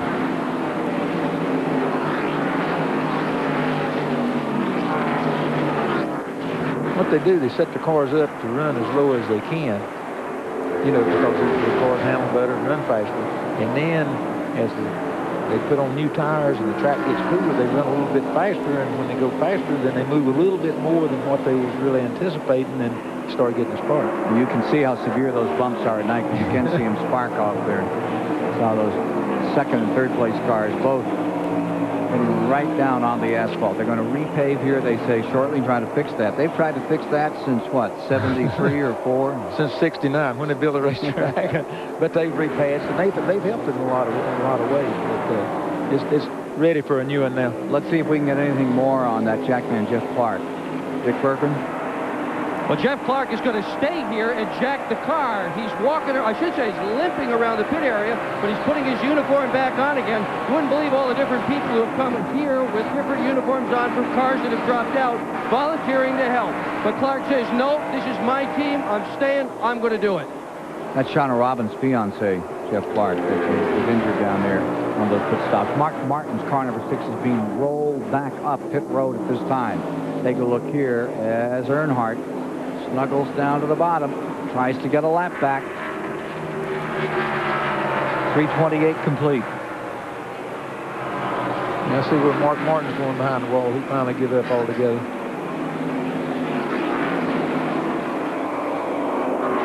Next time by, they'll have 493.5 miles in the rearview mirror on this Coca-Cola 600 at the Charlotte Motor Speedway. And what a contest we've seen.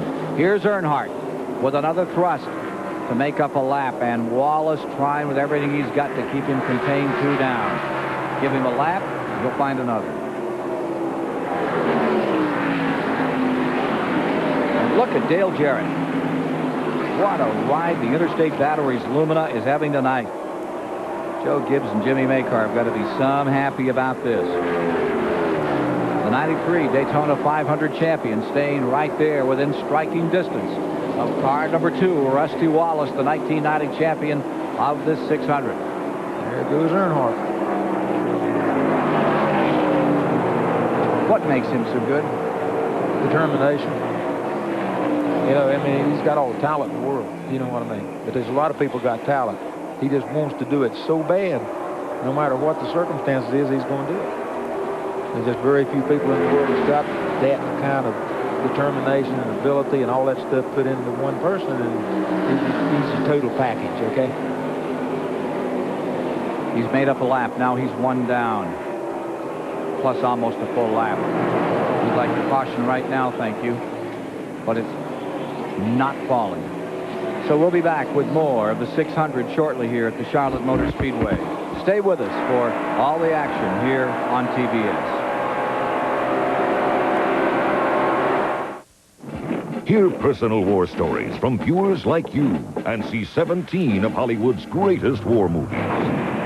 Operation TNT's Salute to Memorial Day weekend continues through Memorial Day. What is it about Ford Taurus that makes it America's best-selling car?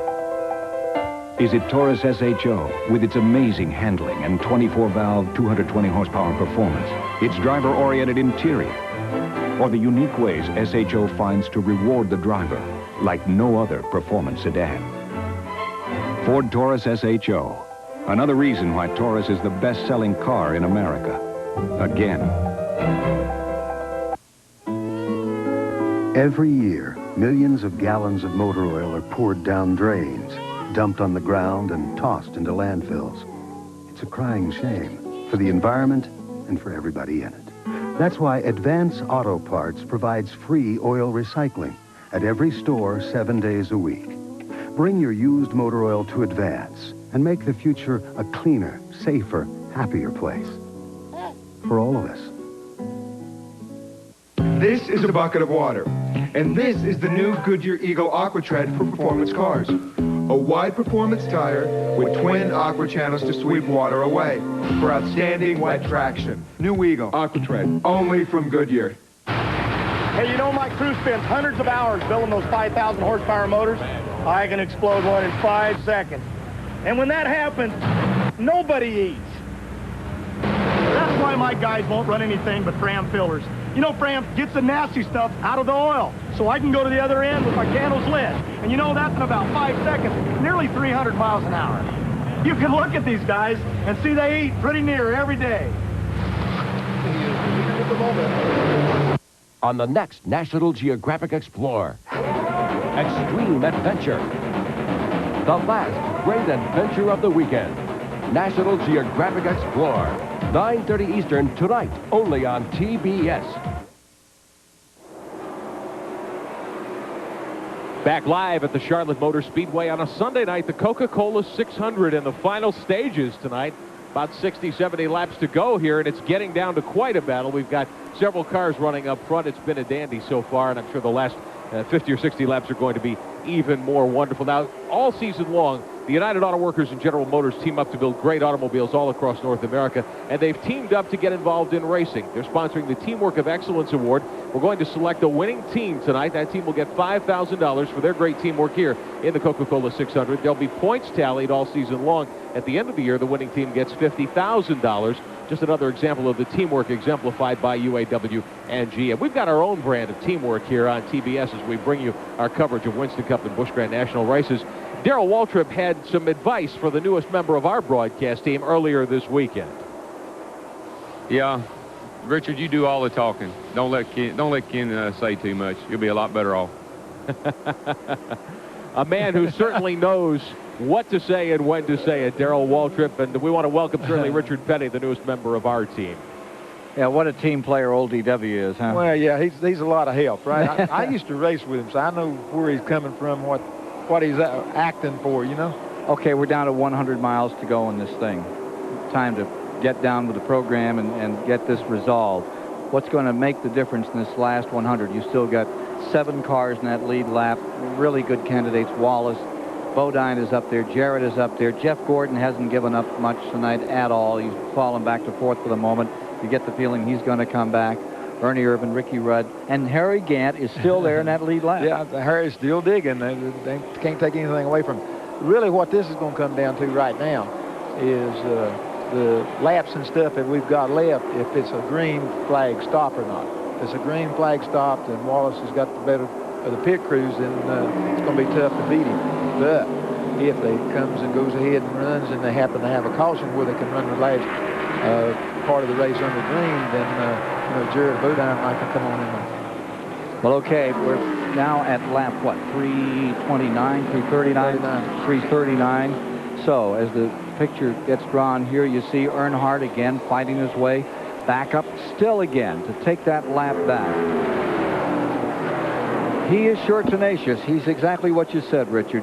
Determined. And he's determined. I mean, he's out there and he runs that car, and if he's 10 laps behind or 100 laps behind, he's out there to do a job. And that's to do the best he can with the equipment he's got. But he enjoys doing it. That's the difference in him and a lot of these other drivers, is that they've got everything going for them and they can do the job, but they're looking at the monetary deal, or they're looking for whatever. You know, Earnhardt's just going to go do it, and he says, if I do it good enough, I'll make money. And that's the way he looks at it. How many laps did you ever come back from when you were down? Wasn't it 13 or 14? 12 or 14 laps one night. Was running 500 lap race in Nashville, Tennessee, and we crashed real early in the race and knocked everything front end and the back end and everything off of it. That was one of the races where you say, no way this car can even get around the racetrack, and we went out and blew everybody away and made up the time. Ned Jarrett did that one time, I think, too, at Hickory somewhere. Came 12 laps back. He made up a bunch of time at Darlington one time, but the big deal was he ran good, but a lot of other people had problems. But anytime you're that far behind, people got to have problems. You're not good enough to make up that many. You can make up 3 or 4 laps running, but circumstances have to be on your side. So Wallace still struggling to keep Earnhardt those laps down, and Earnhardt trying just as hard to get it back. And even though this isn't for position, this is something that keeps this audience galvanized here at Charlotte, to see these two work this hard. Well, you know, both of them are real determined race car drivers, and they do pretty good. I mean, they beat on each other from time to time, but you hardly ever see them knock each other out like they did the other night, but that was just circumstances beyond any other control. And they don't mind racing with each other, and I think they try to intimidate each other. Neither one of them will give an inch. All of them are trying for whatever the same thing is, and, from that standpoint, they really respect each other. End of the race strategy. Let's see what they plan to do, and go first to Randy Pemberton. Well, Buddy Parrott up here talking to Rusty on the radio. Buddy, 56 to go. When do you pit? And do you make up the first pit stop, or do you wait for somebody else to come in? When do you do it? Well, if we're leading the race, I think we can kind of follow they'll follow us and do what we do. But we're going to leave her down about 40 laps to go and make a pit stop. Okay, that's the strategy from the 2-pit. Dick Bergman? I'm with Jimmy Makar. When are you going to pit, Jimmy? We're looking to pit with about 20 laps to go or so. We got to kind of have to be in a little enviable position, I hope, that let the 2-car force their hand first and see what they do and then make our decision. Strategy for the end of the race. Stand on the gas. That's about all you can do. There it is. Uh-oh. Something's happened to the 18 car. 18 backing up, and Jeff Gordon tapped him as they came through turn 3. Now he collects it back up, and they run side by side, but he backed up about, 2 car lengths, and Jeff Gordon was all over him. Yeah, 2 cars get by him down there.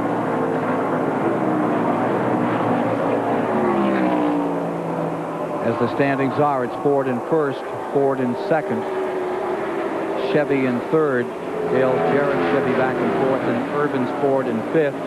Ricky Rudd's Ford is sixth, Harry Gantz in seventh. Best we can do for Pontiac is 10th right now for Michael Waltrip.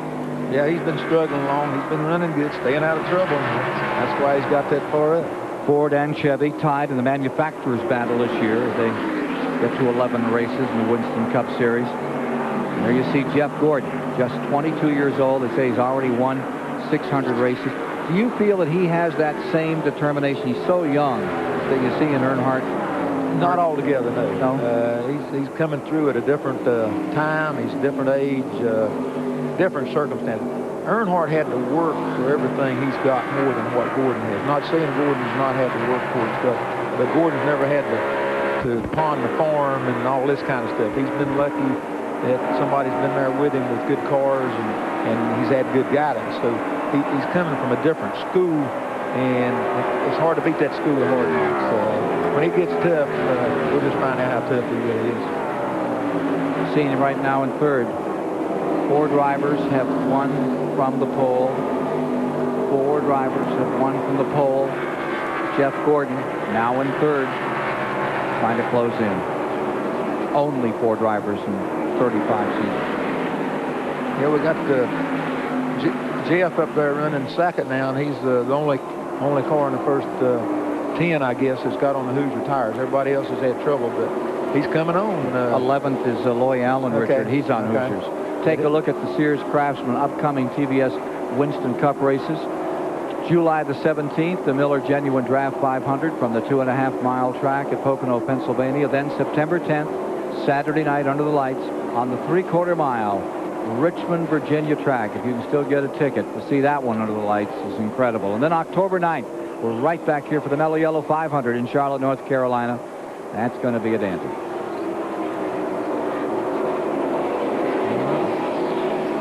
Wallace's race to win or lose. Right now, he has the advantage. He's trying to build on it. Jeff Bodine trying to find a way to capture him. They have another pit stop upcoming. Let's see what happens. It began in the heartland, in towns small and large. By building on the success of local independent businesses, this once little company has quietly grown surprisingly big. In fact, today it serves you at over 12,500 convenient locations. More than any other company of any kind in America. Citgo, feel the pride. Credit line has nothing to do with your value as a person, okay? Sure, Gold MasterCard has a credit line of at least $5,000, but that doesn't make you a better person. Well, I don't know. Maybe it does. I mean, if knowing that no Gold card is more accepted on the planet lets you relax and just have fun, then yeah, I suppose it could have some effect. And you can use your Gold MasterCard at cash machines all over the world, so you can get money in drachmas or lire or seashells, so you can tip generously. Which any waiter will tell you is the true measure of how good a person you are. Gold MasterCard. It's more than a gold card. It's smart money. Gentlemen, start your engines. Red ball of fire!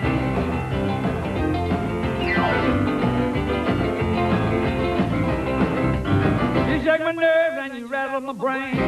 Much love drives a man insane. You broke my will, What a thrill. Living this race, race ball of fire. You could win a trip to the Fast Track Driving School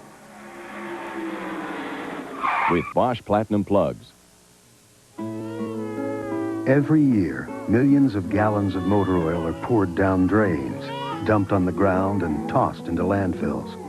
It's a crying shame for the environment and for everybody in it.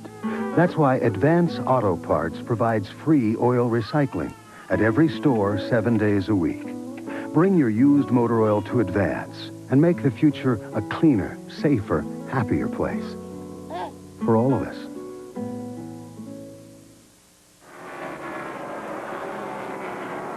Less than 50 laps to go at the Charlotte Motor Speedway, live with the Coca-Cola 600 on TBS. This one in the hands of Rusty Wallace. If he could win, we've seen this before where Roger Penske's teams have won an IndyCar and a Winston Cup race on the same weekend, but this is the biggest weekend in motorsports. Penske's driver Al Unser Jr. already won the Indy 500. Rusty may make it 2 for 2 here today at the Charlotte Motor Speedway in midnight. Now, our friends at Pocono Raceway want us to tell you about the UAW GM sweepstakes. The UAW GM Teamwork 500 is coming up on June the 12th there, and you can get involved in a special sweepstakes that has $1 million prize money and some VIP trips available too. Apply for a racing MasterCard at 1-800-937-POCONO. That'll automatically get you into the sweepstakes, or send them a card at Box 7813, Melville, New York, 11755 is the zip code. You can get involved. We'll be at Pocono for their second event this year in July. We're looking forward to that. We're getting down to the end here. A lot of teams planning their strategy for the last few laps. Randy Pemberton is standing by at Jeff Bodine's pit. Well, Paul Andrews, crew chief for Jeff Bodine, coming down off the box for me. Paul, if you don't catch a caution, when will you pit? I know you're closing in on him right now. Yeah, we're getting pretty close. We'll probably stop about 20 laps to go. We'll see what happens, though. Will you change any tires or just gas and go? I don't know. We'll see what happens. We really haven't decided completely yet. Okay, Dick Berger, what are they going to do down there with the 24 car? Well, I'm with Ray Abraham. Ray, what will you do on your next pit stop? Well, we're not sure. We're going to have to watch and see what the leaders do. We'll probably just end up with a gas and go, but we'll just wait and see what they do. You know, if a yellow comes out, it'll change everybody's strategies, but right now nobody can make it, so we're just going to have to see. We're going to let Rusty's crew chief make that decision. He's strong enough to win. Right now it doesn't look like it, but I think if we can adjust on the car and if it comes down to a shootout, you know, Jeff Gordon with 10 laps, I'll put money on him. 537 miles in the rearview mirror as we get down to the side this Coca-Cola 600 for the 35th time as Wallace stays in front, but Wallace's lead is dwindling. Wallace's lead is being eroded as Bodine continues to clamber back into this thing. With him comes Jeff Gordon.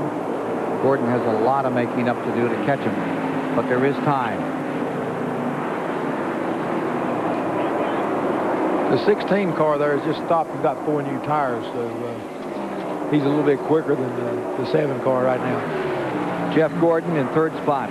He finished second here 1 year ago, and he says he learned a valuable lesson. Well, you know, when you get here, towards the end, it's going to be at night, and last year I found myself in a position where I had to run really hard to run second, trying to run down Dale Earnhardt for the win. But I'm going to run awful hard. The thing is, you don't really need to run real hard at the beginning. You take it easy, save your race car, save your tires, and wait for that perfect pit stop there towards the end to dial that car right in.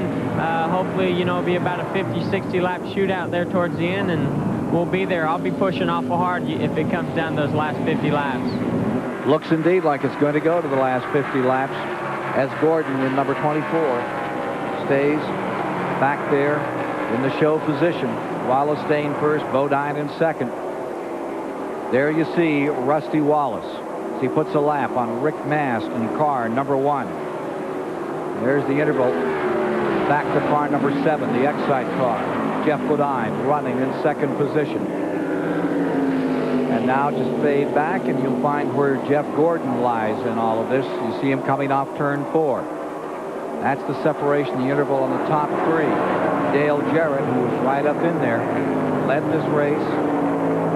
He's fallen further back. He's in 4th position. Here's Gordon. Caution would certainly make it. It would make a whole different race out of it. It's going to be a different race even if they stop in the green. But I think everybody's just trying to make time right now. They, like I say, they all been talking about, hey, that's what we're going to do at the end of the race. Now they got to settle down and say, what are we going to do? We're going to have to do it now. They're all going to have to start producing. Fourth position. R18. Here's 28. Ernie Irvin in fifth. Let's not forget that Ricky Rudd has had a great night, and he stays just behind him. Harry's still in the same lane, buddy. Right. He's still digging. He might be the last one, Earnhardt, but he's still there. Looking for that 10 car, Ricky Rudd. There you have him in 6th spot.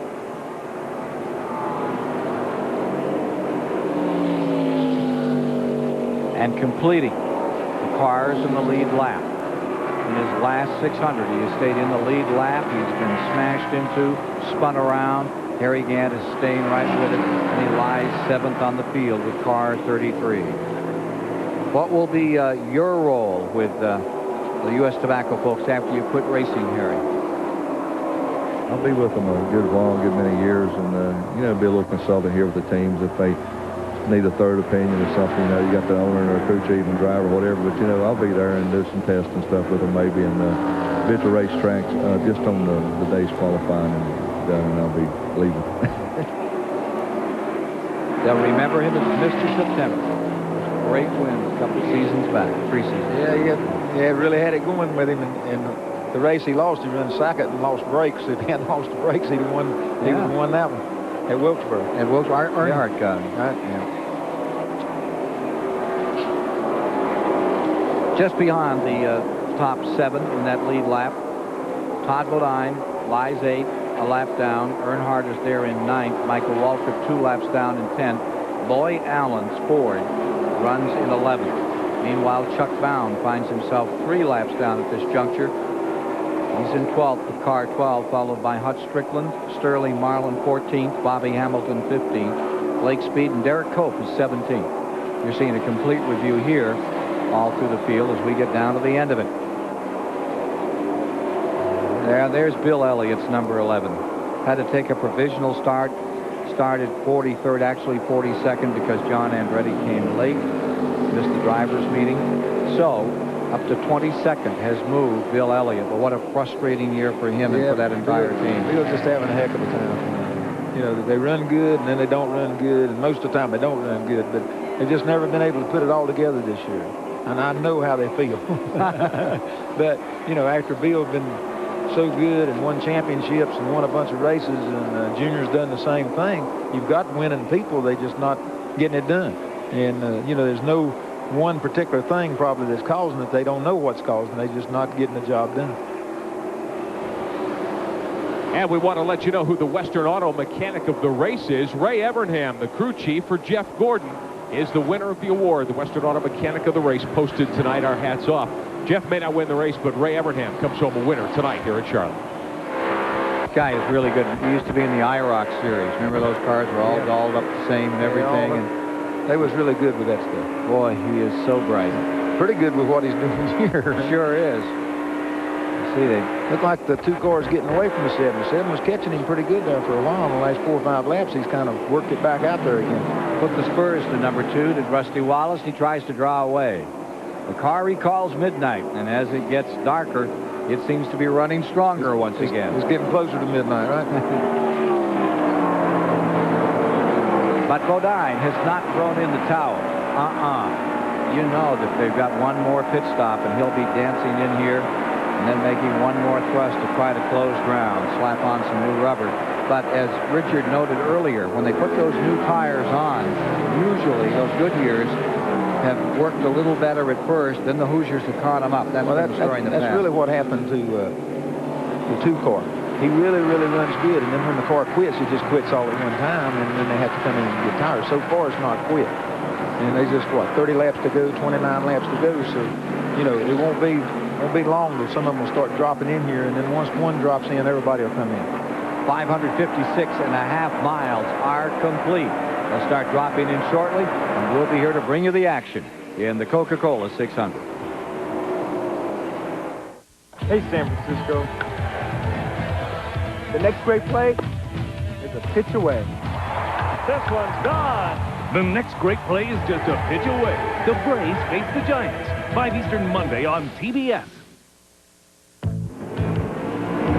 People ask me to endorse the strangest things. A green recliner? Not much of a sitter. I like going fast. 68 Shelby, and there's only about 300 and some odd made. This car rips. Pure oil now. Keeping them up's half the fun. They all get Pure Later filters. Pure oil later. I snag them from the track. Legends live. Pure Later. Pure. So, my best friend is working like a dog to clean his car. With dish soap? Hey, you washing your dishes or your car? Look what Spot's got for you. Yeah, Spot and Wash.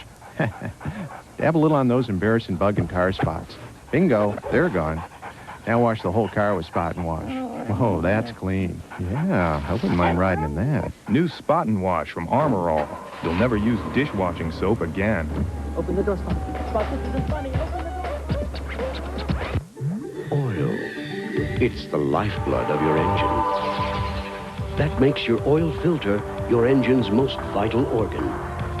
That's why Fram keeps going the extra mile to make the best protection even better. The Fram Extra Guard oil filter. Unique glass fiber paper stops more dirt than any other filter for the best protection ever. Fram Extra Guard. American or import, it's an extra lease on life. This is the showroom where we sell the most Ford trucks. It's called the real world, and the only salesman is the truck itself. In fact, our trucks have sold so many people on Ford, we have more repeat buyers than any other truck, which isn't surprising. Because at Ford, we've always figured that if you make a habit of building better trucks, people will make a habit of driving them. Ford F-Series. For 17 straight years, the best-selling trucks are built Ford tough.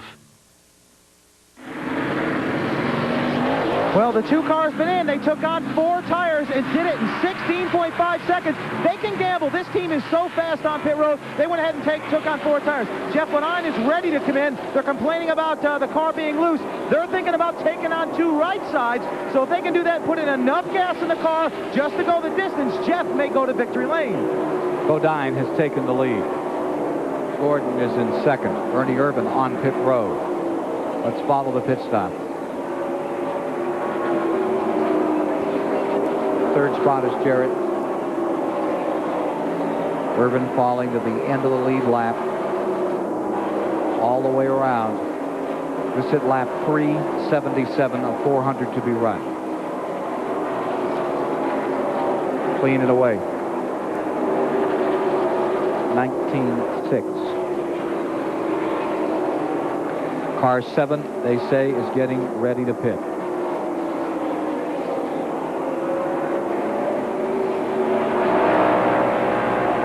Board with Jeff Gordon. Here comes Jarrett. Dale Jarrett currently in third on pit road. Third of the leaders. 7 cars in that lead lap making their pit stops now. Well, they're doing it good for us. They're doing it one at a time when we watch them, you know. Hutch Strickland has pitted. He's back out again. Travis Carter car. Here's Randy. Well, Dale Jarrett is in. They've already done the right side tires on the Interstate Chevy. Same thing for him. They've just radioed to Jeff Bodine. They said, come on in this lap. So Jeff Bodine is also going to take on 4 tires, it appears. They wanted to leave him out and see if he can catch a caution. A little over 18 seconds. Now Jeff Bodine rolls in the X-side Ford. It's the right side tires going on. It surprises me that one team doesn't try to take on just 2 tires and give enough fuel, but evidently they need at least 2 cans of fuel, so they might as well go ahead and change the lefts. Pretty good stop so far on the Bodine car. Left side tires are on. They're tightening the lug nuts. Jack goes down. He's out. 17.9.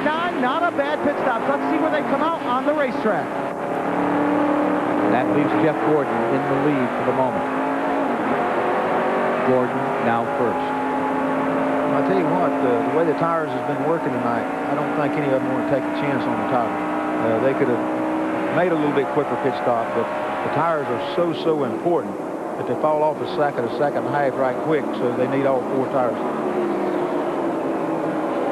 Here's Gordon coming onto pit road. Gant should be coming in shortly.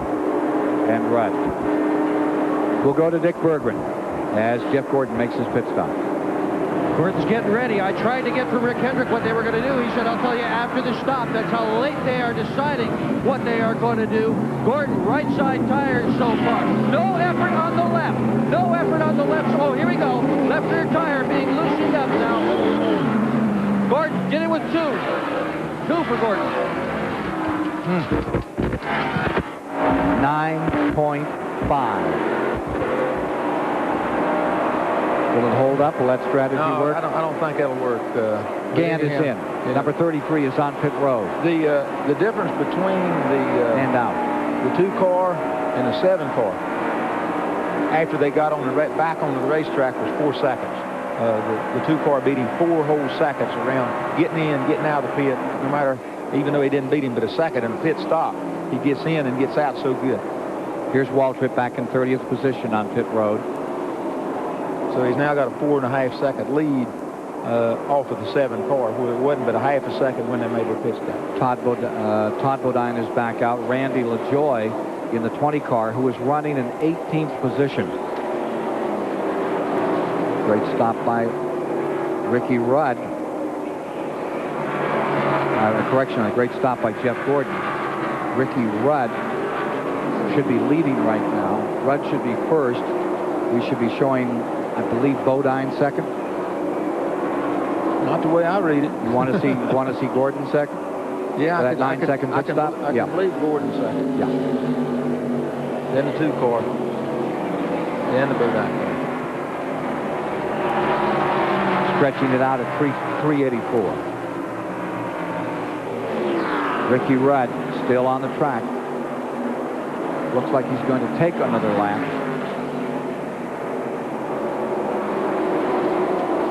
Ken Schrader pitting. Remember, he had trouble early in this race. He looked really strong through those final practice periods, but in the race game, it was not to be his. He's running in 24th. Interval, first to second, stands at 14 seconds. The average speed is at 138.5. The interval from second to third is 2 seconds. That's where the race is going to come down to.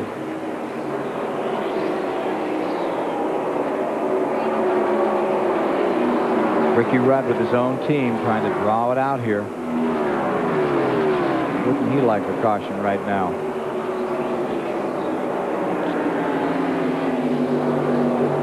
Man, he's not got a lap lead, so it really wouldn't be that big an advantage for him. Except everybody probably stopped and get new tires, so right. Here's Rudd, who started 13th on the day at lap 386.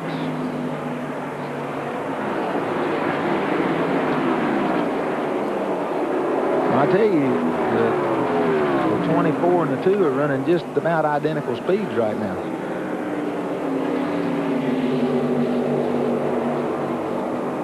A couple of Goodyear cars back there in that second and third position. Here's Rick Benjamin. Well, Ken, we're watching my candidate for the Liquid Wrench Slickest Move of the Race Award, Ricky Rudd, waiting. He's leading with 13 to go. He's put off his pit stop, hoping for a caution if it pays off for the driver of the Tide Ford, the number 10. He could well go to victory lane here at Charlotte with that slick move. First to second. And got it down to 11 seconds. What was it, 13? 14. So they are closing in on Rudd. Well, he stretches it to lap 387. 388. 388 on the board now as they come by. 12 to go. Kenny Wallace is back in for Felix Sabetis another time. Riding with Jeff Gordon in the DuPont car. He's doing good, man. Isn't he doing well? No, I mean, really, he's holding his own with against the 2 car, and the 2 car's got 4 new tires, so doing pretty good right now. I think it'll catch up with him, but so far it's not. Jeff Gordon lies second. Getting down to 10 to go as Rudd, call it risky business for Ricky Rudd as he stays out there, up behind Harry Gant. 10 to go this time by. With Rudd first, Gordon second, Wallace third, Bodine fourth, Dale Jarrett, Ernie Irvin, 7th is Gant. Those are the cars in the lead lap. Todd Bodine in 8th, 1 lap down. followed by Earnhardt 9th, and Michael Waltrip in 10th. Give Michael Waltrip a Purple Heart for his effort tonight. That interval, which was 11 seconds 2 laps ago, now it's 8, Richard, between the leader, Ricky Rudd, and Jeff Gordon. Cuts it down some more at 7-9 now. Okay, the 10 cars shutting her down.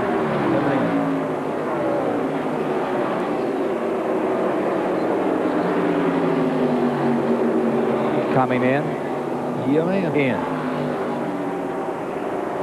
Let's go to Randy. Well, the Tide crew waiting for Ricky Rudd to bring his Ford down pit road. Ricky has called. They've calculated what they need. They need 3 seconds of that fuel can stuck in the nozzle. That's all they need. 3 seconds, they can go the distance. They're going to blow off tires. No tires. Here we go. 1 1,000, 2 1,000, 3 1,000. There goes Ricky Rudd. 2.8. They try to hold on to something here. Jeff Gordon into first. Wallace to second. On board with Jeff Gordon as he comes back. Jeff's done stretched it out a little bit off of the 2 car.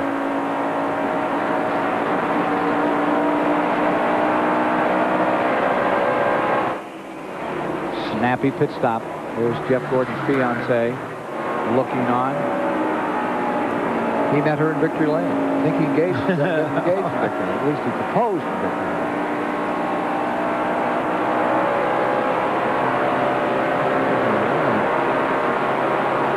So in that shakeout, Gordon takes first.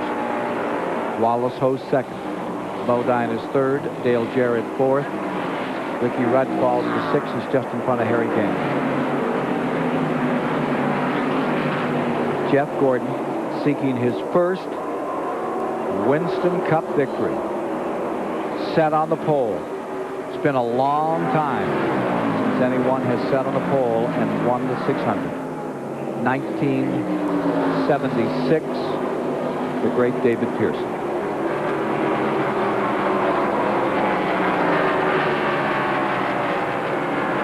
Jeff Gordon, Pittsboro, Indiana. Well, Jeff's done stretched it from 2 seconds to 3.2 right now, so he's really just outrunning the 2 car.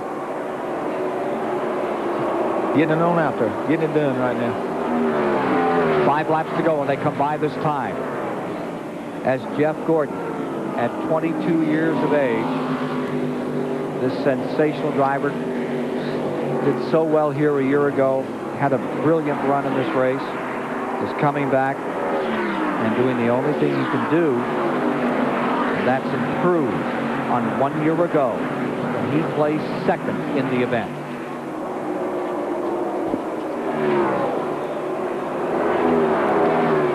Five to go. Putting a lap on Harry Gant, 7th place competitor.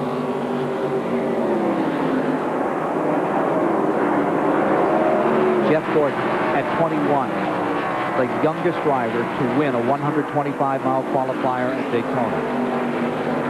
And the first rookie to win one of those 125 since Johnny Rutherford in 1963. Here tonight at Charlotte, North Carolina. Make no mistake about it.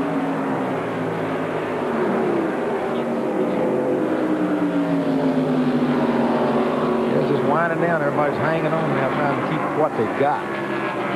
Rusty Wallace stays in that second spot. Unless fate deals a different hand. Yeah, it will, because Rusty's fading. He's getting beat like 15 or 21 hundredths a lap right now. I think he's just sort of settled in. Wallace staying second, Bodine in third. Around Earnhardt and away from him. 600 wins in 15 years of racing, and he's 22. 2 to go. 2 laps remaining. Youngest winners over the years, Donnie Thomas at 20.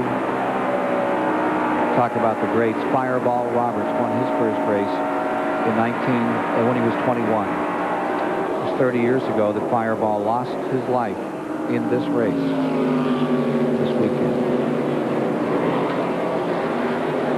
Bobby Hillen was 22.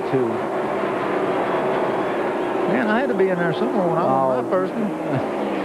They don't remember back that far. Okay. White flag. 1 to go. Coming around the Daytona 500 winner, Sterling Marlin. Looking up, Jimmy Spencer just in front of him. Boy, this is a moment. He's dialing along. Set on the pole at 181.439. He will become only the 5th driver in 35 years to win the Coca-Cola 600 at Charlotte, North Carolina from the pole. Checkers are out, and they are down, and it is Jeff Gordon victorious this evening on this Memorial Weekend at the Charlotte Motor Speedway. Now it's all another You're in good company. No, they did the right thing. I wouldn't have took a chance on it, but they did. Earnhardt up to congratulate him. He's shaking his fist at him. No, not really. He'll race you hard, but he'll tell you when you did a good job. And Gordon did it splendidly. I think everybody knew that he was going to win, just didn't know when. Well, it's happened here. In this major race of the season, the Coca-Cola 600 belongs to Pittsboro, Indiana's Jeff Gordon with a sensational run in the 35th annual Coca-Cola 600. Napa, we're the most complete source for auto parts, and all Napa parts are backed by a nationwide warranty program. No wonder more Americans trust Napa to keep their vehicles running.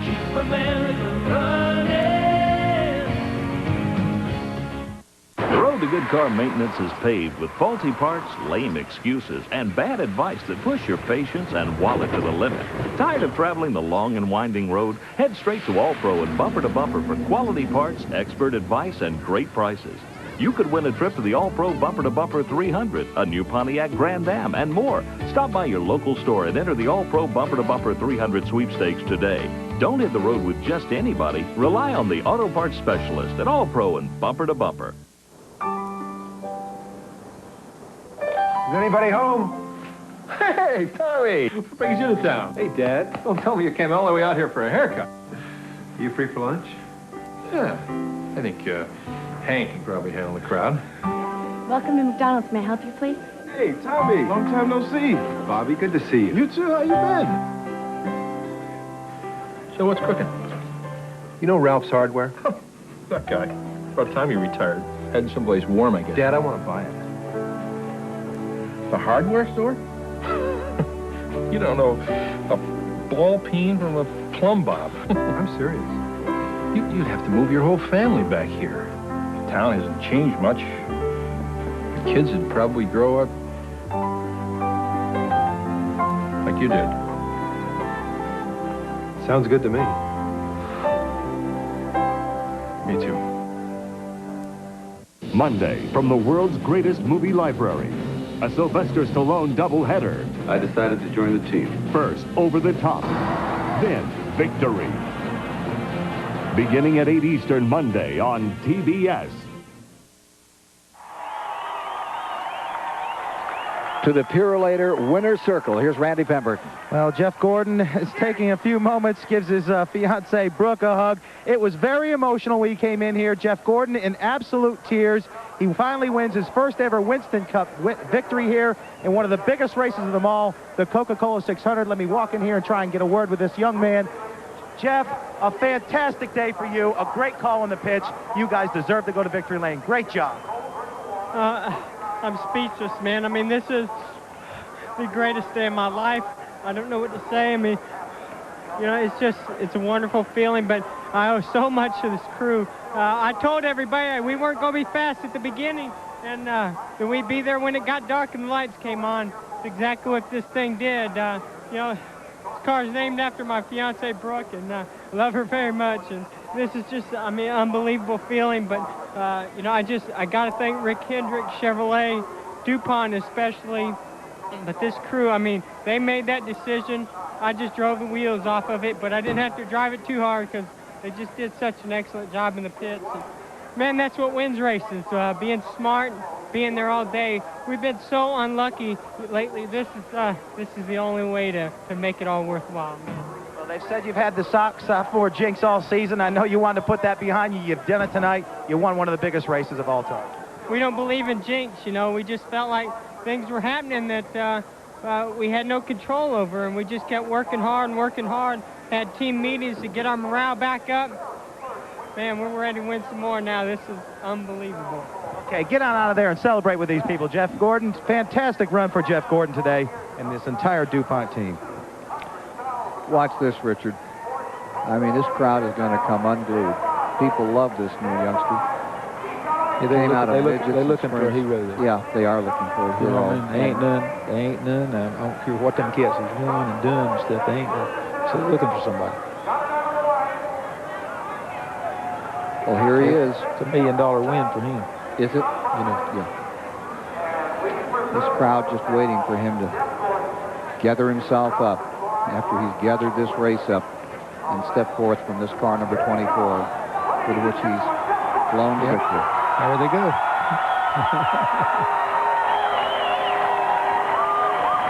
Yeah, I think he's in a situation where nobody was pulling against him. They might be pulling for their favorite driver. I mean, like an Earnhardt fan, but they say, well, Earnhardt ain't going to win tonight. Let's jump on this kind of deal. And a lot of times that's what happens, and probably what happened a lot tonight. 122,000 people, plus what was in the infield, paying their respects to a 22-year-old youngster originally out of California who simply loves to race. Let's meet the man he beat tonight, the great Rusty Wallace. Rusty, you were looking over your shoulder at him. What happened in those last laps that you couldn't close? There really wasn't nothing that happened. I mean, the car was really fast, but he put 2 on. We never dreamed he'd do it, you know. We never considered him, to tell you the truth. We were racing a 7 car. We put 4 tires on, went out, and our plan worked good. The 7 car took 4 tires, but he put 2, and I really thought I could run him down and catch him, but I couldn't do it. The car ran flawless. It was perfect. It was real strong all throughout the day. Pit stops were great. I'd like to congratulate Alonso Jr. and the whole Penske team for the Indy win today. I was thinking about that thing about the first 50 laps. It was wonderful, a neat deal. But I'd like to thank Miller, Mobile, Goodyear, Bosch, everybody. I mean, we had a great run today. I told everybody this morning that the car was super strong, and I believe we led so many laps today. It was unbelievable. So we gained a lot of points, and we didn't win, but I tried to. And you had a good, strong run with Earnhardt. Yeah, I guess so. You know, he was trying to keep his lap back and get his lap from me, and he was burning his tires up, and I was burning my tires up trying to get around him. But, hey, all in all, 600 miles is a long way. We had a good run. Just like to thank the entire Team Penske. Everything went great today. Rusty Wallace keeping his chin up. Rick Benjamin.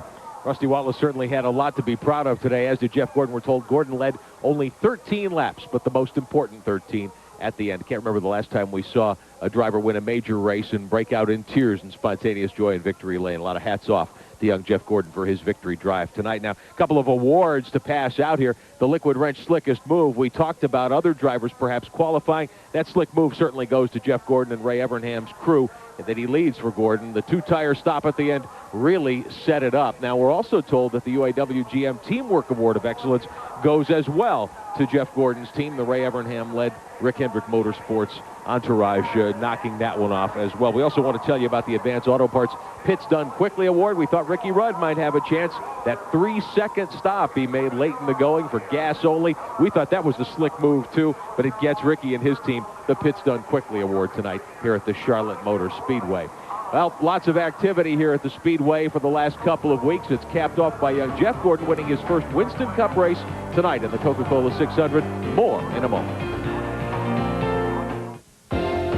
The Coca-Cola 600 on TBS has been brought to you by Avalon Formula 3 Motor Oil, by Napa Auto Parts, by Miller Genuine Draft, by Kellogg's, and by Allied Signals Autolite Spark Plugs. Every day, we all find a way. A promise made, a promise kept, giving in our best. Napa, we're the most complete source for auto parts. And all Napa parts are backed by a nationwide warranty program. No wonder more Americans trust Napa to keep their vehicles running. We keep America running. We keep America running. Hey, you know my crew spends hundreds of hours building those 5,000 horsepower motors. I can explode one in 5 seconds. And when that happens, nobody eats. That's why my guys won't run anything but Fram fillers. You know, Fram gets the nasty stuff out of the oil, so I can go to the other end with my candles lit. And you know, that's in about 5 seconds, nearly 300 miles an hour. You can look at these guys and see they eat pretty near every day.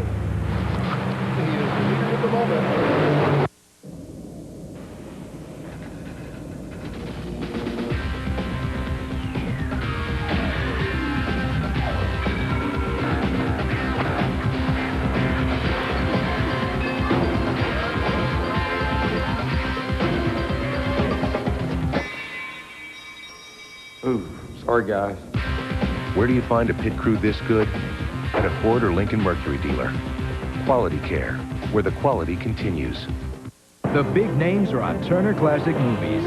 The new channel with the greatest movies of all time and no commercials.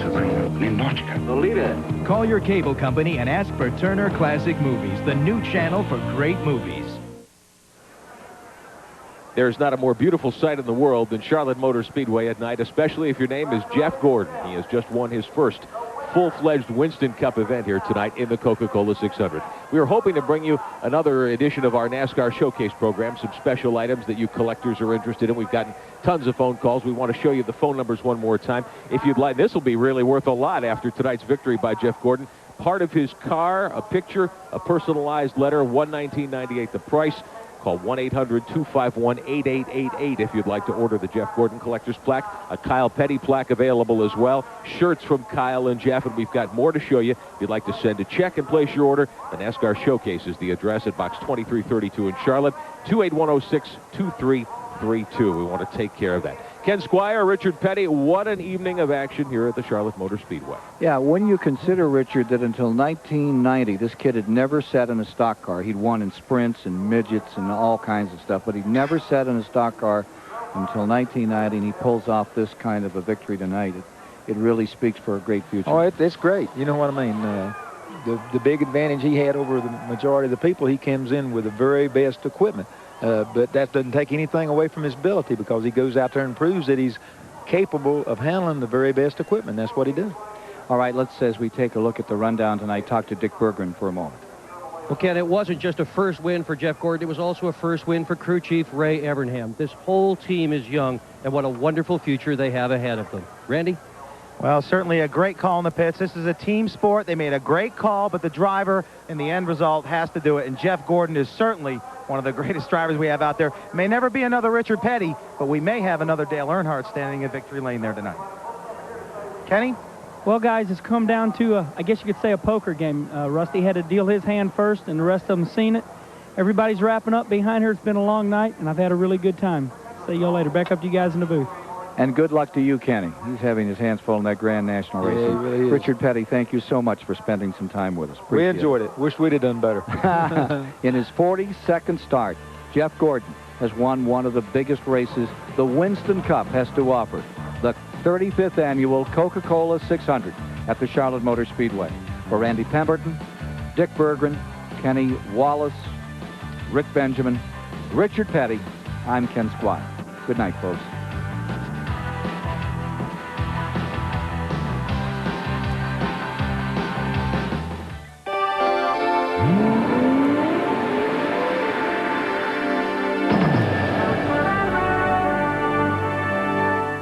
Monday, from the world's greatest movie library, a Sylvester Stallone doubleheader. I decided to join the team. First, Over the Top, then Victory. Beginning at 8 Eastern Monday on TBS. I bought my car new in 1970. I drove a hockey team a 190-mile round trip 3 times a week. Haviland Formula 3 from Texaco. I took good care of it. And when I reached 300,000, I thought, I've got to be a pretty good car. No other leading motor oil offers more complete protection to help your car run better, last longer. Secret to long life is regular maintenance for me and my car. Haviland Formula 3. Why add just any motor oil? Add more life to your car.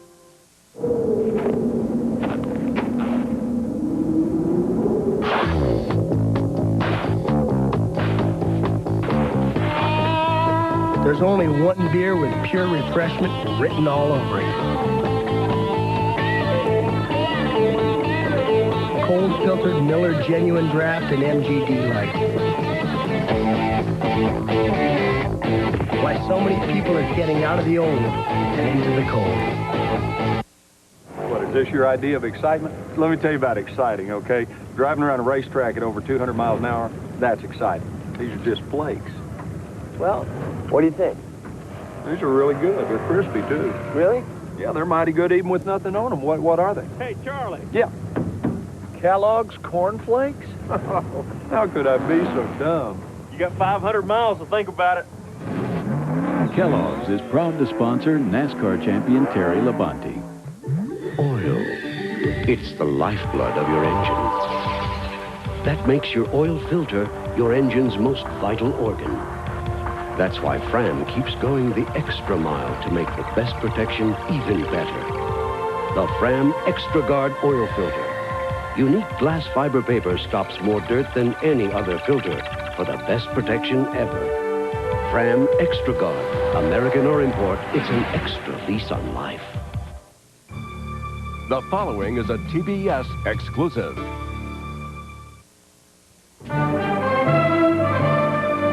Step on the gas and hang on tight. Explorer shifts into high gear for a ride on the wild side of adventure. Explorer Extreme. First, hurtle at 125 miles per hour into the hazardous world of offshore racing. In this sport, you only have one chance to get it right, and your first mistake could be your last.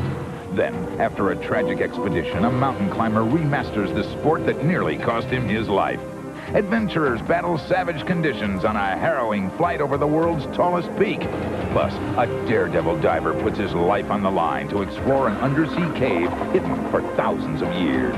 These stories and more, plus an all-new Explorer Journal, next on National Geographic's Explorer Extreme.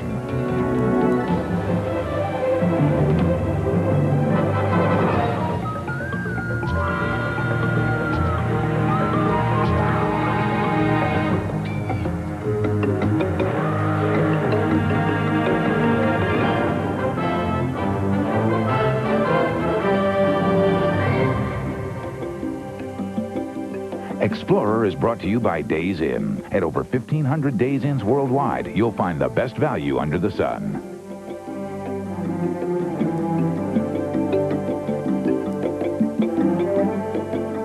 Hello, and welcome to our show. This week we're going to meet some explorers of the extreme. Now, not many people